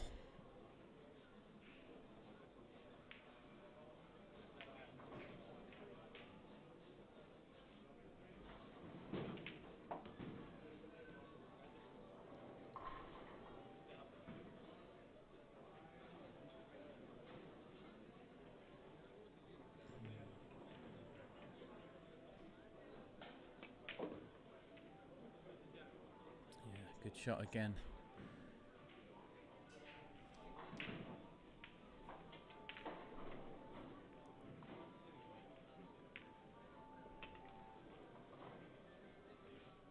Okay, so just got to drop this in. A little bit of top spin. Cue ball's coming down the table.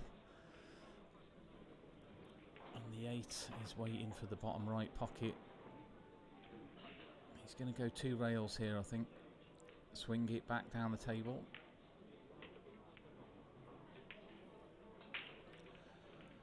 So filler looking to take this one 7-3 to put himself in the final of the invitational event here.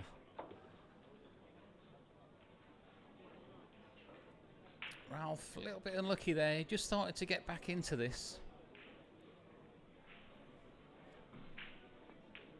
But filler too strong. So stick around. I believe we'll have the final coming up shortly in this invitational event at the IDM Club.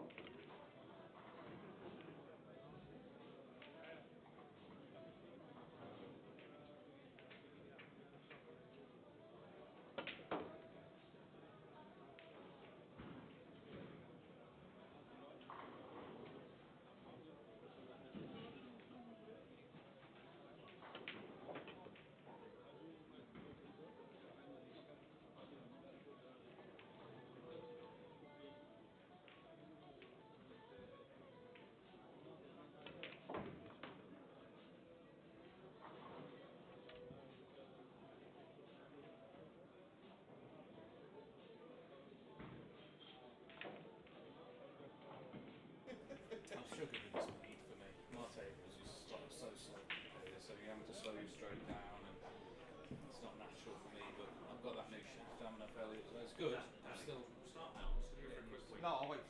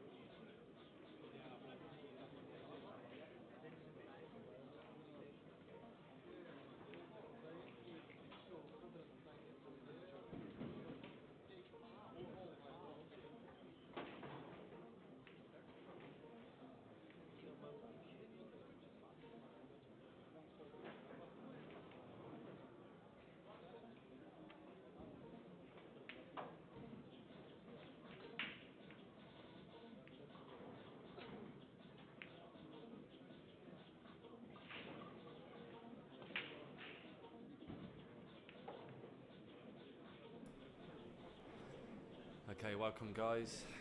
So here we have Josh Villa, Eklan Kachi. Should be a good match this. So, Josh on the one ball. So this is the Invitational event. So it's a race to 7, not race to 9. But it is still winner break. So with these two guys, it's there's a good chance that there could be 3-4 racks in a row, and whoever's at the table is favourite. So Joshua's got an easy run out here, and you'd fancy him to take these. Yeah, definitely. From what I've seen so far, since being here, he's playing well.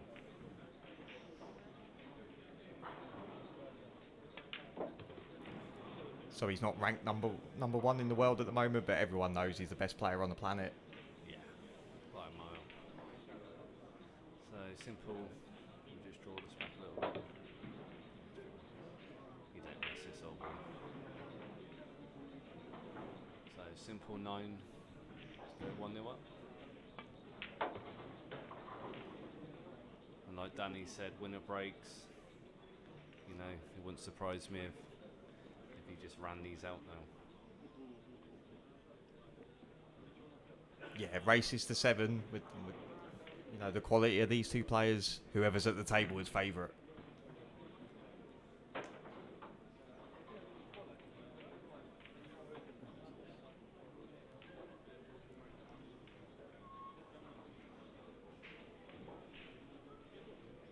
See how he's breaking.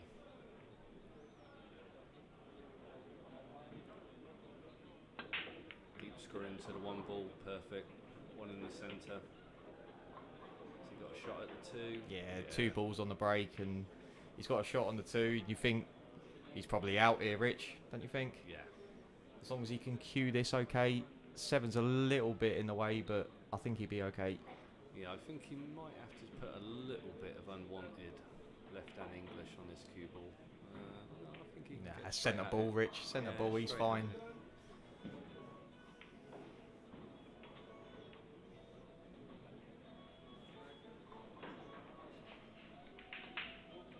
Ooh. That's unexpected. Yeah, I think that ball there was a 7 ball. I think that was affecting him a little bit. Has he got away with it? I'm not too sure. We ain't got an angle for that pocket. He's having a look now whether he can actually see enough of that 2 ball to pot it. Right. So just to introduce ourselves on the commentary today, my name's Richard Saunders and my co-commentator here is Danny King. We're from England. This is my first event. Danny's second event? Third. His third event? Yeah, third Wow. event here, yeah. Wow. Okay, so he could see enough clearly. Right, okay, so he's got 3.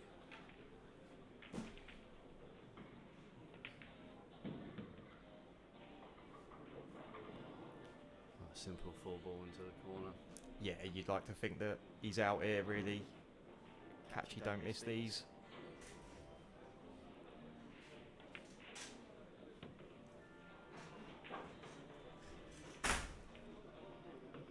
Just draw this back off one rail.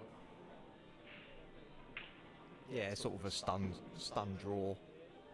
Maybe a touch of right hand side. Just to take it up table. I mean, that's just the difference with these players, you know, the confidence. They know they're not going to miss. There's me playing it safe off one rail, they just hammer it in. They make the game look very easy.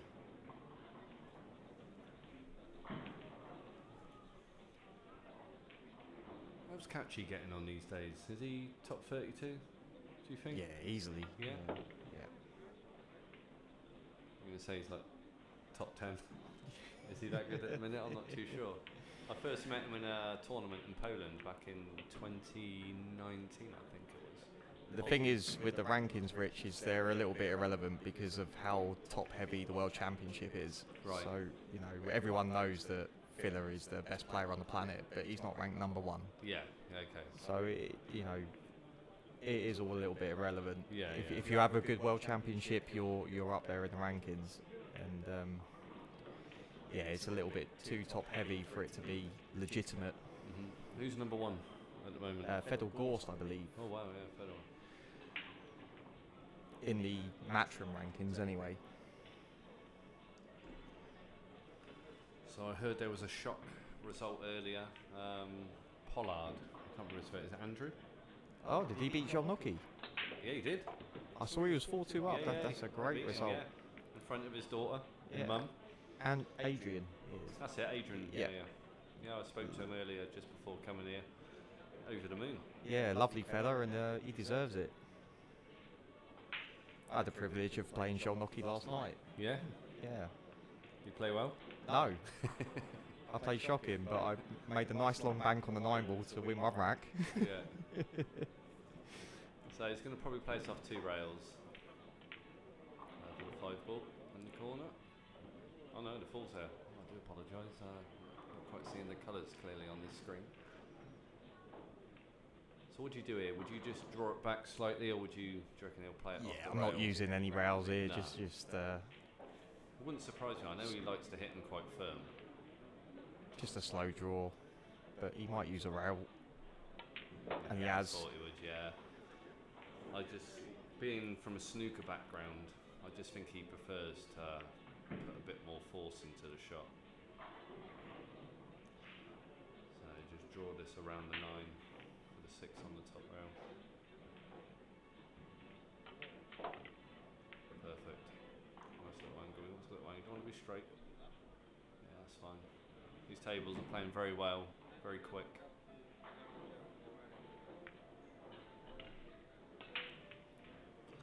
Yeah, there should be 2-1 catchy.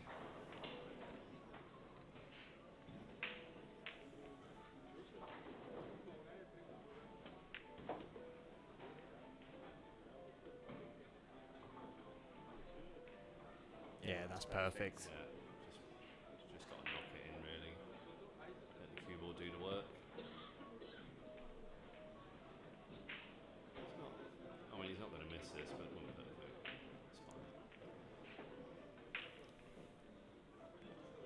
It's fine. So 2-1, catchy to break.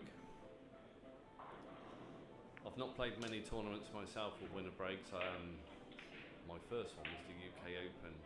First one at the Copper Box, and I played Alex Kazakas, and he pumped me 6 in a row. Didn't even see the ball. Lost a lag, 6-0 down. I managed to get 3 back, but lost 9-3. These guys are just machines. And Catchy's got one of the best breaks on the tour. Yeah. He puts so much power into this. I hope I don't put the commentator's curse on him, but waiting for it. you know, you expect 2 or 3 balls every time with a catchy break. Yeah. So here we go. Play very low on the cue ball here. 1 in the centre is standard. Has he got a shot? Yeah, perfect. Great break. Yeah, like I say, you expect 2 or 3 balls, and to get shape on the 2, he'll be loving that. Yeah. I don't think the 3 ball passes the 6. He's just having a look at that now, so he might have to play for a different pocket. But let's see what he does. He's had the look, so it might go. Yeah, I think he might be playing for the 3 into the same pocket. Oh, it does go. I can't. I mean, we've not got a perfect angle on this pocket, but Yeah, it must go if he's must, played yeah. it. Which makes this run out very, very simple for someone of Catchy's level. Just draw this back. Don't want to be too straight. No, that's perfect. Just draw it back off 1 rail. Yeah, I think he'll already be thinking about the 8 ball here. The 8 ball's that, you know, a little bit awkward, Yeah. and he'll be thinking, right, where shall I leave myself on the 7? I mean, the 7's over the hole, so it's not too difficult. But he just wants to leave himself anything but straight on the 8, and he'll already be thinking about that now. Yeah, he looks pretty straight on the 6 ball. Just draw it back slightly.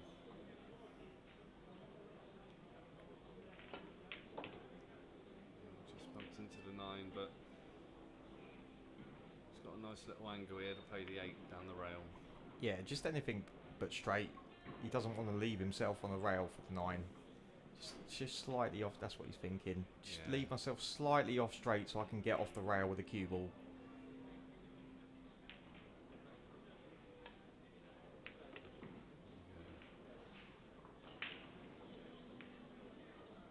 And he has left himself straight. It's a bit straight, but I think he's okay. He just dropped this in, pretty much leave the cue ball where the 8 is. He could get off. Yeah, that's fine. He had just enough angle to get away from the rail. So a simple 9 for 3-1. Here we go. A little bit of work now for Joshua, but all he can do now is just sit down and hope for a chance. With this winner breaks. I'll be honest, I'm not a massive fan of it, but you know, it is what it is. Yeah, we've seen a lot of one-sided finals in the matchroom events in the majors, and it, as a fan of 9 ball, it's not for me. But it is what it is. Yeah, same for both players.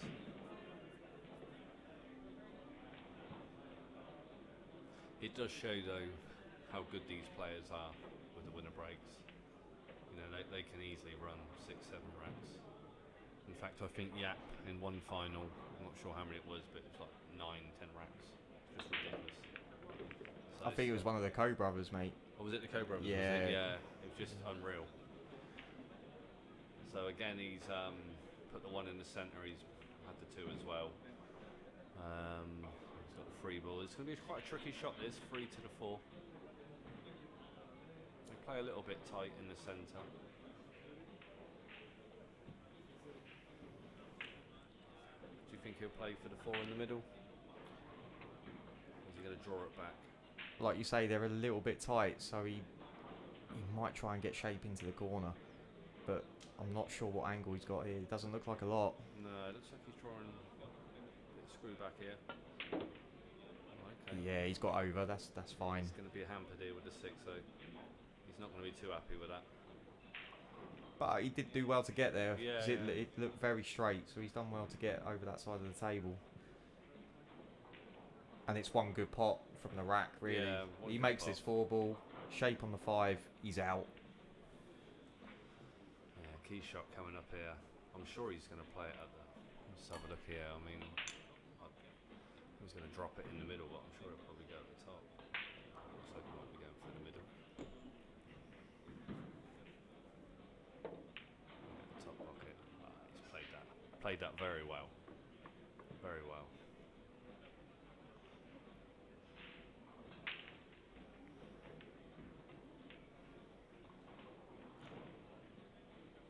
So he's just going to roll the 5 in. I see, even then he likes to hit him with 4s. So confident in his potting. Should be 4-1 now. Yeah, like I said at the start of the match, whoever's at the table is favourite with the level of these guys. They're just going to break and run. Yeah. Yeah. That's, to be honest, it does look good and it shows how good these players are, but that's why I'm not a massive fan of this when it breaks, because you just don't... Yeah, I just find it a little bit unfair at this level. Well, yeah, you know, everyone knows that Filler's the best player on the planet. He can't do anything from his chair. No. But on another day, it's Josh doing this, so he's just looking for a chance. I'll just drop this 9 in.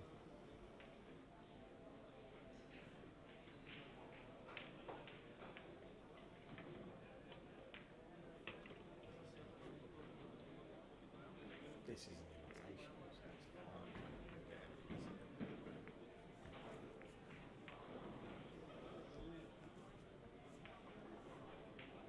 Right, so 4-1, race to 7.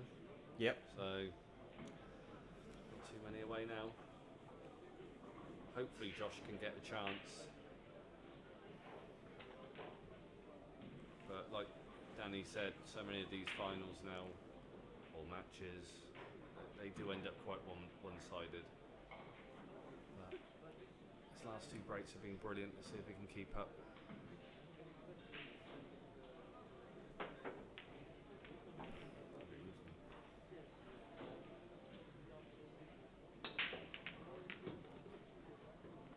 Yeah, so again he's got the 1 in the centre. I think he's got a shot at the 2 in the corner. Yeah, his break's unbelievable, isn't it? Yeah. I think the tricky ball here though is the 4. 3 to the 4. I'm not sure whether he's got enough room. I think it may go in the right corner pocket. I'm not sure if he's got enough. So he's had a quick look.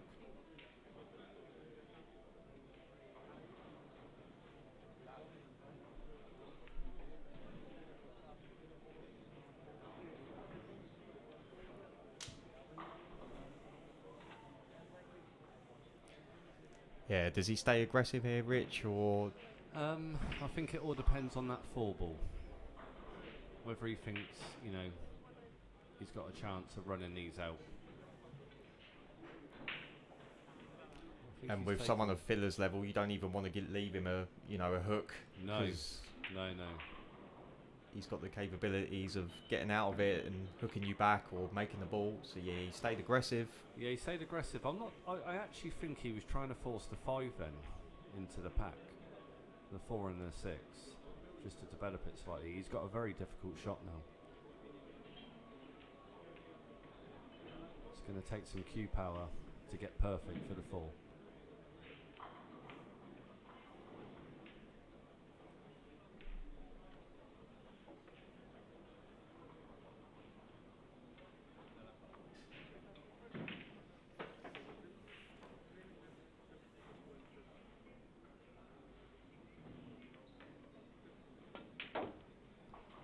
Yeah, he didn't want to hit it. Yeah. It's just.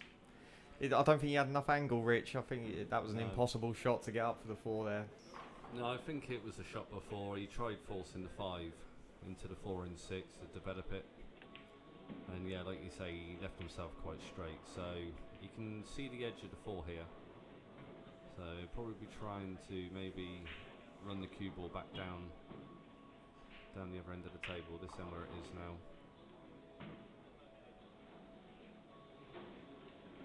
Bit left hand English. Yeah, he's used the 6 to hold the 4 up table. He was trying to hide behind the 8 and 7, but he's just caught the 8.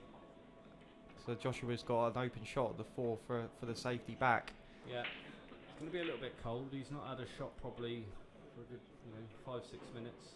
Is filler ever cold, Rich? True. Is he ever cold? Well, let's have a look. You could have 2 years off and he'd nail it. Yeah, he's different gravy. That's a British saying. Sorry if that makes no sense. But And no, yeah, played look, that he's well. nailed it. Absolutely nailed it.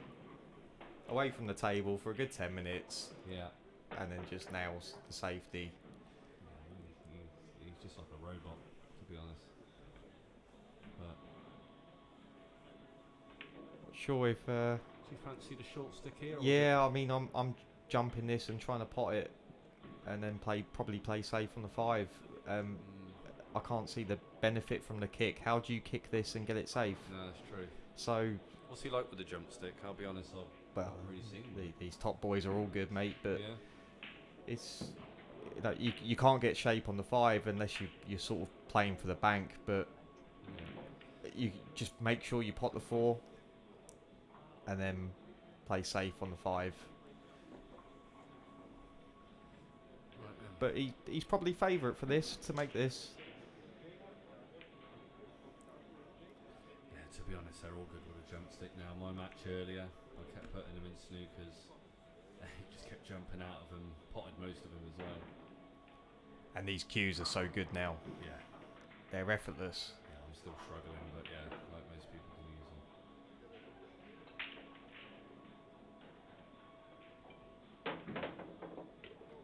Oh, he's made it, but Yeah, scratched. he's unlucky. Very unlucky with that. Josh is having a little laugh. So here we go. Yeah, 7 ball. He should be fine if he lands on perfect from the 6. Drop it in the centre. I expect Josh to take these. I feel like he's going to try and play it in the top corner, Rich. I don't think he wants to leave that in the middle. Okay. I think he'll try and get bottom side and play this in the top corner. Yeah. He's going to play The this. middles are a little bit tight, a little bit unforgiving. I might be wrong, but I feel like he'll play this into the top right-hand corner. Yeah. I don't know. I think the angle he's left himself here. Well, you could be right, but I think he might be playing into the centre. He's got an option of both pockets. That's it. Just drop it in. Yeah, you're right.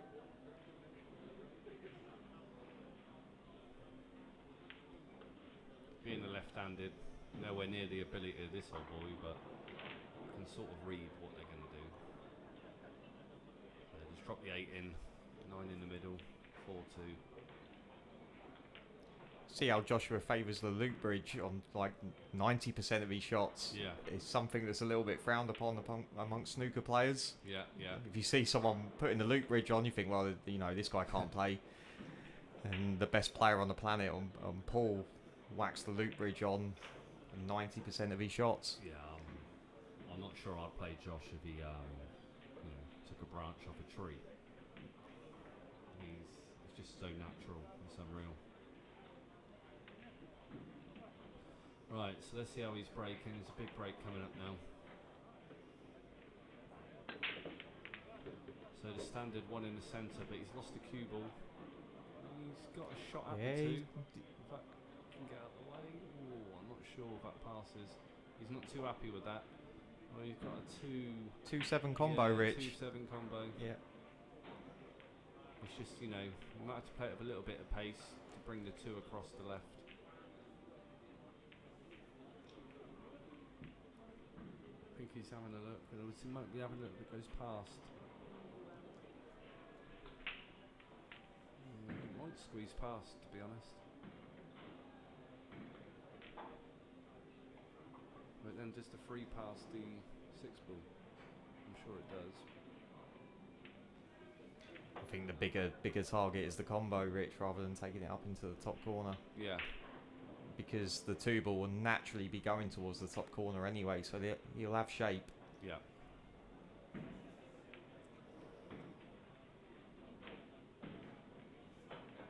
think he's looking at it. I think he's going to take the combo on. Yeah, I feel like he has to play this with a little bit of pace. I just feel like the 2's naturally going to go to the left. But let's see what he's doing. Oh, he went for it. Hello. Hello. Oh. Wow. He's missed that ball by a country mile. I'm not going to lie. I did something like that earlier on my first rack. Yeah, I saw it, Rich. On the 9.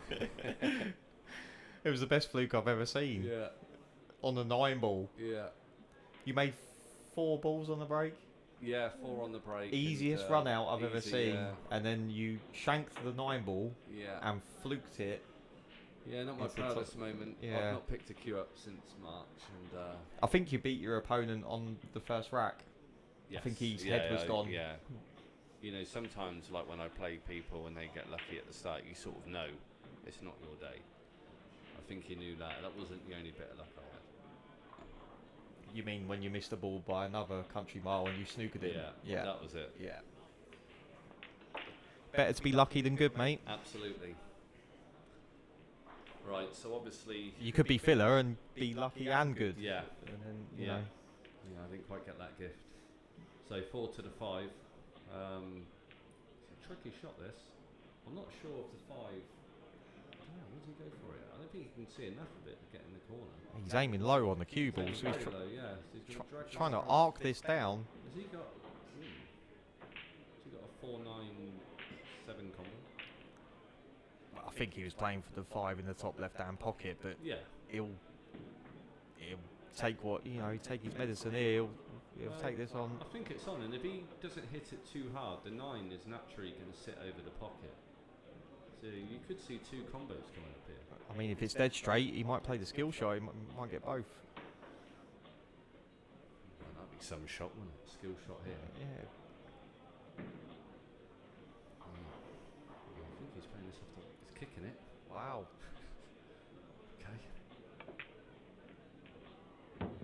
Yeah, that was a bit optimistic, I think, even by his standards.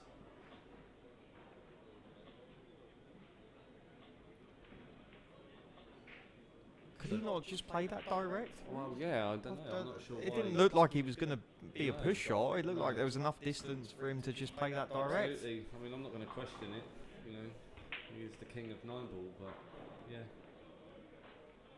So for those of you that have never played this event, it's obviously held in Bucharest, being the Bucharest Open at the IDM Club. It's my first time here, and I must say I'm really impressed. It's a very, very big arena, and it's got everything going on here, whether it's 9 ball, obviously, and temple bowling, table tennis, and it's got a gym. So yeah, it's a good venue.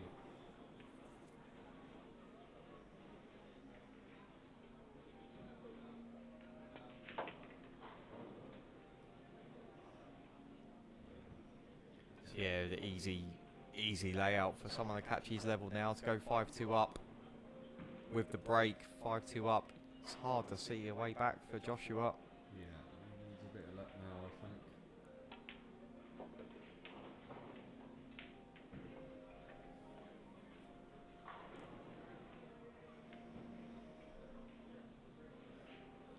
We'll just draw this back on the the string, absolutely perfect. To go 5-2 up with the break.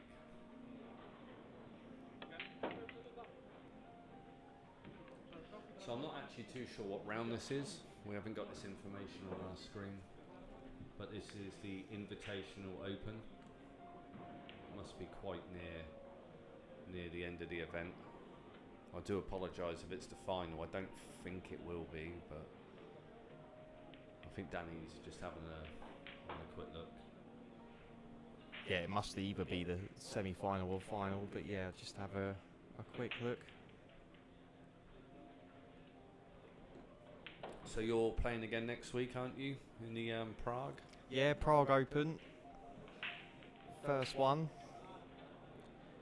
You've been to Prague before? Only for a stag do, not for ball. Okay. Quite the opposite. And I think that's probably going to be my last one. Right. Hang up the cues. You've put the miles in, definitely. It's just, oh wow. yeah. I think he can pot this two as well. Brilliant break. Yeah, 3 off the Deserves break. a shot on the two. Yeah. But yeah, competing against these full-time guys, it just feels hard work Yeah. when you're working full-time job. Trying to cram in some practice on a weekend, it just seems a little bit pointless when these guys are doing it day in, day out. I'm not sure he's got a pot here. I think he's trying to play a safety. Yeah. I'm not too sure. He's sort of 50-50 here what he's going to do.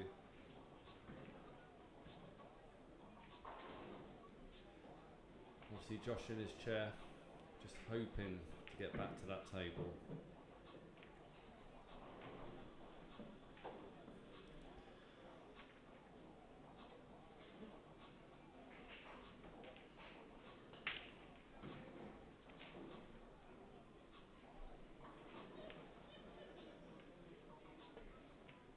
Oh, he's made a foul.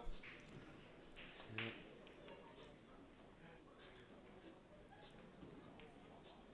Sort of hit the 5 on the way. He's just trying to swerve it around slightly. So Josh is at the table now. He's got a good chance to get back 5-3.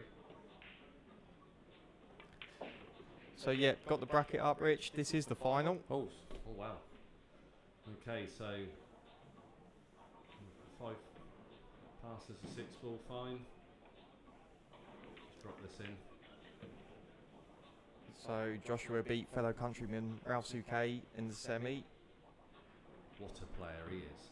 and Eklund beat Niels Hill 7-6. What a player he is. Yep, monsters galore. Monsters galore, but fair play to Ralph. I mean, in the kindest way possible. You know, a man of his age. You know, age is just a number, but still to produce time and time again at these events, it's fantastic to him. Credit. To still have the hunger. Yeah, well, and his travel companion as well, Torsten. You know, Yeah. still going strong and probably favourite to get a American Moscone Cup spot. Yeah, he's yeah. I think he's definitely got a spot. Yeah. It's be Europe v Europe in 5 years' Yeah. time. You know, to be honest, just to see some competition at the Moscone, take anything these days. Right, so 5-3, Filler rolled the break. 1 in the centre as normal. 2, is it going to slow down? Yeah. On a string, that's his best break so far. Just play this off the top rail, bring it back. I know neither of us like the winner breaks format, Rich, but Oh, no. it's funny that Filler's 5-3 down, but he's at the table, so he's probably favourite. Yeah. Yeah.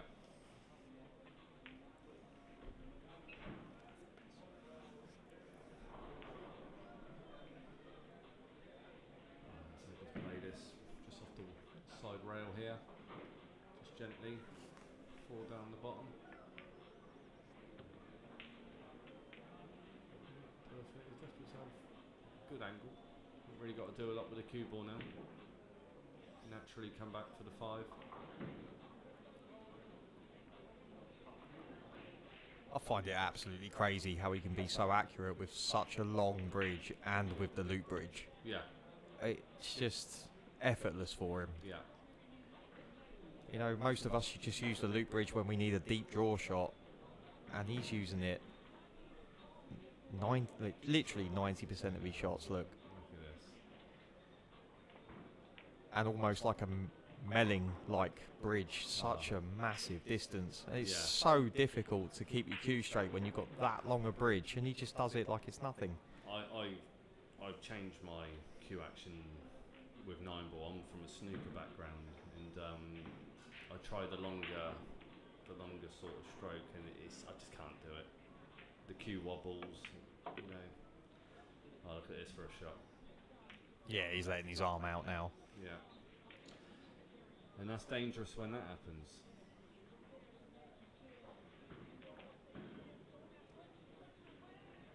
So which way is he going? He's going to draw this back. He may play it off the rail. Ooh. Okay. Yeah, he didn't want to kiss it, No, I mean... but he's actually okay. He can go up and down table here. It's a thin cut, but You think he's... Is yeah, I think he's Yeah? going Jimmy White style. I think he's going in. You know, he's just- swinging this round 3 rails. It was a bit of an exhibition shot, I think, the one before. I don't think there was any need for that. There we go, 2, 3. There you go. There's another one. Look at that. On a string. Why I questioned anything that he does. I'm just happy I called it. Yeah, no, yeah. I've been away from this game for a little while due to work, so forgot how good this guy was. Yeah, So- there was no holding that. He had to go in and out. There was no holding that cue ball.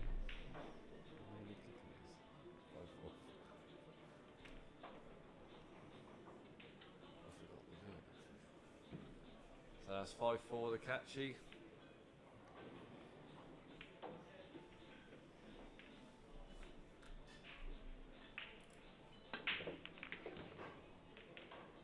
Someone must have been doing that. Yeah.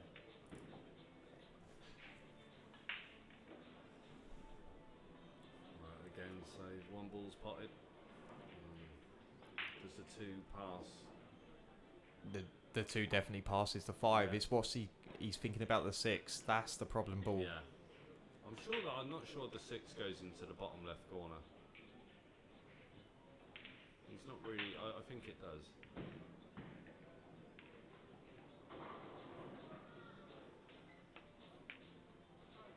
Oh, he used the whole pocket there. That touched the sides. And because of that, because he didn't pot it clean, he didn't get ideal shape on the 3. No.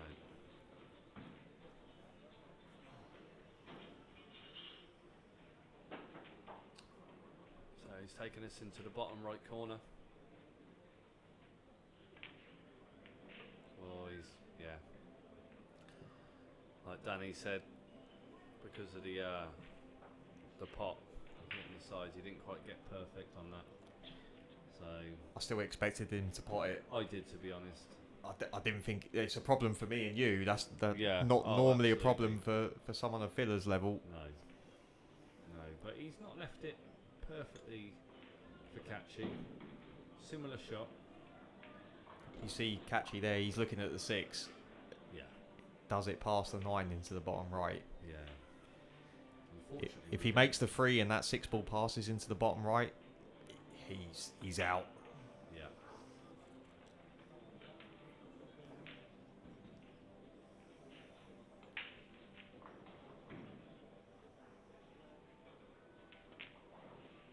Oh, he's not fancied it either. They are human. That was a long way away. That was a long way away. Doesn't that make you feel a little bit better? It makes me want to play again. Yeah, I'm back on at 9:30 in the morning, so yeah, there's a bit of hope when you see these machines missing balls. It don't happen often. It only ever happens when they're playing someone of their level. That's true. If they're playing the likes of me and you, they don't miss them balls. No. They normally play the opposite hand. So how does Joshua get on the 4 here? Well, if he was very confident, he can actually play this with a bit of right-hand English. But naturally, a bit of left-hand, 2 rails. Being a lefty, oh well then. He's You playing it. just do that. I don't think he's deliberately played into that, No. but He's it's kind of got away with it. yeah, I mean, Would he go into the 6 here? He's playing it quite thin. is he taking it on? Got to. Here we go then. So We need to find out if the 6 ball goes in the corner. yeah, let's have a look. He's having a look now. It looks tight with that reaction. I think he's playing on it, Rich. Yeah, see, naturally I thought it went to the left-hand side. Maybe it does. Yeah, it must do. No, you just gotta roll this in. There we go. 5-5 it should be. Yeah. Let's get his extension out here.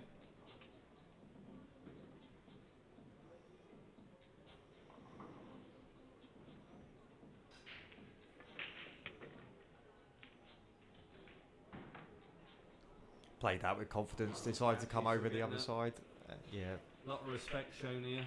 I don't seem to get that one. I'm going for the 9. Do you ever concede? I don't. No. I don't. I always no. make player take And the I'll 9. give you a perfect example. My first match, he has got the 9 over the pocket. He's stretching, and he's missed it. You see it? I watched it, yeah. Yeah. You know, It no was one should miss that. Probably the worst shot I've ever seen in my life. Yeah. Yeah. And that's why. And not only that, I just find it a little bit disrespectful to the player because I'm not sure. I mean, at this level, you know, they know they're not going to miss, but. Ooh. See, is that dry? Yeah. That's First dry break on 5-5. Wow. that's a rare one, Rich. That is a rare one. I'm not a big fan of that rack though, I'll be honest. I was struggling to get the bottom 3 touching. I mean, I don't want to big up my own rack, but yeah. You're privileged Other enough to racks have are one. available. I'm a big fan of the 1 rack. Yeah, let's not plug it, but yeah, nothing's better. Anyway, Alright, so the 2, we should have enough of the 2 ball there.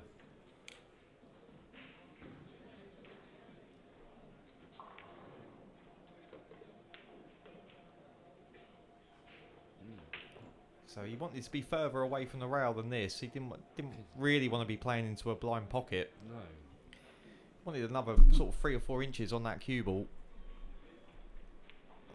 Now it's very, very awkward because the natural angle doesn't land alongside of the 3.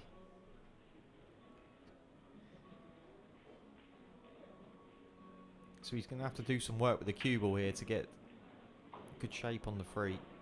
I'm assuming you can see enough of the 2. He can, but look where the cue ball's going. Yeah. It's going sort of short side of the 3. He's got to do some work with the cue ball to get good shape. Fancy some Alex Higgins arcing, some deep screw. Well, I'm sure he won't be doing that. Will he? He's aiming low. He is aiming low.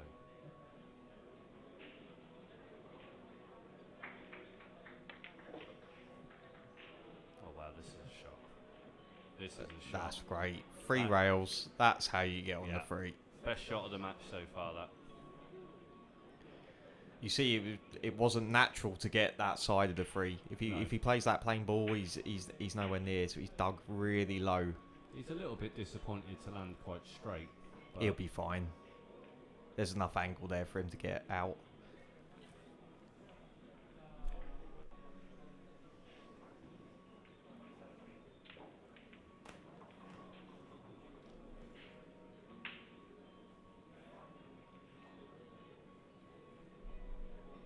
So he's drawing this back. And a bit check side.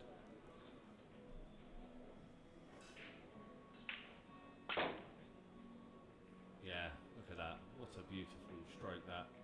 Check side. Yeah, a little round of applause from Joshua as well. Yeah, a lot of respect there. Obviously, coming from a snooker background, Catchy, you know, you play that shot quite often on a snooker table. You can't be using the terminology side, mate. No, English. Yeah, Do apologise. lots of English. Sorry, that's my English language, being from a snooker background as well. We call it side, whereas you guys call it English.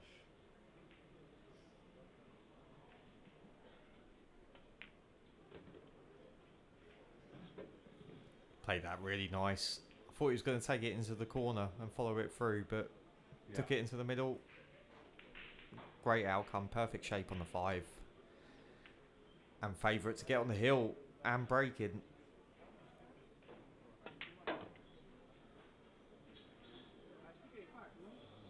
It's the wrong side of the 6, but it shouldn't be a problem. Nah, that's fine.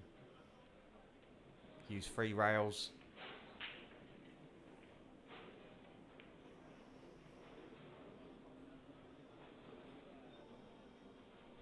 Drawing it back. Yeah, I'm surprised with that. Just using the 1. I like the top left using 3, Yeah. but that's absolutely fine. What do I know?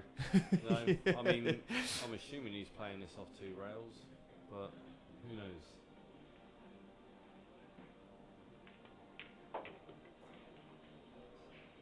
Yeah, perfect.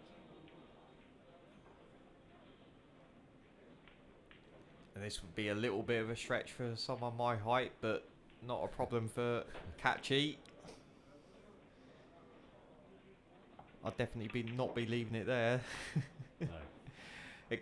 Full extension on that one. Tiptoes. But when you're over 6 foot, no problem. Yeah. And he's still so young. I remember back in, must have been 2019, I think it was, Moscone was in Vegas. And he turned up in his tuxedo suit. And I didn't realise he was still under 21. He looked a lot older. So he couldn't drink any alcohol. Was that the last time we lost? Did we lose that one? Yes, I think we did. Yeah. Yeah. I think Catchy actually had a shocker. Yeah, I think was it his debut? Yeah, and Kazakis wasn't the That's best. right. Yeah. Yeah.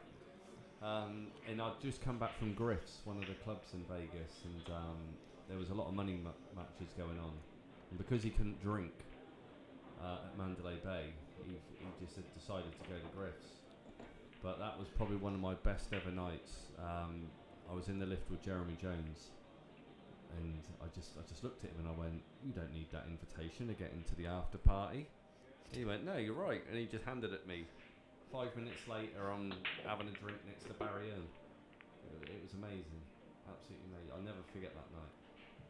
Being around these players, they were like my heroes. You're not allowed to tell stories like that on air, mate. You'll be in trouble. Yeah, sorry, JJ banned. Yeah. You can't ban him. He's a lovely guy. Anyway, perfect split again from Eklund. Yeah. So the free ball is going to be the problem here. I think he can get on it. I think he's fine, mate. Yeah. If he cuts this in, He's just tucking his shirt in. he's lucky he's got a decent opponent. The amount of people that call a foul when you put your cue on the table like that. Really? Yeah. Wow. How's that a foul? Apparently, you can use your cue as an aiming guide.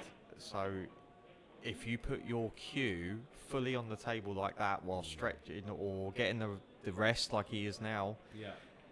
some people will call a foul, Yeah. Well, which is I outrageous. think the game's gone with that. You know, if someone started calling fouls on that, I wouldn't want to be sharing a table with such a person. Unfortunately, I've seen it, and it's happened. It's a big shot here. It's going to run into the forwards. Cue ball going. Wow. Yeah. That's unlucky. It's unlucky. It's weird how you say such a pathetic rule there, where someone can claim a foul. I've also seen the, someone pot the 9 ball and get the balls out, and because the cue ball hasn't stopped rolling, even though it's nowhere near the pocket, a foul's been called. I think the worst foul, going back to my English pool days, we were playing, it was county finals, and you put the white in, I picked it up out of the pocket, and that was loss of frame. Yep. Is that black ball or international? Yeah, black ball, yeah. Absolutely ridiculous. Yeah. And I understand that the referees have got to call the foul. Yeah. What I don't understand is the opponent taking it. Yeah, I couldn't take a foul. Right, so he's got to be quite carefully. He's playing off the rail with the cue ball, and he's got a bit of traffic in the way of the 5. So this has to be quite precise. Let's play it off one rail. He's fine. He's not too happy about it, but I don't expect him to miss this. I think he's more worried about the 7. The 7 is awkward with the 8 there. Yeah. Right, okay, so where's the lefty cue ball here? You don't want to be straight. It's got a little angle. This is an interesting shot now. What do you do here? I'll probably just draw it out middle table. I don't use a rail. Yeah. Just draw it Just sort leave of yourself a shot. top side of the blue spot. But he's used the rail to get top side of the blue spot. That's fine. That's where I wanted the cue ball. I think he's played that quite well, to be fair. Key shot coming up.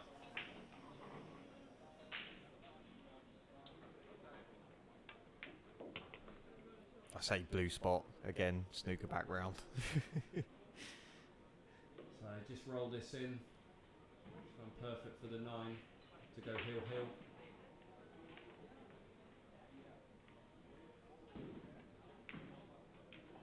Oh, he's used the whole pocket. Oh, Um, it's not great, but I expect him still to pot this. Yeah, because he didn't pot it clean. That's why the cue ball is where it is. He's just got to be a little bit careful with the cue ball here. Yeah, he's got to dig low to stop the scratch in the middle pocket.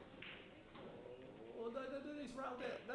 Oh, wow. How is your luck? I'm telling you now, if that's me, that is sitting there all day. To be honest, I thought the cue ball was going top side of the middle pocket. That's why he was aiming low. I mean, wow. A man of his ability, and he's laughing about it now. Do you know what? Can you imagine if he had a golden break here after that? Yeah.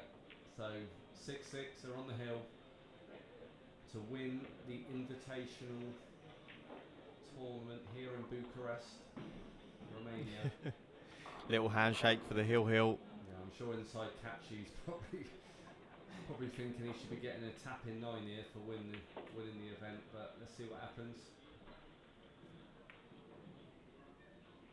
So good cue ball, that one's in the middle. Has he got a shot? Roadmap has. I mean, they're all there. Yeah. They're all there. It's just about keeping you calm. I mean, this guy's naturally calm, obviously. Yeah, the great Phil Yates would just say, roadmap, he's out. Yeah.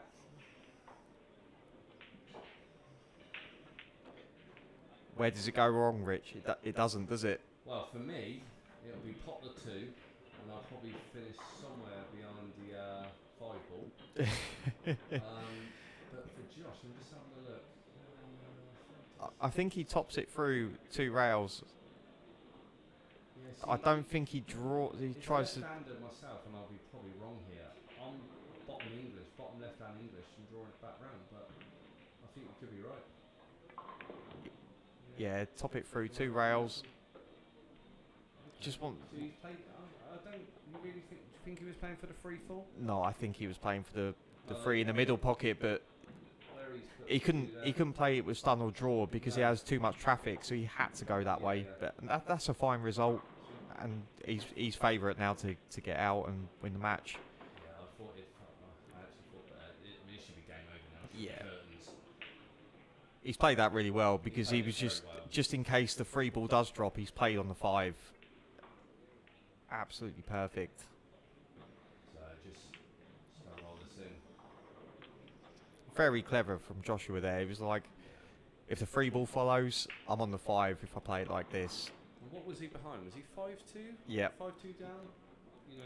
That is the upside for the winner breaks. Absolutely. You can turn it round. Yeah. These top boys turn it round when they're behind. Yeah, to give it its credit, that's when it does work very well. So But on the downside, we get too many one-sided finals in major events. So that's it. Is he going to make him pot? Nah, he's up. Catches up. Anyway, so there you go. Well done, Josh Filler. Commiserations. Catchy just saying something there. Not happy with something, but So, yeah, can't really argue with Filler running out. So I'm not sure if they're going to have any little presentation here. What will they say back to the final night? No, I think there will A be few words. Oh, little, here we go. little trophy. So yeah, thanks for watching. We'll be signing out now. Rich Saunders, Danny King, both from England. First time on the comms here. Thanks for listening. I hope it's been a bit better than the silence. Yeah, thank you very much. So I'm going to go back to the bar. Toilet break first.